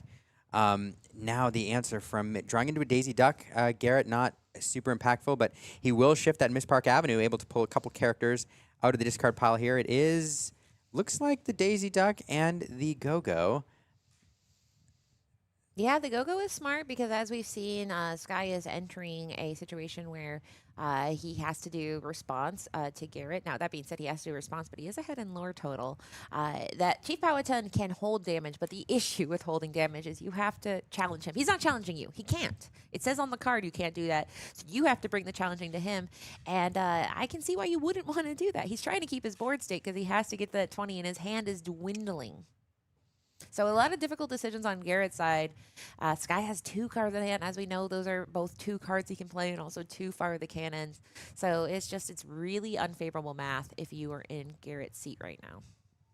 Yeah, and just thinking things through again. This is untimed, so he can take his time to think about his options. It looks like that will be the decision. It's the Daisy Duck and the Go-Go coming back. 1 ink available to deploy that Daisy Duck immediately. Now that Go-Go in hand, and a little less effective when your opponent knows it's sitting there. But going to quest out here. This is fantastic play, I think. 1, 2, 3, 4, 5, 6, 7, going up to 11. And now, we talk about the value of Chief Powhatan, but that 5 willpower becoming a bit of a liability, perhaps, especially when you have a 4 strength Lady able to run into it. So that Go-Go math coming in play here. Additionally, with that 2 damage on that Angel, that is 2 free lore. So 1, 2, 3, 4, 5, 6, 7, 8, 9. That's game on board, plus the insurance Go-Go. So all of a sudden, things kind of interesting. And Sky has to be careful about how he navigates this. Yeah, I mean, there's 3 things. I said 3. I haven't counted them yet, so we'll see if I get to 3. He has to manage his hand size, because he wants to keep cards on hand because cards are good, but he also knows that if he has no cards in hand, Angel gains resist too. But he also knows you can discard cards to deal 2 damage, so he has to decide that how he does this in the best way possible. That Daisy Duck is upright, but I will note if he discards 2 cards, he can go ahead and get rid of it. So if he can do the math right, If he can do these challenges in the way he needs to, he could technically, Chief Powhatan cannot challenge, but I mean, if he can get some pieces of removal, Nani can't help with that in the sense that she's looking for characters, not songs, but he ironically doesn't seem to find a song except a Kudet Moody. He does get that Lilo, and now it is time to do some math. Is this Lilo better as a snowball? And she might be, because she goes to the discard and you can play it later. So time to do the math of how we are going to line up these resources. He has, like you said, a game on board. However, I can't imagine a situation where that Tramp or Ursula or even Daisy is going to make it to the next turn. But like you mentioned, if he keeps that lady on the board, Chief Powhatan is going to get Go-Go Tamago. Tamago. Tamago. You say Tamago, I say It's Tamago. Tamago is the Japanese way. Tomago is the way that it's in. Listen, Rochelle, if you're listening, I did it right. It's Tomago. Tomago. Oh my, I'm sorry. Tamago. Tamago to the board here for Lilo, actually going to the discard, turning into a little cheeky 2 damage. And now, do we prioritize getting rid of Lady or Daisy? Because I talked it through, I am actually thinking about Lady because of the fact of the Go-Go. That Lady scares me. Yes. Yeah, it's just that 4 willpower, because anytime you have a Go-Go around, you look at the lore disparity between the strength, and it's an extra 2 lore you squeeze out of that Lady if possible, and getting that off the board there feels really good. Oh, and then a Doc Bold Knight, a bold thing to do to your opponent is to get 2 more cards. Now, it's Angel. It's once per turn you can discard a card, but he has 2 Angels, and he was able to take advantage of that. But now we are able to say, what do you got over there? And the answer is an Under the Sea that's been there the whole time. The whole game. I've been here the whole time. Just never able to use it. And in fact, it's one of those cards that Garrett discards, and it's like, it may have come into play later on, but it doesn't hurt super, super badly. But losing this Tramp and that Lady does. Those Angels now with Resist, I believe. Yeah, Sky did empty his hand. Oh, my goodness. And it's honestly funny because we're like, Under the Sea. I mean, at this point, Under the Sea has never been better because it would get rid of 1, 2, 3 on the board, which is 4. It's not nothing. 4, yeah, 4. I mean, 50% of the board could be eliminated with Under the Sea. So honestly, I think that is a little like, because I mean, Daisy and Tramp could work together, and that'd be nice. Daisy and Tramp would have a hard time getting rid of 4 other characters under any other circumstances, and we will keep cleaning up, and we get rid of the second Tramp. That was super efficient. He's able to keep everything but a single Angel, who honestly, she was played on too. She was played for full ink cost, and she served her purpose here. She was able to get rid of a giant character on board. Yep, did a little singing early on and then just sat there ready to finish off a Tramp later on here. So Garrett now escaping that Lilo from the discard pile, and will want to, again, dump game on board if possible. Sky's a little ways away. Now he's up to 13, and so Sky is going to hit that aerial. Ethereal Singer, I believe. Yes, Ethereal Voice. Ethereal Voice. Ethereal something. That whisper from the top of the deck. And Sky, let's do the math quick. 1, 2, 3, 4, 5, 6, 7, 8, 9 on board, so doesn't have game. Garrett, with that duck up, will have... The duck is up. The duck is up. We'll have 15. Plus, you imagine a top deck Gomago is the worst... Or top deck Tamago, as a worst case scenario for Sky. There'd be an extra 2, so that'd be 17. We'll absolutely want to clean up those cards, and I think this feels pretty good at the moment. And 2 Angels is so perfect for the Daisies, right? Because every 2 Angels represents enough fire the snowball power. So I think that is just so interesting because that Ariel is great, but in this case, she's great at getting rid of what we need. So he's pointing here at the discount he's able to get. Oh my goodness! And lobbing snowballs, drawing snowballs. It's crazy. I think it's truly interesting to see the synergies here, and that finally we're able to fire them together. He says, "What do you have?" Still Honestly, the Go-Go. it's a character. It's still the Go-Go. And it's not a no-go Go-Go. Go-Go can go ahead and get 2. So, I mean, next turn he can. No. Now next turn he can get up to 17. No. Now next turn he can only get up to 2 with that Go-Go Tamago. Every single challenge. And smart of Sky to say, listen, I would love lore, but there is a point where you cannot respond to my board. You have no cards on board. Go ahead and get that Go-Go. But let's go to game 2. Let's go to game 2. And it's interesting. There was a moment where I thought Garrett had a pretty good pretty good line where he went aggressive, and Sky just with all the answers, really showcasing the power of Angel. It was a card that I was a little bit down on when I first saw it play. Like, really great coming out the gate.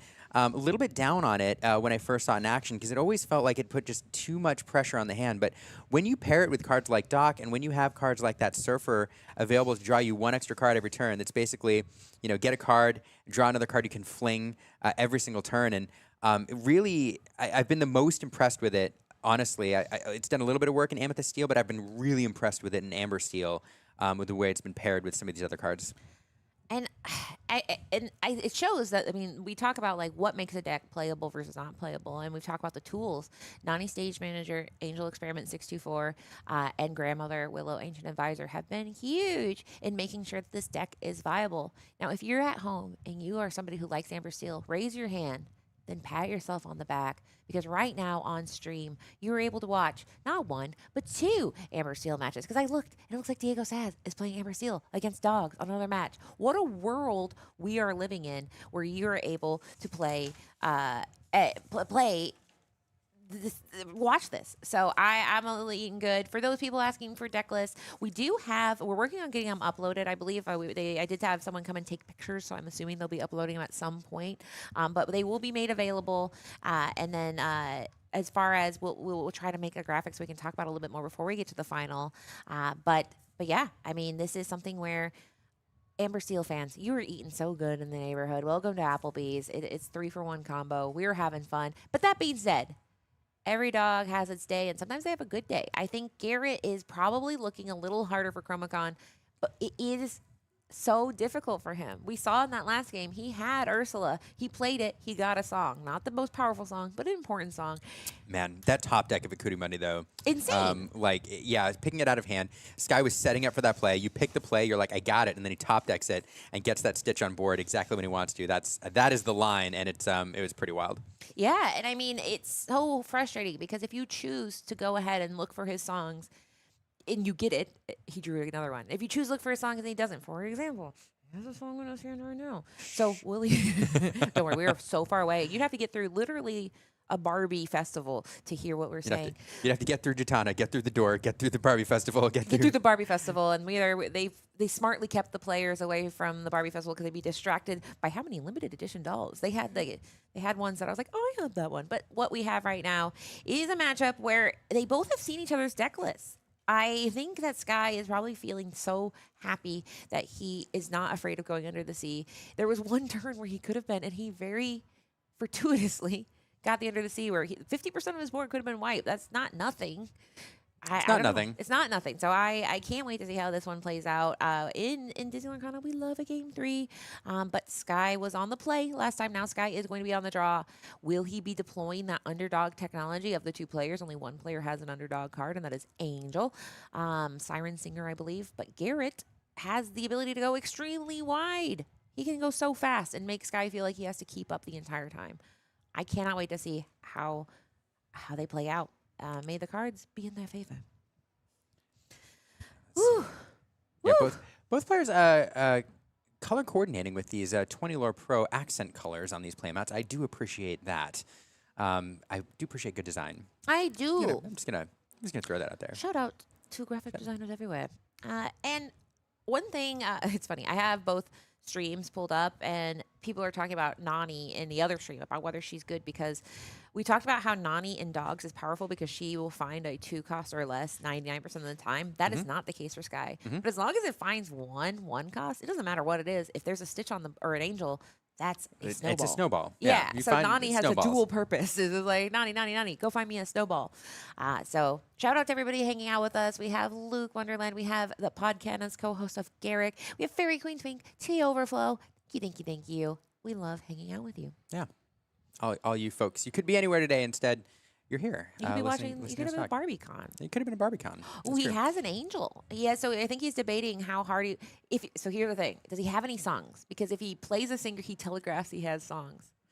Yeah, he did have. I saw him have the strength before. I'm not sure if there's Akuti Mundi there. I think you can see him sorting the songs kind of to the right side of his deck. So, yeah, going aggressive here with the Angel, that underdog ability coming into play here. I haven't seen it used terribly much, but here getting that Singer on the board on turn 1 feels pretty good. It's what this card was designed to do.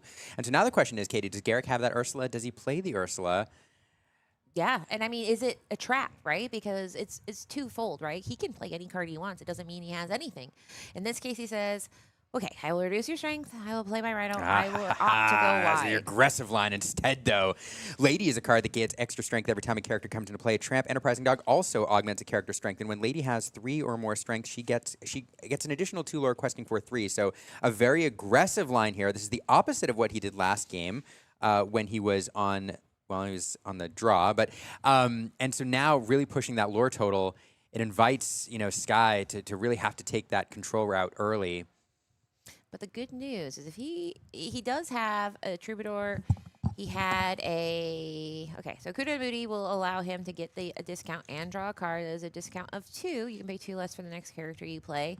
Now, that being said, that means he can play a Troubadour for free and then also go ahead and deploy a Mulan. Or another 2 cost. So it gives him a lot of flexibility. He has this strength, but he cannot sing it. We're going to go ahead and we're looking a little bit here at lore total. I think they're making sure it's correct. Garrett is correctly at 3. Oh, but the life total is, it says Garrett won game 1. He did not win game 1. So they're making sure to reset, give him those 3 lore, but make sure that the win is under Sky. So it's all on an iPad. You guys don't know that. You probably, if you haven't seen, well, a lot of people know, but it's a cool little iPad where they're tapping stuff. So there we go. We got that corrected. Everything is correct on the screen. This guy has 2 songs. So he also has the Troubadour is good to sing. He also has the Nani, and at some point her stats also are nice. It's difficult. I mean, this is one of those turns where he doesn't know. I mean, there's also that point where removal becomes harder and harder. I feel like he's going to prioritize, Troubadour, because he can do Zeus. So if strength is... And double Troubadour. That's Troubadour seems good. Sorry, I get very excited. 3-knee Troubadour. Listen, guys, you can hire me for birthday parties. I'll just come and say puns in the corner. Yeah, why not? Why stop at 1? Be greedy and be shellfish and go for 2. And there it is. Oh, goodness gracious. The math. So here's the thing. Sky can outwit and outlast this Chromacon because at the end of the day, the Chromacon is most valuable when you feel like you have a lot to lose. So if Garrett doesn't draw more cards and Sky says, whatever, I can just deal with this, then the Chromacon becomes near useless. What other cards does he have? He has a Nani and he has a Lady. But Lady, Miss Park Avenue, is not good if you have nothing in your discard. So Sky doesn't know that. Sky might be able to get a Mowgli to take a little peek in there. But yeah, now the Emerald Chromacon is on, so Sky has to be awake. And he is awake. He's going to go ahead and challenge in and say, I don't care, pick. Because this is the time to do it. He doesn't care about these characters as much as he will later. Later, Chief Powhatan he cares about. Ariel he cares about. Troubadour, I have 2. I have a backup. Backup turtle. But yeah, this Chromacon does change the math quite a bit and enables, oh goodness gracious, and that Troubadour showing its value here, hurling a Thunderbolt at that Lady, getting her off the board. That was the shift target. And Garrett then bouncing that Troubadour back to hand, forcing Sky to rebuild. And he will, not with the Troubadours though, but with Nani, who will now use all 3 ink to look at the top 4 cards to find a character of cost 2 or less, and he does grab another Troubadour. So now we have a 3-Badour. Katie, that doesn't sound quite as good. Tribadour? Tribadour. That sounds, once again, I'm hungry. I'm so hungry. We can't talk about anything that sounds like I might be able to eat it. I would have a Tribadour steak right now. But Tramp now is feeling a little lonesome. We have Lilo. He chooses to ink it to play another ink. Or Lilo. The issue is that Lilo in the ink is the one place you cannot get her back from, but he needs it. He needs to play this Lady Decisive, or Miss Park Avenue, and she costs a nice 5 ink, I believe. So she's uninkable herself. He's in a pickle. He can't win it. He has to get to the point where he can play that, draw something inkable, play her, get those 2 cards back, and Sky is going to do everything in his power to make sure that doesn't happen. But that Miss Park Avenue is not a terrible card to have in hand. If he draws another inkable card, playing that, pulling 2 cards back feels pretty good. And now the one thing I will mention, too, is when you look at the resources on Garrett's side of the board, this Dog's deck really, really, really likes to run low to the ground. And I mentioned before that in the original variation of this deck, it wasn't uncommon for them to win big tournament games on 2 ink because of all the discounts you get, to do different things. And so in a world in which you're inking up to 5 in the early game here, it signals that things aren't going quite right for the Dog's deck. But if you're going to rebuild, playing a Mist Park Avenue is a good way to do it, especially when you have a Chromacon on the board, which you then could use to bounce that Mist Park Avenue. And again, spending a whole turn to player feels bad, but you are pulling back 2 characters every time. And at this point, Sky's putting no lore pressure on, very little board pressure, so there is some time here. And he does draw an Inkable with that Go-Go. There comes the Mist Park Avenue, full cost, immediately snapping up the Enterprising Dog. And was that Lilo? Another Lilo? Yeah, so he inked a wait, no. It was a lady. Sorry, lady. Oh yeah, that's right. That's dog. a lady. Yep. A very decisive lady. So now Sky's like, all right, and it's not an infinite puzzle, right? Because I mean, if he can solve this puzzle a few more times, every time Garrett bounces something back to hand, it's been inkable. So he's kind of feeding Sky's endgame. So it just becomes a battle of, hey, how can we go ahead and make sure that we can get to the point where Garrett runs out of resources. Now, the issue is that Lilo does make the resource game a little bit more annoying because every time he challenges Lilo, it goes back to his discard. It triggers the Chromacon. So he does have to manage these things smartly, make sure he does any kind of challenging activities, removal activities before he plays something more valuable. But there is a Thunderbolt. He might elect to deal with the Thunderbolt. He does have 4 ink available. I'm very interested to see how much does he fear this lady? How much does he fear losing these 2 characters? He's just trying to play the patience game, the long game, and be the control deck in this matchup. Yeah, it's it feels, it's a weird thing because it feels like with the resources in hand, with the hand size of Garrett, it feels kind of like Sky's in control. But Garrett's at 7, keeps managing to dump decent threats on the board. Edumundi sung by Angel here, very flavorful play. There she is playing in the snow on the card reader. And now Sky will be able to bring in something a little bit bigger. You'd love to see a snowboarder come into play at some point here. Just something a little bit bigger. Let's see. Thinking about it. Now, in the meantime, I'll sing, Alanat Akana Atumet Ataki. It's like the song is here. Akuma. I mean, you need to see this, Liam. I need to look it up. Next time you have to sing it. But in the meantime, the Akuda Moody is able to go ahead and get in a Nani stage manager who is able to dig a little deeper to find some things. Because honestly, I don't want to say these are low value characters, but they're characters who are high value in the early game, low value later. So I think Sky is playing a little bit of the long game here and just saying, like, listen, I'm not afraid to have you bounce back these characters. I don't lose them. You just give them back to me. It's not scary. And this, he will go ahead and ink the Snitch. I've called him Snitch so many times. Snitch Carefree Snowboarder. Pay 2. How wide are we going to go? That Troubadour that was bounced to the hand. He had 2 on the board at one point. And in the meantime, do it. Go ahead and bounce something back to my hand. I'm not afraid. And Strength of Raging Fire is going to bounce that Troubadour back. He's going to play the Troubadour again. So that Troubadour on a yo-yo, out and back, out and back. But anything to get that Mist Park Avenue off the board, that feels really good. It feels especially good because he's going to want to challenge into this Lilo if it quests this turn. And that Mist Park Avenue bouncing back to hand would feel bad when Garrett can use it to draw 2 more characters. So Garrett, though, up to 9, almost halfway to victory with that Lilo quest. So Sky just having to keep, constantly having to keep things under control. That Chromacon does consistently change things. It does. I mean, basically, that Lilo is going to keep getting her lore. Tramp. Okay, so he's just going wide. He's interesting.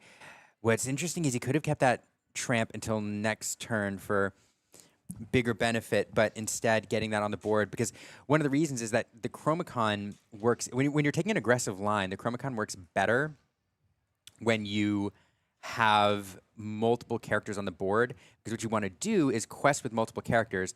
The first time your opponent challenges in and banishes one of your exerted characters, you can return the other one to your hand, protecting it from the second challenge and playing it again ready the next turn. So you want to have, like, having one character on the board able to quest each turn, it doesn't feel quite as good. And so at this point, establishing this 2 feels better. Sky now up to 3, going to banish that Lilo Escape Artist. I assume we'll see both characters. Oh, no, okay, he's just going to bring that Tramp back. Okay, played it just to see how it felt. But now we're going to bring it back to leverage with that lady. Yeah, and man, I mean, this is... you have to like math to be against the Chromacon. I feel like there's certain matchups where it is just the time clock here. Sky has 1 card. And it's a dock. No. Yep. Color is lost. Some are going, they always have it. They always do. Tramp Enterprising Dog going to augment Lady's strength in 2 ways, both by entering play and then for each other character on the board. So Lady questing for 3, and for good measure, Garrett's going to jump extra characters on the board. So this is the scenario I was talking about, where you love to have 2 exerted characters, because as soon as one of those is challenged by Sky, the other exerted one is going to come back to hand, able to be redeployed later. So again, Sky seems like he's in control of this board with the characters he has in play. He does have 1 card in hand. It is a dock, which he found earlier off the Nani. So he's going to play something, probably hit that dock. But Garrett really threatening things. He is. Here. I mean, I don't want to say. I mean, I think things look very good for Garrett for a couple of reasons. Lilo and Lady Miss Park Avenue. The issue is that there is only 1 card in the discard. So, I mean, he doesn't know Lady Miss Park Avenue is in the hand. So, I mean, it's kind of one of those things where he wants to get rid of cards, but anything he gets rid of, if it's less than 2, it can come back and everything on board is less than 2. So Garrett is feeling good because he has a plan. I think that's one of the most important things is, do you have a plan for your next turn? And his plan is play this lady, and maybe something better will come along. In the meantime, though, Sky's plan is to keep drawing cards. He'll go ahead and try to empty his hand if he does plan to do this dock. He will go ahead and start the party, knowing that he's probably going to bounce the most valuable card on the board, which is that Stitch Carefree Surfer. Normally, you want to sing quest, do whatever with your other cards, but he's like, I know what you're going to do. So now it's a matter of cleaning up the other 2 cards. We have a Rhino who, don't worry, he won't shift. Seal is not here. But we have a Tramp who also won't shift because there are no shift targets here. And a Lilo that literally will not stop leaving and coming back. That's what she does. It's what? She's an escape artist. We keep putting her in the discard. She comes back. And You now came back. You came back. And Nobody now gets left behind. and we have 2 perfect Lady Miss Park Avenue targets in the discard right now. So next turn, he is able to play a Lilo for free. But if he plays a Lilo for free, he can't play the Lady Miss Park Avenue. So we might get a turn with no Lilo. It might happen. So he's going to go ahead and return the Nani to the left onto the hand. And that is an inkable card. So Sky can choose to play a little bit more powerful cards next turn. But still doing a good job managing the board and keeps digging. The downside to remove the Nani, Sky gets to play Nani again and dig and look a little bit. I saw a Willow there, which is a target that he can choose. And obviously multiple choices here because he's thinking about what to pick. Yeah. It would be that Mowgli. Yeah, and Mowgli, like we said, every card that costs 2 or less, if we find an Angel, Experiment 64, is suddenly 2 damage. But in this case, we don't have that, but we can play Mowgli to say, what do you got over there? And now he knows. So Garrett has to make a decision next turn. Do I play the Lilo knowing that's guaranteed a card? Do I play Miss Park Avenue, get the Lilo back, and also get, or just keep her there and get back another lady? But Sky says, I have enjoyed this Lilo party. I would like to have my own Lilo. And now it is a war of math. Who has the true pressure, the time clock on board? And Garrett just snapping down this Lady Miss Park Avenue, drawing back 2 cards. It is a Lady and the Rhino. I think the Rhino turning into ink to play the Lady, really putting some pressure on here. And now he's going to quest for 2 with the Rhino and the Tramp going up to 14. That's not game on board yet, but it's getting really, really close. On the other side, Sky with 7 lore on board, able to put game on board himself this turn if he wants. So it's an interesting scenario where this is the turn where Sky is doing, we talk about doing math, this is the turn where Sky is doing uber math, and he's trying to figure out exactly how much he needs to remove to put the game not only out of reach this turn, but perhaps out of reach the following turn while putting game on board himself. Because if he can force Garrett into control, devoting some of his resources into challenging in rather than questing, it feels really good. I will say the other card that Garrett has in hand, and I can't remember how he got it there, whether he pulled it with the Miss Park Avenue or whether he drew it, but it is that Tramp Enterprising Dog, which pairs really, really well with that Lady decisive dog on board. So that math there, Sky doesn't know it. We know it. That Lady representing 3 lore sitting all the way on the left there next to that Chromicon. So Garrett kind of knows that there's a little bit of insurance policy there. Now Sky knows it too, though. Getting that information, now knowing, oh my goodness, I need to play around that as well. He knows that I know that you know. So that is really, really good information because now he knows that Lady represents a big threat and game on board. And there we go. There's that dock. It's dock o'clock, and we're clocking in for our shift and see what we can get. We haven't seen a lot of song removal, and that is a key part of Sky's deck. He runs 4 Strength of Raging Fire and 4 He Hurled His Thunderbolts, and so both of those are singable by characters we have on the board. Like we mentioned a few times, it's all about sequencing, but one thing you mentioned that I really agree with is putting the pressure having game on board means that you can't win next turn, I can win next turn, and Sky wants Garrett to chase him because it's during your opponent's turn that Chronocon starts triggering. So if we get to the point where Garrett feels the need to respond to Sky, Sky's like, oh, thank goodness, because Garrett could do whatever. If things get banished, it doesn't matter. Chromacon is not triggering. So I think this is interesting. Chromacon is a card we said that Sky probably is dreading the most, and this is why, because it's no free questing. You must count. You must make sure you do everything in the exact right order. We've seen him quest before challenging before questing. It just depends what decisions he's trying to get Garrett into, because Garrett doesn't know what Sky has in hand, and quite frankly, we don't either.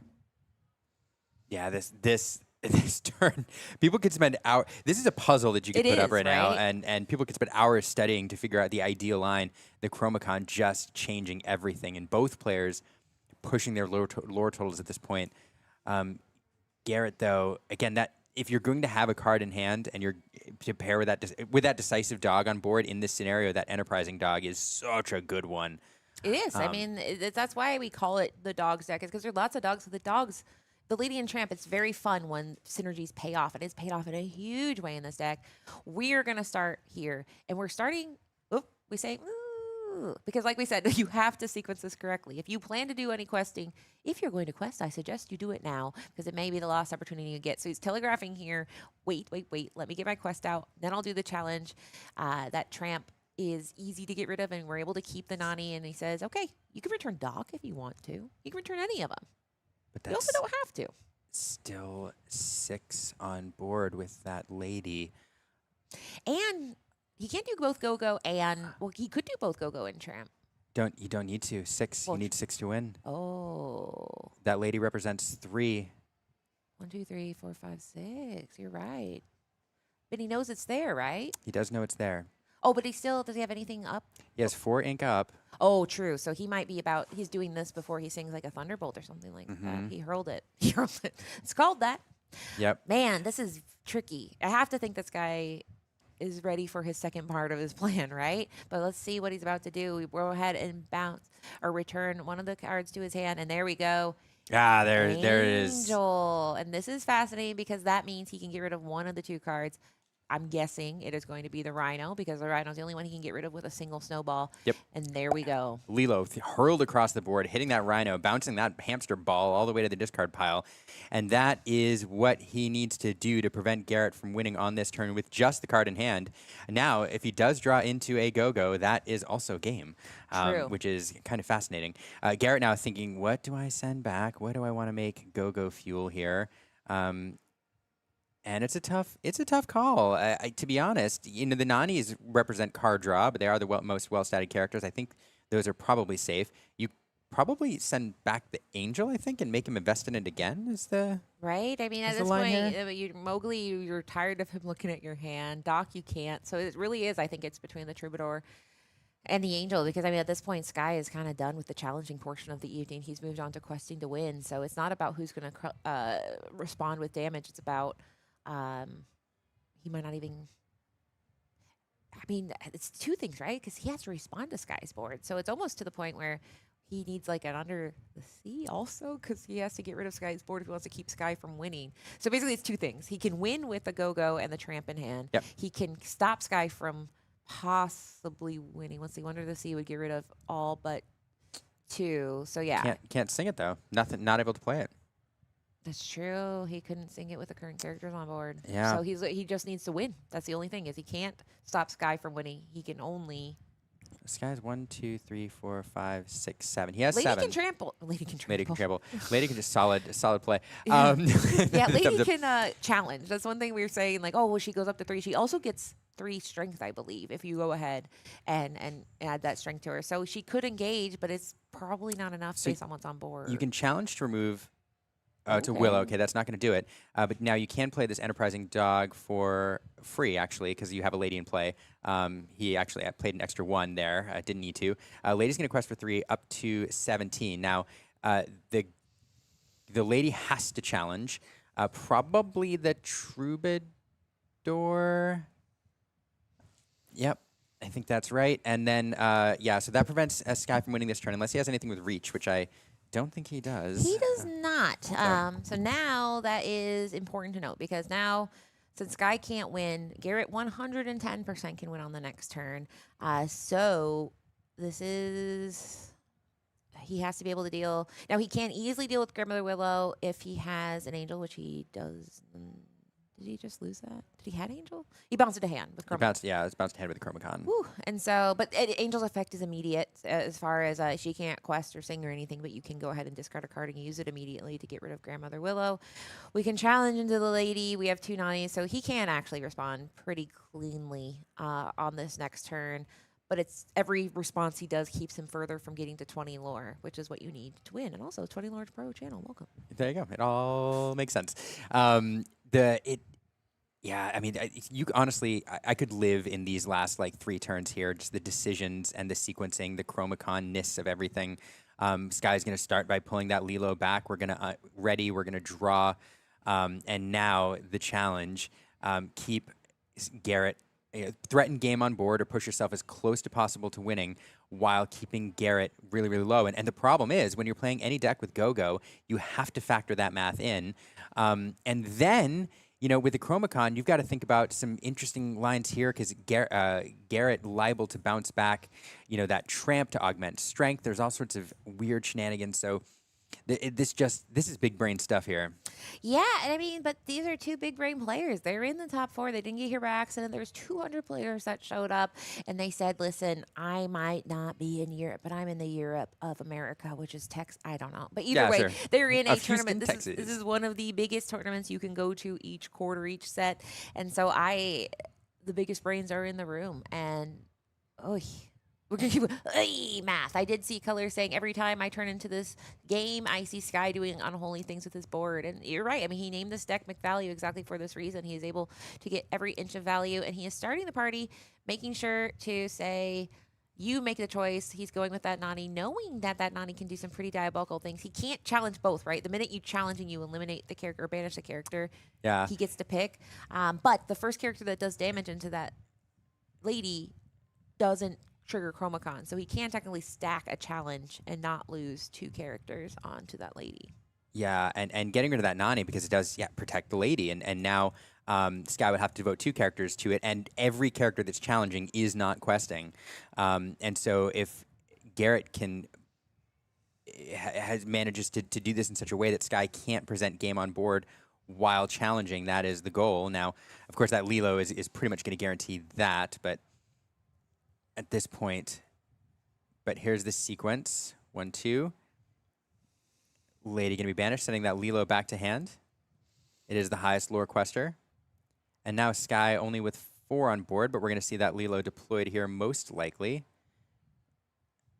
Oh, here we go. And this is actually quite nice. Oh, Chief Powhatan being thrown into the Willow. Quickly. He is a 5/5, but at this point he is a 2 cost damage.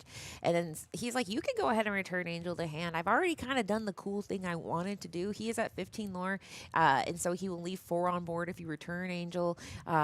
He'll be at 4 no matter what with what you return. Garrett can't win next turn, and Tramp, as good as he is, he can only challenge for 1. There's not really a way to make him challenge for more. Go can only go and add 1 damage, so he adds that Lilo from his hand that he bounced back from the Chromacon, and now the math is in Garrett's side. They've kept taking turns going, you do the math, but in politely. Yeah, and this is a tough spot here, and it's the Amber Champion. There was nothing really doing at that point. No Go-Go targets on the board, and with that, Sky is going to take it down in 2 games. Yeah, I mean, he was on the play, but he won on the play, he won on the draw. And I feel like, I mean, I know, because, I mean, I said before this meta started, Amber Steel is only good if the meta evolves for Amber Steel to be good. And this is Amber Steel's greatest time, is when they had decks with lots of little targets. Chromacon is a speed bump, but it did not stop the forward-moving progress. And now Sky will move on to the final. We have one other match going on, which is, you guys have never seen this before, it's Amethyst Sapphire versus Amethyst Steel in the other match. But we'll come back to the booth. I will go ahead and refresh my little tournament thing to see if that matches. But either way, Sky is going against Amethyst Steel, which he said is about a 50-50 matchup, or Amethyst Sapphire, which he, I think, favors a little bit more. So this has been fascinating. We had 4 different decks in the top 4, and it's very interesting seeing how they interact with each other. Yeah, absolutely. We're gonna try to bring you, and one thing I'd like to do, I don't know if we can get it up in time, but we're going to try to get you Sky's deck list because I know a lot of you are probably interested. Those of you who are on his team in the chat, you already know it. But we're going to show his deck list here if we can, given that it is open deck list. And I'm sure this is a list that you haven't seen before. And I think it's fascinating because right now, like I said, Amber Steel players have never felt happier because there is Diego Saz playing it. But Diego Saz is not playing an aerial, ethereal, voiceless. He has Goliath in his deck. So it is different. I believe Diego Saz, based on tweets from Habibi, I think Diego Saz and Markov are running a similar, if not the same list, because he said us three are the guys. Who knows? It could be cryptic, but it could be also a telegraph that they were working together in some kind of mental workshop. Very exciting stuff. We might take a quick break because I need to eat something really quick and drink some water and go to the bathroom.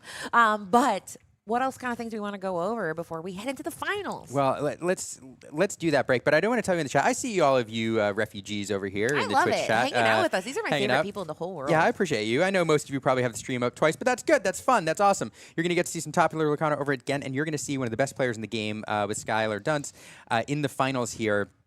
Against another fantastic player. We don't know which one it is yet, but it'll be a lot of fun. Midgley, or Midge, as they told me to call him, and Martin Mitchell. We had Mitchell. Either way, Mitchell was making it to the finals. That's true. Or Martin. There's one thing that we know, and unfortunately, it looks like our folks are some of them are suffering through an ad break right now. I apologize.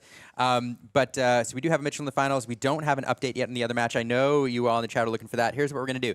And if you're in the ad break, I apologize. But we're gonna go to a very quick break. We're gonna come back as early as we can, and we're gonna take you through these players' journey through the tournament, from the original meta breakdown through the top 16. We're going to look at the top brackets, and we're going to talk about their journey to get to the finals before we go into that finals game. It's going to be awesome. You're going to love it. And just in late breaking news, the final is going to be Amethyst Steel versus Amber Steel. Will the deck that we know and have seen for sets and sets and sets, and with the Steel rise on top? We have seen it earlier where this is a more aggressive style. He has Fire the Cannons. He has Christopher Robin in there. This is going to be fascinating. I can't wait to come back and break it down for you. Yeah. Don't go anywhere. We're going to eat and drink something real quick so we can bring you our best for this finals match. Don't go anywhere. We'll be right back.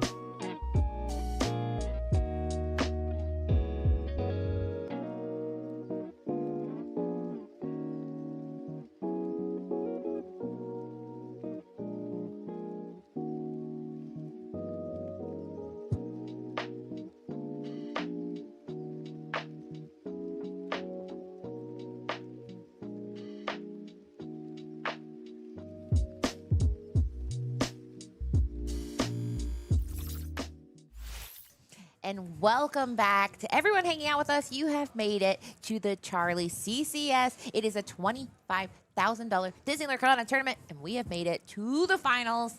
And there's one deck you've seen before, but folks, there's a deck in the finals we have not seen in a finals in a very long time. Liam, what two decks are we about to see? We're about to see Amethyst Steel, a deck that you either love or hate. And then we're going to see Amber Steel, a deck which a lot of people wrote off, and a lot of people have been playing the aggressive variant. This is slightly different. This is a mid-range variant. It's going to be a really exciting finals. I'm really excited to get into it. I am too. I mean, in the Star Wars movies, there's a scene where everyone across the universe dances, and I think people are dancing the Ewoks and all sorts because we had Diego playing at the same time as Sky was playing. Diego Says and Sky are both on Amber Steel. And it wouldn't be possible without dogs, folks. And the reason I say it wouldn't be possible without dogs is because Amber Steel is a deck that is, in this format, or this iteration, is a mid-range deck, meaning that it has to kind of prey upon the fact that control decks don't go over and aggro decks don't go under. And this is the perfect meta. It has finally happened. We're here. We have arrived. But Amethyst Steel is not new to the finals. Tiago won just 2 CCSs ago. Tiago was able to take Amethyst Steel to the finals. We've seen some fascinating decks make it and do well. This was our deck distribution for day 1, but our day 2 is just as fascinating. Yeah, I mean, and I love highlighting this real quick because you talk about how Amber Steel is doing well overseas, is also doing well here, but a small bit of the meta share, only 6 people bringing it in here, and so the conversion rate really, really good into the top cut, and doing really, really well. Today, obviously, Sky taking it all the way to the finals. I was looking for the breakdown. We lost that bracket, but what I will show you is the top bracket all the way through the round of 8, and now we know how this ended. But here you can see the breakdown of decks going into the top cut on day 2. It's a lot of Amethyst Steel, one of them making it into the finals, but then Skylar coming in there with that one Amber Steel variant, some other interesting decks which all fell off, leaving us with, the most well-represented deck in the meta in day 1 against one of the most underrepresented decks on day 1, this Amber Steel deck. I mean, Liam, the top 4 was 4 different decks. That is so exciting to see. Yeah, really, really cool, and I'm really excited to see this finals. We are going to get you the list, and pay attention to Charlie's socials, because if you're interested in what Sky's playing, obviously, this stuff appears on Ink Decks. Also, Sky will probably give it to you in the Maelstrom Discord, but also take a look at the Charlie's socials, because I know they're going to mock this up and have a version for you there if you're interested in what Sky's running, and you should take a look, because I've been impressed with how it's run today. I've been really impressed watching it work, and I think it's a deck that has legs into set championships and other big tournaments until we get into the Wilds Unknown. Yeah, I mean, it has legs because it has Ariel in it. That is my theory. She is an ethereal She's voice. a whisper. She doesn't have any legs. Sure, she's floating around. All right. But either way, I tried. Let me land it. Because I think it's this. Okay, so we're looking at the list. You guys can't see it, but we'll describe what we're seeing. We just saw Sky on stream, so we'll spend a little bit of time talking about Mitchell Martin's list. One of the things we've been talking about for the past 2 days is how are you balancing your list? Are you most afraid of control top-end heavy decks? Or are you most afraid of being down in racing? And this deck, it looks a little bit like a little bit of a mid-rangey. I say that because, I mean, hallmarks that we're looking for here. Christopher Robin is an aggressive start. It's not going to be, I'm trying to see if we have Palace Guard or Royal Guard, and I don't. We have Diablo Obedient Raven. Yeah, so I mean. The throwback. So that is interesting because, I mean, in the last time we saw Sky on stream, he was playing Amethyst Steel, and the existence of a 1/4 on board created an issue for him. But we do have these top-heavy things. We have 4 Demonas here, Scourge of the Wyvern Clan, and then, yeah, I mean, this is an interesting one that could be an aggressive problem. It's a Genie card. I but love not the that Genie you're thinking of. It's a different one. It's the one you're thinking of. Well, that's true in this particular moment, but it's that researcher, the one with boost one who gets extra lore for every card under him. It can be a very aggressive card and a problem if left unchecked. So this list, to me, Katie, leans more aggressive than the average Amethyst Steel list, and I'm excited to see it in action. We also do have the two Fire the Cannons in there. Yeah. And what we do have 4 Demonas. Fire the Cannons is interesting. It says fine the cannon. No, it just says fire the cannons, but it is. People have brought it in pretty much almost exclusively for Grandmother Willow. So he is bringing that. Now, does he have Angel? He does. He has 2 Angels. So I think I mentioned that before we went to break, that it's a fascinating balance of Angel and Fire the Cannons, because it's saying, like, listen, Angel's cool, but she is not Fire the Cannons on turn one or two. She can't do it. You gotta wait till turn 4. You gotta discard a card. Fire the cannons. You'd have to use a card, but it can be great to get rid of those very explosive curves. So both of these players have played their way through the tournament. I guarantee Sky has played Amethyst Steel, but I can't guarantee that Mitchell has played Amber Steel based on the room that we saw. So this is one where Sky is clocking in for his 3rd time. We're ready to go. The players are shuffling up, and I cannot wait to see these two players, one from Omaha, Nebraska, one from Little Rock, Arkansas. We have Sky, Team Mousetrap, and we have Mitchell of Little Rock, Arkansas facing off. Who will be our victor for this CCS final? I don't know. And shout out to the old school Doom sleeves over there on the left. I was like, what team is that? Team Red Blob Doom, Man. yeah. Doom. It's a throwback. But Captain, speaking of throwbacks, Captain Hook all the way from set 1, Forceful Duelist, starting out here on turn 1 for Mitchell, and then a Troubadour on turn 2. We know Sky loves to establish this card. There's some shenanigans it can pull with the Kudimundis and strength if the opportunity presents itself. So let's see what Mitchell's doing here on turn 2. It's an aggressive start. Again, Christopher Robin looking to be aggressive here. And speaking of aggressive, that Captain Hook immediately getting off on a quest, kind of safe here, squeaking out that lore. And I think Mitchell's game plan here is to try to scoop up as much lore as possible, close things out with Cobras before Sky establishes that really oppressive board state that we see in the middle of the game where he just all of a sudden seems to have like 10 characters on board. Yeah, and I think the stat line of 1-3 is also really important here because I think 2 damage is going to be the name of the game. But looking at these 4, Nani can invite 4 people, but she only bring a 2 cost or less onto stage. Things you're looking for here is maybe a Lilo. Lilo is kind of, or anything 2 cost. I mean, is the short version. I don't know if he found it. He did. And the perfect part about this Mulan is she is inkable. Also, she is a character. So it's one of those things where, is she the greatest? No. Nani is much more powerful in a dog's deck, but what Nani can do here is grab more resources and filter through the deck a little further. And Nani can also keep that Christopher Robin in check, Right? which is Such a super good important in point. this scenario, because that Christopher Robin loved to scoop up some lore early. Yeah, so we are, if you're just joining us, it is game 1, and so neither player is scooping up a game just yet.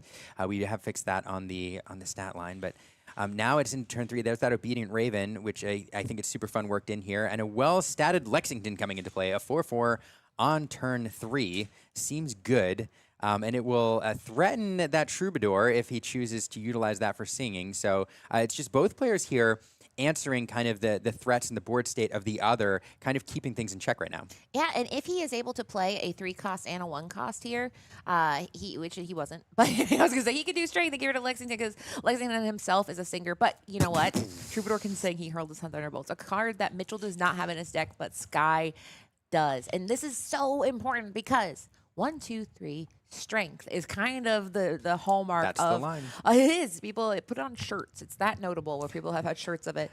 Now you have to pay full retail value, but don't worry, I have a backup plan, and that is Angel, who is able to hurl her snowballs, but you do have to discard a card. How badly do you want to get around? And none of these cards can be taken out by a single snowball. Yeah, they don't care about snowballs so much. These cards here, I mean, you could stack up damage looking, I don't know. But no, to your point, I mean, yeah, you can stack up, but really slowly. Because we have Chief Powhatan. Hail to the Chief is because he is the one that he will not be challenging, but he will be standing there like a wall of a 5/5. And he is a problem because you can't go through him very easily. He is going to throw, we've seen this before, a lot of resources. 2 cards, Hook and discarding a Demona, which we see is a very, very, very powerful top-end card. And Sky is headed towards that top end right now. Yeah, this is the second time I've seen this happen where Sky jumps that Chief Powhatan on the board, and it's dealt with in pretty short order. But as you pointed out, Katie, multiple cards used to deal with it. And in this game where card draw, both of these decks need to find that card draw in the mid-game. That one extra resource could be rather huge. So even though he lost it, it feels good. And here's more thunderbolting going on the second time. Wow. Angel going down hard. Yeah, and this is exactly what Sky wants to do. His deck, it doesn't do a lot of really crazy things at the beginning, except for this crazy thing we're seeing here, which is getting as much value and controlling the board as much as possible. Now, this Yzma's feeling a little safe because at this point, we've seen 2 Thunderbolts. Will we see a strength? We do have a perfect solution where we have 3 characters. If we have a Strength of Raging Fire, that can stop it. Those are pretty much the 2 options he has here. What will he find? an aerial. Now, if we have a song in goodness. hand, we can draw another card, but it's tricky because he is staring down the face of Mitchell, refilling his hand with 3 more answers, which we know of all the decks in the entire format, the most formidable one for coming back is this Amethyst Steel deck. And I think we're about to see a song, Sky, almost singing, then taking a second to boost that other aerial to get the effect twice. And there it comes. It's Della's Moon Lullaby going to shrink down that Christopher Robin and won 2 cards off those aerials, which you raved about earlier. And here they are doing work. 3 cards total, 1 off Della Dux, 1 off Aerial, 1 off Aerial. And so he is digging for that strength because I think he very, very much wants to get rid of that Yzma, because if you can get the car to run out of gas, that was the sound of the Honda Civic on the side of the freeway. I call it the Honda Civic because it's so reliable. And this was exactly what Sky wanted to see. This is a perfect curve for him. Yeah, 3 Thunderbolts now being used in short order to take care of the biggest threats on Mitchell's side of the board. And Sky just finding all of the removal that he needs, and those aerials being on board make things, I mean, even better.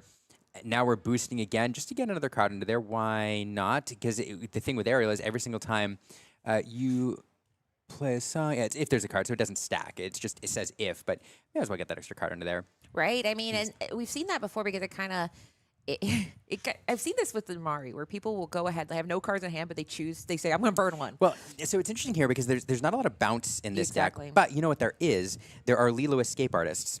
And so when this is banished, it is a sneaky way to perhaps put cards in your discard pile, which you want to recur later, the Lilo being one of them. That's so funny. I'll find you, Lilo, one way or the other. And honestly, what a better way to do it with Nani on board. She's like, you're on next. Where are you? But I do think that, as someone pointed out, Honda Civic is obviously the best car, which is why Mitchell brought this deck today. Because, listen, you can slap it and say, this baby's got so much reliable. comeback. It's got so much comeback in it. And Genie was a good start to that comeback, right? Because Genie is evasive. Sky has no evasives in his deck. He has gone through 3. He hurled his Thunderbolt, so that means he has 1 left and 4 strengths. But this Genie will very, very likely get at least 1 quest out. You just need to stay in the game. But Sky is up to 9 lore. Yeah, it's really putting the pressure on here. Those aerials just so good. Not only the card draw, but questing for 2, 4 in total. And here comes that Demona. You could tell he was going for it, inking every single turn. Sometimes cards that you think he might want, but really wanting to get that high stat line on the board, recharge his hand. And now it just looks like nothing to be done. Mitchell says, I can't deal with it. It is too much, even with what I dropped the Demona. So we are in short order going on to game 2. That is one of the faster. So these finals, all of these matches, we've had a lot of control decks in this meta. And I said that like one thing that was missing from our top 16 was a true aggro deck. But all of these decks can behave aggressively. Watch out. And I say that because the dogs really changed how everybody performs, because dogs is both a aggro and a control and a combo deck. And all the other decks, even though dogs is only 9 to 18% of the meta, everybody has to tech for it. And as a result, all these decks can flex in both directions. Mitchell can be more aggressive, but as we saw, Sky can be more control. And that was the story of game 1. And I have not seen a very as fast of a game 1 ever, probably. No, I mean, it's just hard to overcome. Thunderbolt after Thunderbolt after Thunderbolt. And Mitchell had the cards he needed to both stay in the game and to do some control. That Lexington was fantastic. Getting that Yzma on the board would have done some work. But every single time, Sky, with both the singers on board and the songs at the same time, and then the aerials to boot, giving him numerous cards off each song. So it just is, it's a lot. And you can really see, I understand why you referred to this as a Steel Song deck, and it truly is when you see that song synergy. Not as many songs as the OG Steel Song decks, which used to run in the range of 18 to 19. This one running 13, I think you said? 14. 14, so that's getting close. But it's the song synergies. It's the singers. It's the aerials, which benefit from songs being played, which work together to make this, I think the new Steel Song. So I'll agree with you there. And I mean, somebody in the chat pointed out, T Overflow said, Ariel is such a good card. She was just waiting for good songs. And that's such a good point. There's so many cards that get printed, and people say it's not yet. You hear that a lot with, like, if you watch podcasts about Disney Lorcanos, people say, it's not there yet. And you're like, what do you mean not there yet? Do you mean this meta? And usually they mean, we don't have the cards to make it good. And there we go. He is going first, but he draws into 2 Christopher Robins. We have a Calhoun, a Genie, experienced researcher. So he's saying, listen, I am going first in this game. I didn't get to go first, but I am going first last time. He sends all but one. All but one? Thinking about it. Where's the draw pile? Where's the keep pile? I can't imagine he's keeping 2 Christopher Robins, right? Maybe. Well, I mean, it is a fight. No, I don't know. Not on the play. No, so I can't imagine a world, and this is scary, because you look at your hand, you go, It could be better. It could be worse. So now is the Yeah. time to see. I do the same thing he does. I keep it down. I'm like, this is future me. I'm going to shuffle. Sky, on the other hand, is finishing his altar. He is looking to follow a little bit of script. He knows this is open deck list, very, very open at this point. So Sky didn't play Grandmother Willow in last game, and it could be possibly because he favored the song line, but it also could be because Mitchell said, I literally fired the cannon, probably for one card in the entire meta. It's here to blow up Willows. And yeah, Mitchell shifting everything leads me to believe like he really wants a 1-drop, but he also looking for that strength that would feel pretty good. You do run the risk of it getting Mowgli'd early, but I mean, you'd love to find it to regain some tempo in the mid game. So Sky, I didn't see how much he shifted. I didn't because I was so it's always fascinating when you see someone send back so many cards because they are truly hoping that they don't get in an inkability situation. I already see some uninkables, and that it can be devastating because in the deck you usually have a certain amount of, and there we go. No turn 1. This is second worst case scenario. Second worst case scenario is no 2-drop, but no 1-drop is bad because of the 1, 2, 3 strength on 4. It's not that crazy of a play line. It's just the one that's most stable. So if Sky can take advantage of this moment right here. Now that being said, next turn, okay, Sky doesn't have one either, but Mitchell could. I was gonna say get rid of his 1-drop, but there's none. But that was probably nice for Sky. He was probably a little nervous. And now there we drawing go. into the 1-drop, unless he had it and chose not to play it, drawing into that Obedient Raven or Inkable is a problem.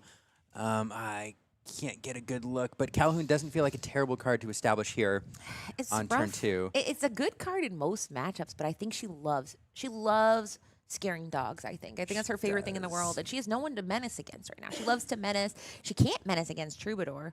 I don't know. I think I see Troubadour in the middle there. It's tough to say. Listen, me and Liam actually have degrees in recognizing cards from a strange angle. It was a Troubadour. He's debating this. This is tricky because Troubadour telegraphs. He might have songs, but she doesn't have Mowgli, so don't worry about it. I just remembered that was the last game. But it does actually still telegraph what might be coming. In this case, he is asking, how many cards in hand, where are we at? He's just debating what direction do you want to take it because Amber Steel Song is known for being a very decision-heavy deck. It is a deck where it's not very 1, 2, 3 strength. It is very, okay, manage my resources. I don't have infinite songs. I gotta take as much advantage as I can. And I do think there is that Mowgli there. That debate has been settled, and Mitchell going to reveal his hand. So far, it's character. That one non-character card, Fire the Cannon, is probably in there for the Willow. You hate to lose it, but it doesn't feel super awful. Like it's probably not going to do a ton of work at this point. It is uninkable, so not the worst thing in the world to lose it. If it was inkable, I think that would feel a lot worse. But certainly, anytime you manage to get a card out of your opponent's hand, that is good. And we can see, like in his hand, not a lot of options on turn 2. It was the Calhoun. And now really working toward, hoping he has some time to work towards some of these later game cards. But establishing a cat always feels good on 3. Now it's over to Sky to respond. Yeah, and one thing I'll mention, I see his teammate of Sky, Luke Wonderland, mentioning putting Della's in the deck. Della's has been something that's paired with Under the Sea, but Under the Sea is not happening. Everybody calm down. We're not going under there. But Della was added for 3 solid reasons. She draws a card. She's a song, which can help draw a card. But the 4th is she lowers strength by 2. Chief Powhatan has been so important in almost every matchup we've seen, either draining resources or stopping players from getting where they might want to get in challenges. And if you go ahead and you have something like, let's say, a Calhoun, where you're like, I think she might be able to get there. If you lower it, you are lowering the damage that the Cheshire Cat is able to get. You are lowering the amount that they can go in, and you drew a card. So it's kind of like a no downsize card. So I can see why he added 2 in the package of songs. Yeah, it also is a great anti-illusion card, which may present itself in this matchup, but this one's not running heavy illusions, so probably doesn't come to bear here. Heavy illusions. I like that term. Heavy illusions. But now 2 Grandmother Willows being established. That is this deck's form of ramp, so and now able to reduce a character by 2. When he plays it on his turn, so giving himself a little extra resources there. Mitchell now in turn 4. It is the Genie turn. It's also the Angel turn. Genie, it is Genie. Genie being flung across the board to blast a Willow there. Angel doing immediate work, and then opening up the Calhoun and the Cheshire Cat 2A quest. Now, he does have 1 card in hand. Angel has that ability. If you have no cards, which might happen soon, we don't know. But if it does, you can have 2 resist on her. I will say that I was kind of hoping Angel would discard a Fire the Cannon to deal 2 damage. That would have been quite fun. But no, in this case, we had to get rid of that Mowgli, and she just had to go ahead and discard a Genie, which feels probably not great. He needs to draw cards. Angel needs cards. That being said, we also need to have damage for Cheshire Cat, but Sky has not presented anybody on the board that is able to hold damage yet. However, we see 2 aerials, an angel, a Moody, and a 4th or 5th mysterious card. So he is able to come back. He has 5 cards, Mitchell has 1, and that itself is a story. That is true. I really want to know what that one card is. It makes all the difference. If it's a dock, it would feel really good. Yeah, so many permutations there. Sky, though, it is worth noting, this is untimed, so both players free to take as much time as they want to think through these lines. And these, again, in some of these decks, and in this deck in particular, there are some big brain lines, plenty of options, plenty of variance. Yeah, So, and a lot on the line. I mean, they are playing. The first place winner of this tournament is $7,000. That's the largest first prize in any tournament, cash tournament I have seen. And that is because this is, as we've seen, whoever wins this tournament, everybody will say, oh, what won Charlie's? And so this deck, it's interesting because both players had to adapt to the meta, right? I mean, Sky's teammate Sailor shaped the meta by winning Inking last weekend. He said dogs are the best. I don't have Chromacons, and everybody had to either agree or disagree with that. Now, and then nobody brought dogs into this. Well, 11% brought dogs in, but I don't know. Yeah. I see Zan Syed over in Ghent playing in the finals with dogs. So I mean, the dogs are having their day in some way or another, and it's fascinating. I love seeing the meta adapt. Here we're going to go ahead and start the party. He has to ink that angel because inking is going to be how he stays in the. I think he's valuing boosting the aerial and playing the Akud next turn and getting that card draw. In this case, Mowgli will sing. We don't see that. And there we go. That's the thing I said. You go ahead and you lower the strength. You have the ability, you get the synergy with Ariel. And then now Calhoun can only strike for 1. Yeah, and that Mowgli seems like Calhoun food in usual scenarios, especially when Mitchell's looking to race. Would love to get that too, while banishing a character. But yeah, not able to do it here, so fun to see.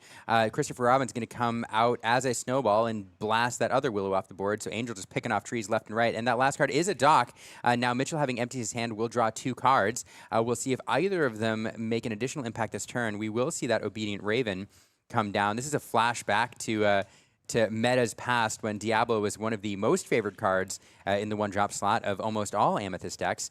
A card that is kind of innocuous on its own, but when it's banished, it does replace itself. So serves as a 1 lore quester every single turn, or a target for strength boost in some other scenarios, but is going to quest every turn until Sky does something about it, and thereby drawing Mitchell a card. So this is cool. Yeah. Now, Go ahead. Oh, I was going to say, the one thing about Diablo, though, in terms of using it in that way, is it does present a risk when used with Angel, because oftentimes you keep your hands low to keep Angel with that resist too.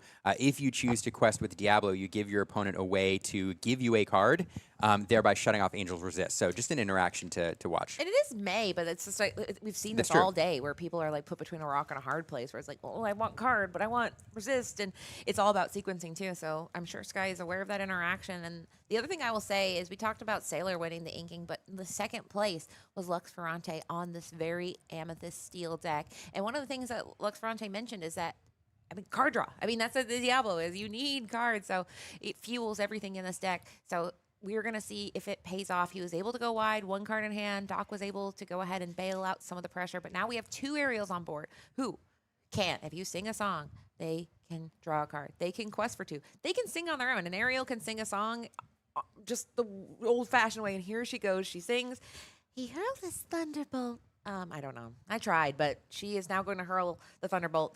It's pick your person here, right? Because he went ahead with Cheshire Cat, but there's advantages to all 3. But Cheshire Cat, I think, could be the most menacing to do repetitive effects, and it had a pretty good stat line too. The widest stat line of the cards on board. And this is the second game in a row we've seen 2 boosted aerials on the board paired with these songs, and it feels really, really bad if you're playing against it. We are going to fire the cannons here and a snowball to remove one of those aerials. Again, 2 resources to deal with 1 card feels pretty bad. And now I think we're going to get some challenges here. We have emptied the hand, which is one of the reasons you do that. Angel coming in with that resist coming to play, and it's going to be finished off by that Doc going to the discard pile, and now Diablo and Calhoun going on a quest, sending Mitchell up to 7. So dealt with that board in short order pretty efficiently, and now Sky having to rebuild. Yeah, and the good news is Sky has a bigger hand cards in hand than Mitchell. I don't think Mitchell has any cards. So it's kind of those things of that's why these mid-range decks can survive is because they don't have to win quickly. They just have to stay. And there is Nani is able to call in a few friends here. She loves finding Doc. That's actually one of her favorite targets, but there's other ones too. I don't know if he needs Doc with the hand size he has currently. He does opt to keep the Doc because a Doc in the hand is worth 2 in the draw pile, and now he has it for whatever play lane he chooses to do. If he goes to the Angel line where he gets to the point where he wants to discard cards, get the resist, play the Doc on next turn, he now has that available to him. But he also has 3 ink available to him, so he's probably going to go a little bit wider and keep the pressure on Mitchell, who is up to 7 lore, but doesn't have a huge presence currently. That's true. Likely to get another quest out, though. Probably go close to 10. And now, yeah, Sky thinking, what do I drop to threaten these things next turn? I don't have didn't get a good look at his hand. We are going to establish an Angel.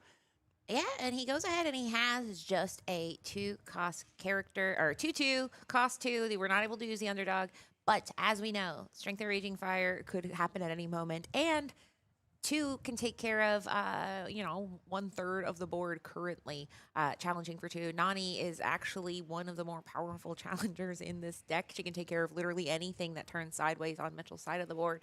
So it's enough to just add that pressure, but we will go ahead and discard an else because we don't have enough ink to do it. We have to use her as Fire the Cannon, which is devastating because she is a great card. She's got evasive. Yeah, that feels really bad. I mean, you'd love to play that card, but having to wait a whole turn to establish her, instead choosing the board control, wanting to get that Singer off the board, that extra card which can fuel strength, and really prioritizing keeping his current characters safe. Also needs to keep that Angel with resist. That's part of the calculus here is I could save this and play it next turn, but my Angel is really vulnerable, and instead I want to quest, get that 2 lore, and keep her kind of immune from being banished. It has to feel rough, though, to know that there is a certain top end of his deck that he cannot play if he draws it. Elsa, Hades, Demona. If he draws it, he cannot ink and play it. So it's got to feel bad because those are how you win these longer games, is those top answers. So he is just waiting on a miracle, in the words of Maribel. And it's not, he's at 9, right? So, I mean, that's like we said, this deck can turn on a dime. Amethyst Steel can get back in very quickly. But Sky is hoping to make that light at the end of the tunnel get dimmer as far as what cards can get him out. But Doc is always ready. He always is an option. Yeah, Sky here thinking about it and then deciding to sing Akut Mundi. We're going to draw a card off the aerial. I think part of the calculus there, he's doing the math and thinking through, if I give that challenge opening to Calhoun, her running in, she will banish herself, but getting the extra lore out of it, what does that do to the clock, and does that bother me? Would I rather have the card out of this? And it seems like he would. Not finding... Oh, okay, great. There's a Chief Powhatan into that line. Not completely shut down. That Calhoun will be able to challenge in with a Snowball from Angel, but that would be the top deck dealing with that as well. Right. And it's just, yeah, this is where Angel can feel a little rough. Yeah, because it's constantly making you make a little, just really rough decisions, right? Because, I mean, every card he draws, it could be 2 damage. You could play it, assuming it costs 4 or less. Now, it could be Genie, it could be Doc, and those would be fine. But it also could be another Diablo, which actually wouldn't be so bad. But it could be Captain Hook. There's lots of really bad things it could be. So he says, go ahead and draw one right now. It's fine. He's doing, like you said, the calculus, both 1 and 2. He now has 2 cards in hand, which everything just opened up a little bit wider. So that was a very careful calculation, because now he has the ability to use the Angel's Effect. He might have the ability to ink. He's looking at those cards and saying, what can I do to get as much value out of those two simple cards? And it looks like we got the Diablo and a Strength. Oh, no. Ooh, not ideal. It's something. Is he going to pay? Okay. Okay. So that is the only way you could deal with that aerial without challenging. He discarded a Diablo off the Angel, but before he did that, he played full cost for the action of Strength of Raging File to deal just 2 damage. But 2 + 2 is 4, and that's enough to get rid of the aerial card draw synergy. Yeah, again, Mitchell's just like 1 card behind here, and we got rid of a card that drew Sky extra cards every turn. We're going to get another one here, and had insult to injury that. That card, his Hurtless Thunderbolt, just enough to get over the resist, and then insult to injury. Sky's going to follow up with a Doc, which I believe empty hand, yeah, into 2 cards. So, oh my goodness, it's just probably a textbook perfect turn here. Now, Mitchell hoping that his Yzma survives this turn, needs that extra card draw. But Sky's going to have a chance to find a couple cards here, questing with that Stitch, who sees 2 other characters on board and will draw him a card. And he is very quickly exerting 4 here. We have the aerial, we can boost. Does he have another song to draw 1 more card? He has plenty of singers on the board. Oh, Wow. my goodness. And that is why Steel can be absolutely terrible. And he drew another dog.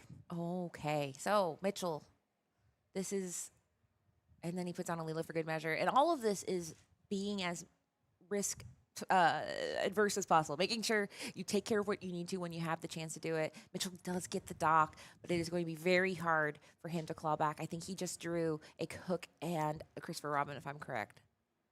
Yeah, and oh my goodness, this Chief Powhatan showcasing in this scenario why it's good. It's been guarding those other cards all game, and that's it. That's the handshake. It.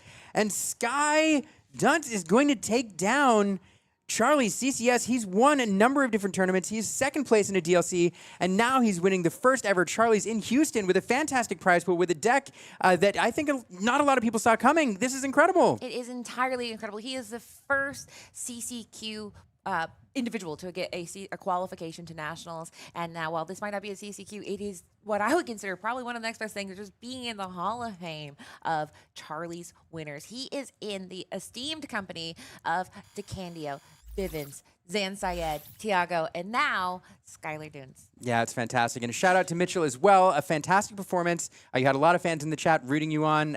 Very, very good. It takes a lot of skill to travel all the way through the Swiss rounds, through the very, very talented top cut bracket, all the way to the finals, but running into kind of a buzzsaw there with Sky's deck. So shout out to both players. Well done. But again, congratulations to Skylar for bringing in a deck, which, again, not a lot of people brought in, but it's been kind of on the fringes. It did well, as you pointed out, up at Ink Inc. last weekend, and Skylar identifying that this is the deck for the moment and taking it to the finals. And I've mentioned it when we were casting, which we've been casting for 2 days, but I mentioned it at some point that people say it's not ready yet. And this was a deck that wasn't ready yet. And the things that really powered it through is we had the Akuda Amuni, we had the Angel, and we had Chief Powhatan. Chief Powhatan did a lot there. We saw he's kind of a trap, right? Because if you ignore him, he's a problem. If you deal with him, he's a problem. So I think it was very, very, very, very exciting to see. It is the recursion of McValue. We called him McValue. We will allow it. You can call what you want when you are the winner. And yeah, so now we can say, guys, Amethyst? Oh no, I have to buy him a $25 gift card to Chipotle. Oh, you did say that. All right, well, I'll buy him that. You could just buy him Chipotle. I also. could buy him 25. I think I have bought him $25 worth of Chipotle over time. So yeah, but I don't know if I think it doesn't count. It doesn't. I will get sued, and I cannot be sued. I cannot handle it. We need to see a $25. But he did it. I imagine it was the $25,000. Maybe the being qualified for the Charlie's Invitational coming up in August. Maybe the top prize of a $25,000 tournament. But Chipotle's nice. Chipotle is nice. Yeah. So, I mean, I'm wondering if we're going to go ahead and do an interview. I'm going to go grab him. Do you want to go ahead and interview him if I can get him? Sure. Okay. Sure. That sounds great. I'll go find him. You talk. Yeah, no, I am going to. I'll one more time for the folks who are here. I'm going to walk through just a couple things. I do want to show you the breakdown of the meta on, let's see. Sorry, I'm messing up production here. All right, I'll let you do it. So I do want to show you the meta breakdown all day one more time. If you just got here, this is what people showed up with in the tournament. Now let's do, that one. The one we just had. No, the bottom one. Yep. Yeah.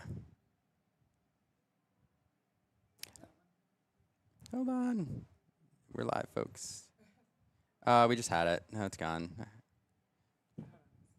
Yeah. Yeah, there it is. All right. There we go. All right, we are live, folks. So I do want to show you, this is what the tournament breakdown looked like on the first day. People bringing in Amethyst Steel, and we did see it rise all the way up to the finals. Blurple coming in second. Dogs have been barking quite a bit, but only coming in at 11%. Sapphire Steel and Emerald Sapphire rounding out the top 5. But look all the way on the right, all the way near the bottom, Amber Steel representing 3% of the meta. Just 6 players looking at that color combo, looking at Ink Inc. last weekend, knowing what Diego Saz knows as he went over to compete in Europe and saying, I think Amber Steel is the deck for the moment. I think I can pilot it into the top, and Sky was one of them with this build. Now, the interesting thing about Amber Steel in the meta right now is there are a variety of different builds. There's some people taking it more aggressive, and there's some people taking it more mid-range with this Song build, and Sky bringing in this Song package. So really, really fascinating to take a look at this build. If you haven't seen it, you have seen it in action, and definitely take a look.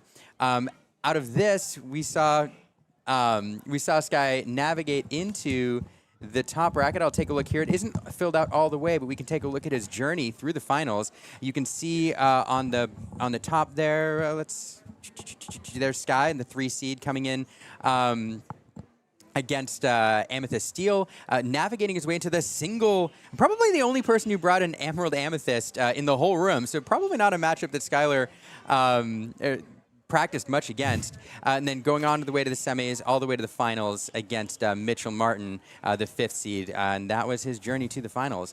But I'm excited to announce that in the booth here, we're going to get to talk to Sky right now. Sky, how you doing? I'm great. Feel good. You're great. You just feel good. That's it. You're just great. Yeah, I mean, last 2 rounds went pretty flawlessly for me.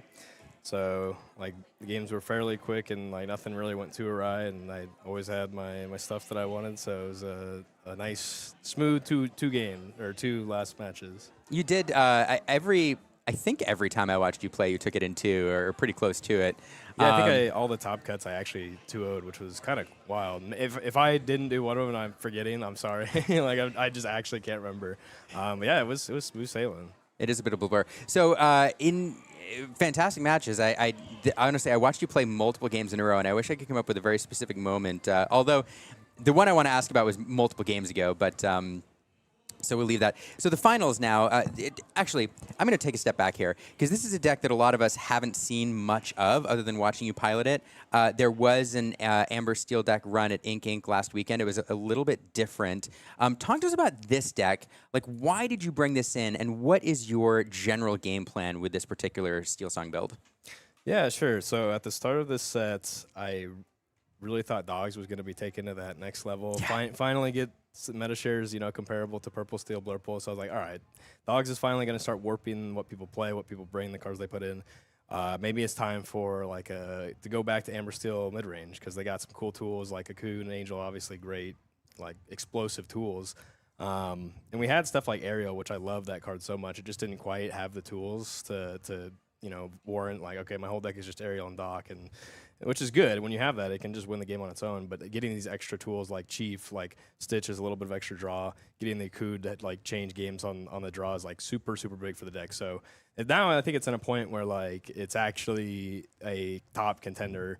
Going into this event, I didn't have as much practice as I would normally have with a deck that I want to play. So I was not exactly sure what I was afraid of, but I knew that the top 3 decks, Purple Steel, Blurple, and Dogs, all felt good. Actually favored. It doesn't crush anything per se, because you crushing them depends on if you have your crazy, removal every turn, draw a card every turn type stuff. But it could have the tools too, which is a good thing to have. Even if it's just going second, playing an Angel and threatening a Cood, is a super nice benefit to have. So all that stuff put in, the deck got super efficient, and the Chief, I think, was a big one that kind of filled in the gaps of some of the weaknesses. Purple Steel used to be a kind of a tough matchup because of how much draw. They're kind of doing the same thing, right? But they have a lot of efficient draw. All of a sudden, Chief is 2 for 1 and 3 for 1, and just guaranteeing you a Singer right when you need it the next turn, which is everything that Purple Steel could exploit. So yeah, the deck is in a good spot now. It seems really good, and again, I'm not saying you had it easy the whole way through, and I'm not saying that there weren't some challenges, but it did seem like so sometimes when you have these decks which are not, I would say, not super popular, or they're not big meta shares and people bring them in, they have lucky days and they have moments where they kind of just hit good matchups and cruise all the way through. But I saw you play some very, very good players, and it always felt like you had things kind of under control. And so it does strike me that this deck does feel really good right now, and I'm surprised more people aren't running it. Yeah, one thing I like a lot about this deck is that you have lines on the play or the draw to beat any of the top 3 decks. As long as you do your thing, you can still beat this. It's not you're not at the mercy of them per se. Granted, you're not always going to have those, couple card combos that get you there, but on the draw, having that option is a very good just go for it, right? If you can like it's never good to just barely lose against Blurple on the draw every time. Like you're probably gonna do it because it's a consistent deck, right? So not playing for bricking and having a plan while on the draw is like a big thing. Yeah. Yeah, it's interesting. And so as I looked at the deck, there's some cards that really impressed me throughout the weekend. Some cards which, to be quite honest, when I saw them revealed, I was like, oh, that's kind of cool. But and Akud is one of them. Akud did incredible work for you throughout the weekend, and even in later turns, it's really, really good when you hit it early with that Singer. But even in later turns, it always seemed like you found a way to turn it to your advantage. And it's one of the keys to kind of making this deck go. Not only does it give you that ramp, but it also serves as a Singer fuel for the aerials and gives you that, that, I don't want to say critical mass, but that important number of songs to make aerial worth it. Akud seemed great. Chief seemed great. Which card kind of overperformed for you this weekend, or were you even more impressed with than you were coming in? That's tough to say. I mean, I think Chief performed the best and overperformed, but like one that people probably don't think about too often, or if I they did were to not build it, until play this this. Della's Moon Lullaby was like a great card. Like you said, you want more songs. 12 songs is a good amount for aerial, but having a couple extra cheap inkable ones is great, especially when we play plenty of 2 costs that we don't have that Singer 4 that can still sing it, like Grandma, Mowgli, Lilo, Doc. All these things can just sing it. It's a great answer to Vanish. If Purple Steel ever has to play a Cobra and you have that, or even a Palace Guard, just getting that is pretty big. So having that was really nice. And what happens with this deck a lot of times is you do a curve, you play a Chief, and then if you have Adela, you can make it so they can't even double hit. They're going to have to do some shenanigans with a strength plus a +1. So the Chief can just be like immortal, and like you can just say, all right, I play my Della, I trigger my aerial, make my Chief for sure guaranteed to live next turn, so that means my aerial lives next turn. And then if you have another song the following turn, then it's just really snowballs, because then it's probably a removal spell, and then you can kind of keep going. If Snowball was an angel pun, I'm here for it. It was not, but that card was great too. Against Dogs, it's a critical piece. Playing a turn 2 angel or turn 3 is really important. One of my favorite curves was versus Dogs. If you're going first, you play a let me think. Sorry. Tree on 2. I was trying to think, because you could do the same thing with a Code also, but I guess you can't. No, you play Troubadour, and then you sing a Cood, play a Snowboarding Stitch, and then next turn you can just play a Angel, and quest with the Stitch, so you get a card and start just snowballing every turn. So if you're going first, that's almost unbeatable against Dogs, because you have a big Stitch that's drawing you cards. You have an Angel that's also big, and it's going to keep snowballing every turn. And then there's also like some fun lines that are a little bit, probably people don't know, like expect it coming or see it coming. One of my favorites is you play a Troubadour on turn 2, and then turn 3 you sing a Cood, play a Grandma Willow for free, and then play a Chief, because you get the 1 discount and you have 3 ink, and that's really strong. That's like the type of stuff you want to look against Purple Steel, because you got your Singer that's guaranteed with the Chief. Even if they get through it, like you got, you still have your Troubadour to sing. So, and if they don't deal with your stuff, you can, if you have like the aerial, next turn you can aerial boost, then sing your removal, and it's like super good. So that's like my favorite sleeper line is the Akud into tree into 4-cost character on turn 3. That's wild. Yeah, there's the thing about this deck to me is it sneaks up on you. It doesn't have, other than like that line where you drop like a Stitch or a Chief on like a really, really early turn. I don't know. It just feels like all of a sudden you blink, and before you know it, there are like 8 characters on your side of the board, and you're like, wow, how did this happen? For a deck that like doesn't play very many 1-drops, it only plays Mulan, and then the Angel's like half a 1-drop because it's going second. It feels like you get the board like fills up quick, right? Because you have like your Singer turn on 2, then you play like a 1 character in the next turn, and then the next turn's typically your double spell with like a Nani plus something. And then you play one more 1 character, and it's like, all right, that's all I need for strength. They're all like very secure characters, like they can't really interact with them too much. So like I'd say the most important thing is if you need to remove something a lot of times on the draw, if you get one Zeus, you're fine. You can build up the rest of the game. Your board is going to be enough for a strength to take out anything. So if you can get one Zeus, that's good. Yeah, and one game you had 3 Zeuses right in a row. That was crazy. It felt mean, just this quiver full of thunderbolts, just blasting things. Yeah, two is like, okay, 2 can be very, very crushing, and then the third is like, okay, that's when it can be bricky, but luckily it was off the draws, so. Yeah, it was pretty wild. I mean, I could talk to you about this deck all day, and I'm sure plenty of people are going to want to as well throughout the next couple of weeks. And you do some content, and so you're probably going to talk about it a little bit more. Yeah, I'll make some stuff for sure. I love Amber Steel is like my favorite deck to talk about. Know. That's how you got famous. So. Like, I'm very glad to be playing it back. Before rotation, I called it McValue was my favorite deck, and we're finally back to where we can start playing mid-range Amber Steel, which is fun. Well, if anybody was going to crack it, it was you. So I'm really excited for your guides and whatever else to come out, so I can get smarter on it, because I think we're going to see a lot more of it in the next few weeks, and it could be a deck that sticks around for a little while longer, especially if it gets a couple more tools in Wild Unknown.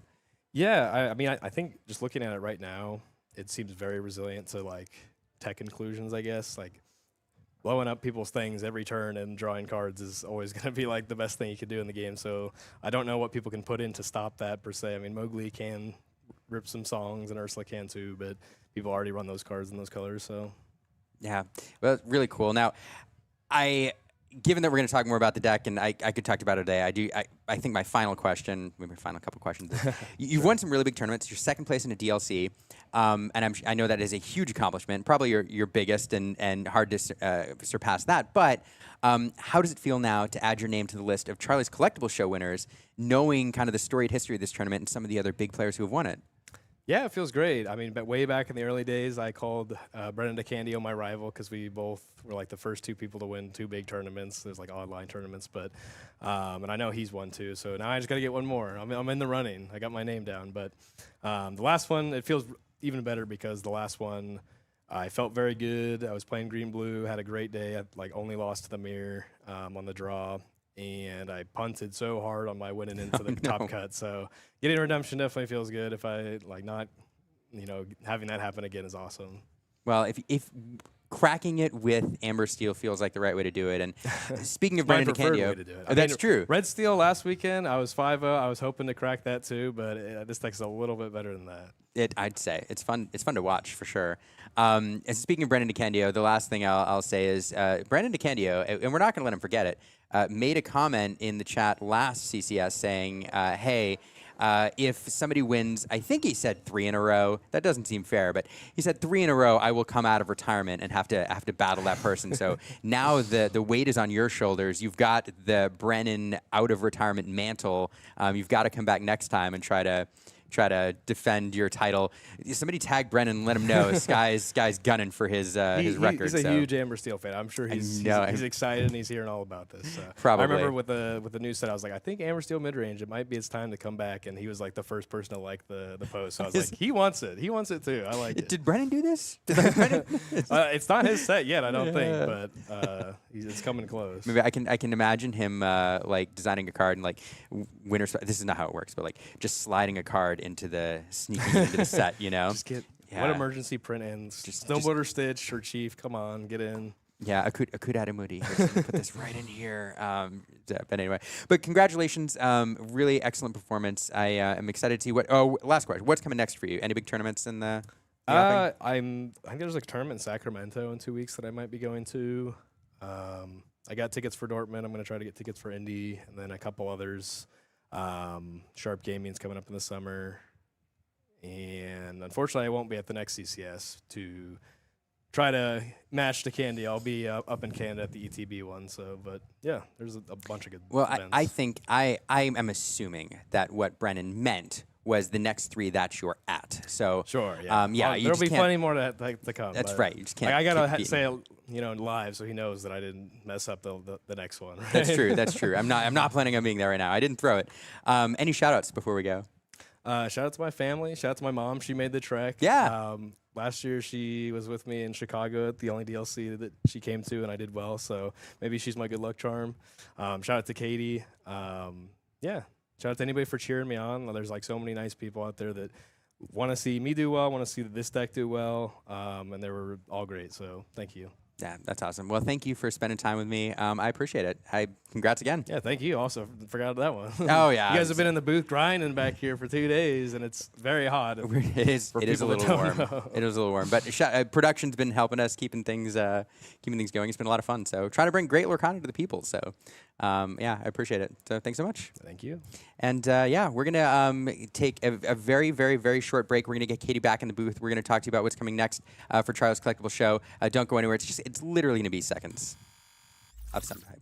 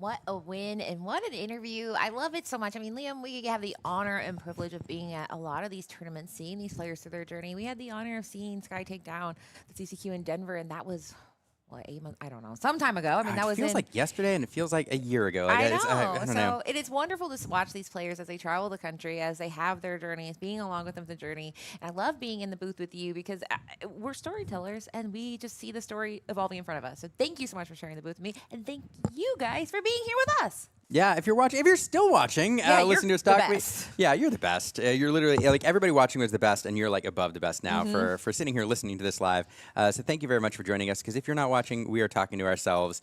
And shout out to anybody who watched. If you're watching this later, shout out to anybody who watched this weekend. Because I know all of you had both phones up. You should be watching Ghent.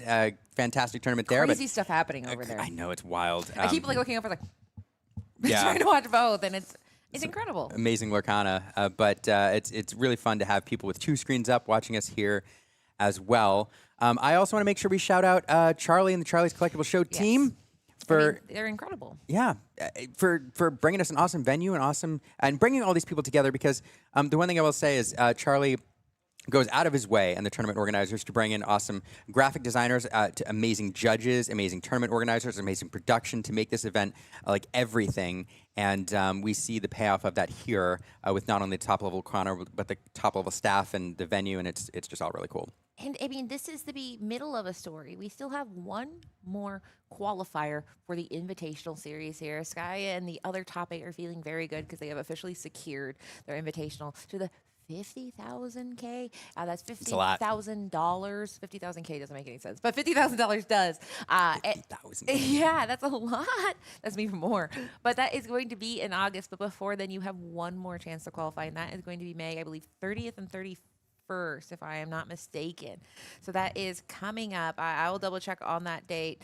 Yes, it is May 30th and 30th. Wow, look at me. I'm good, guys. So that is going to be in May. You can go ahead and RSVP if you go to ccs-houston.com/events.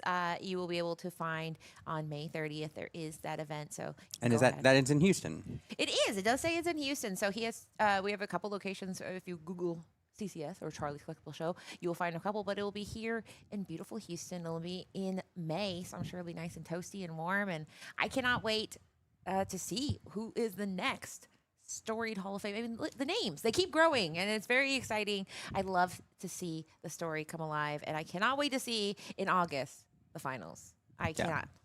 Yeah, going to be very, very cool. It's going to be warm in Texas. It's going to be cool, though, to see all these folks down here again battling it out. And we're going to see if, we're not going to see if Sky defends his title because there'll be another event going on that weekend. But we're going to see some top-tier Lorcana here, as we always do in Charlie. So appreciate everyone watching. Appreciate the staff. Appreciate you. Appreciate the judges. Appreciate 20 Lore Pro for the amazing productions. And likewise, Katie, I appreciate you getting to spend the weekend with you here. With that, do we have anything else to close this out?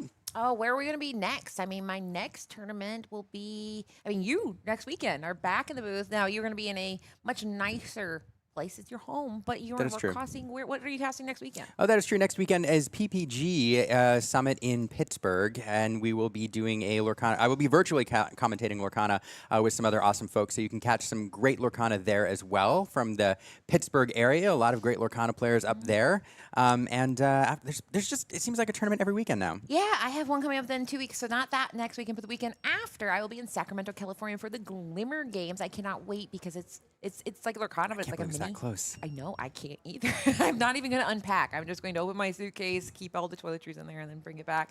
But I will be there, and I cannot wait to be doing that event. And California will be a little bit cooler, which I'm quite excited about.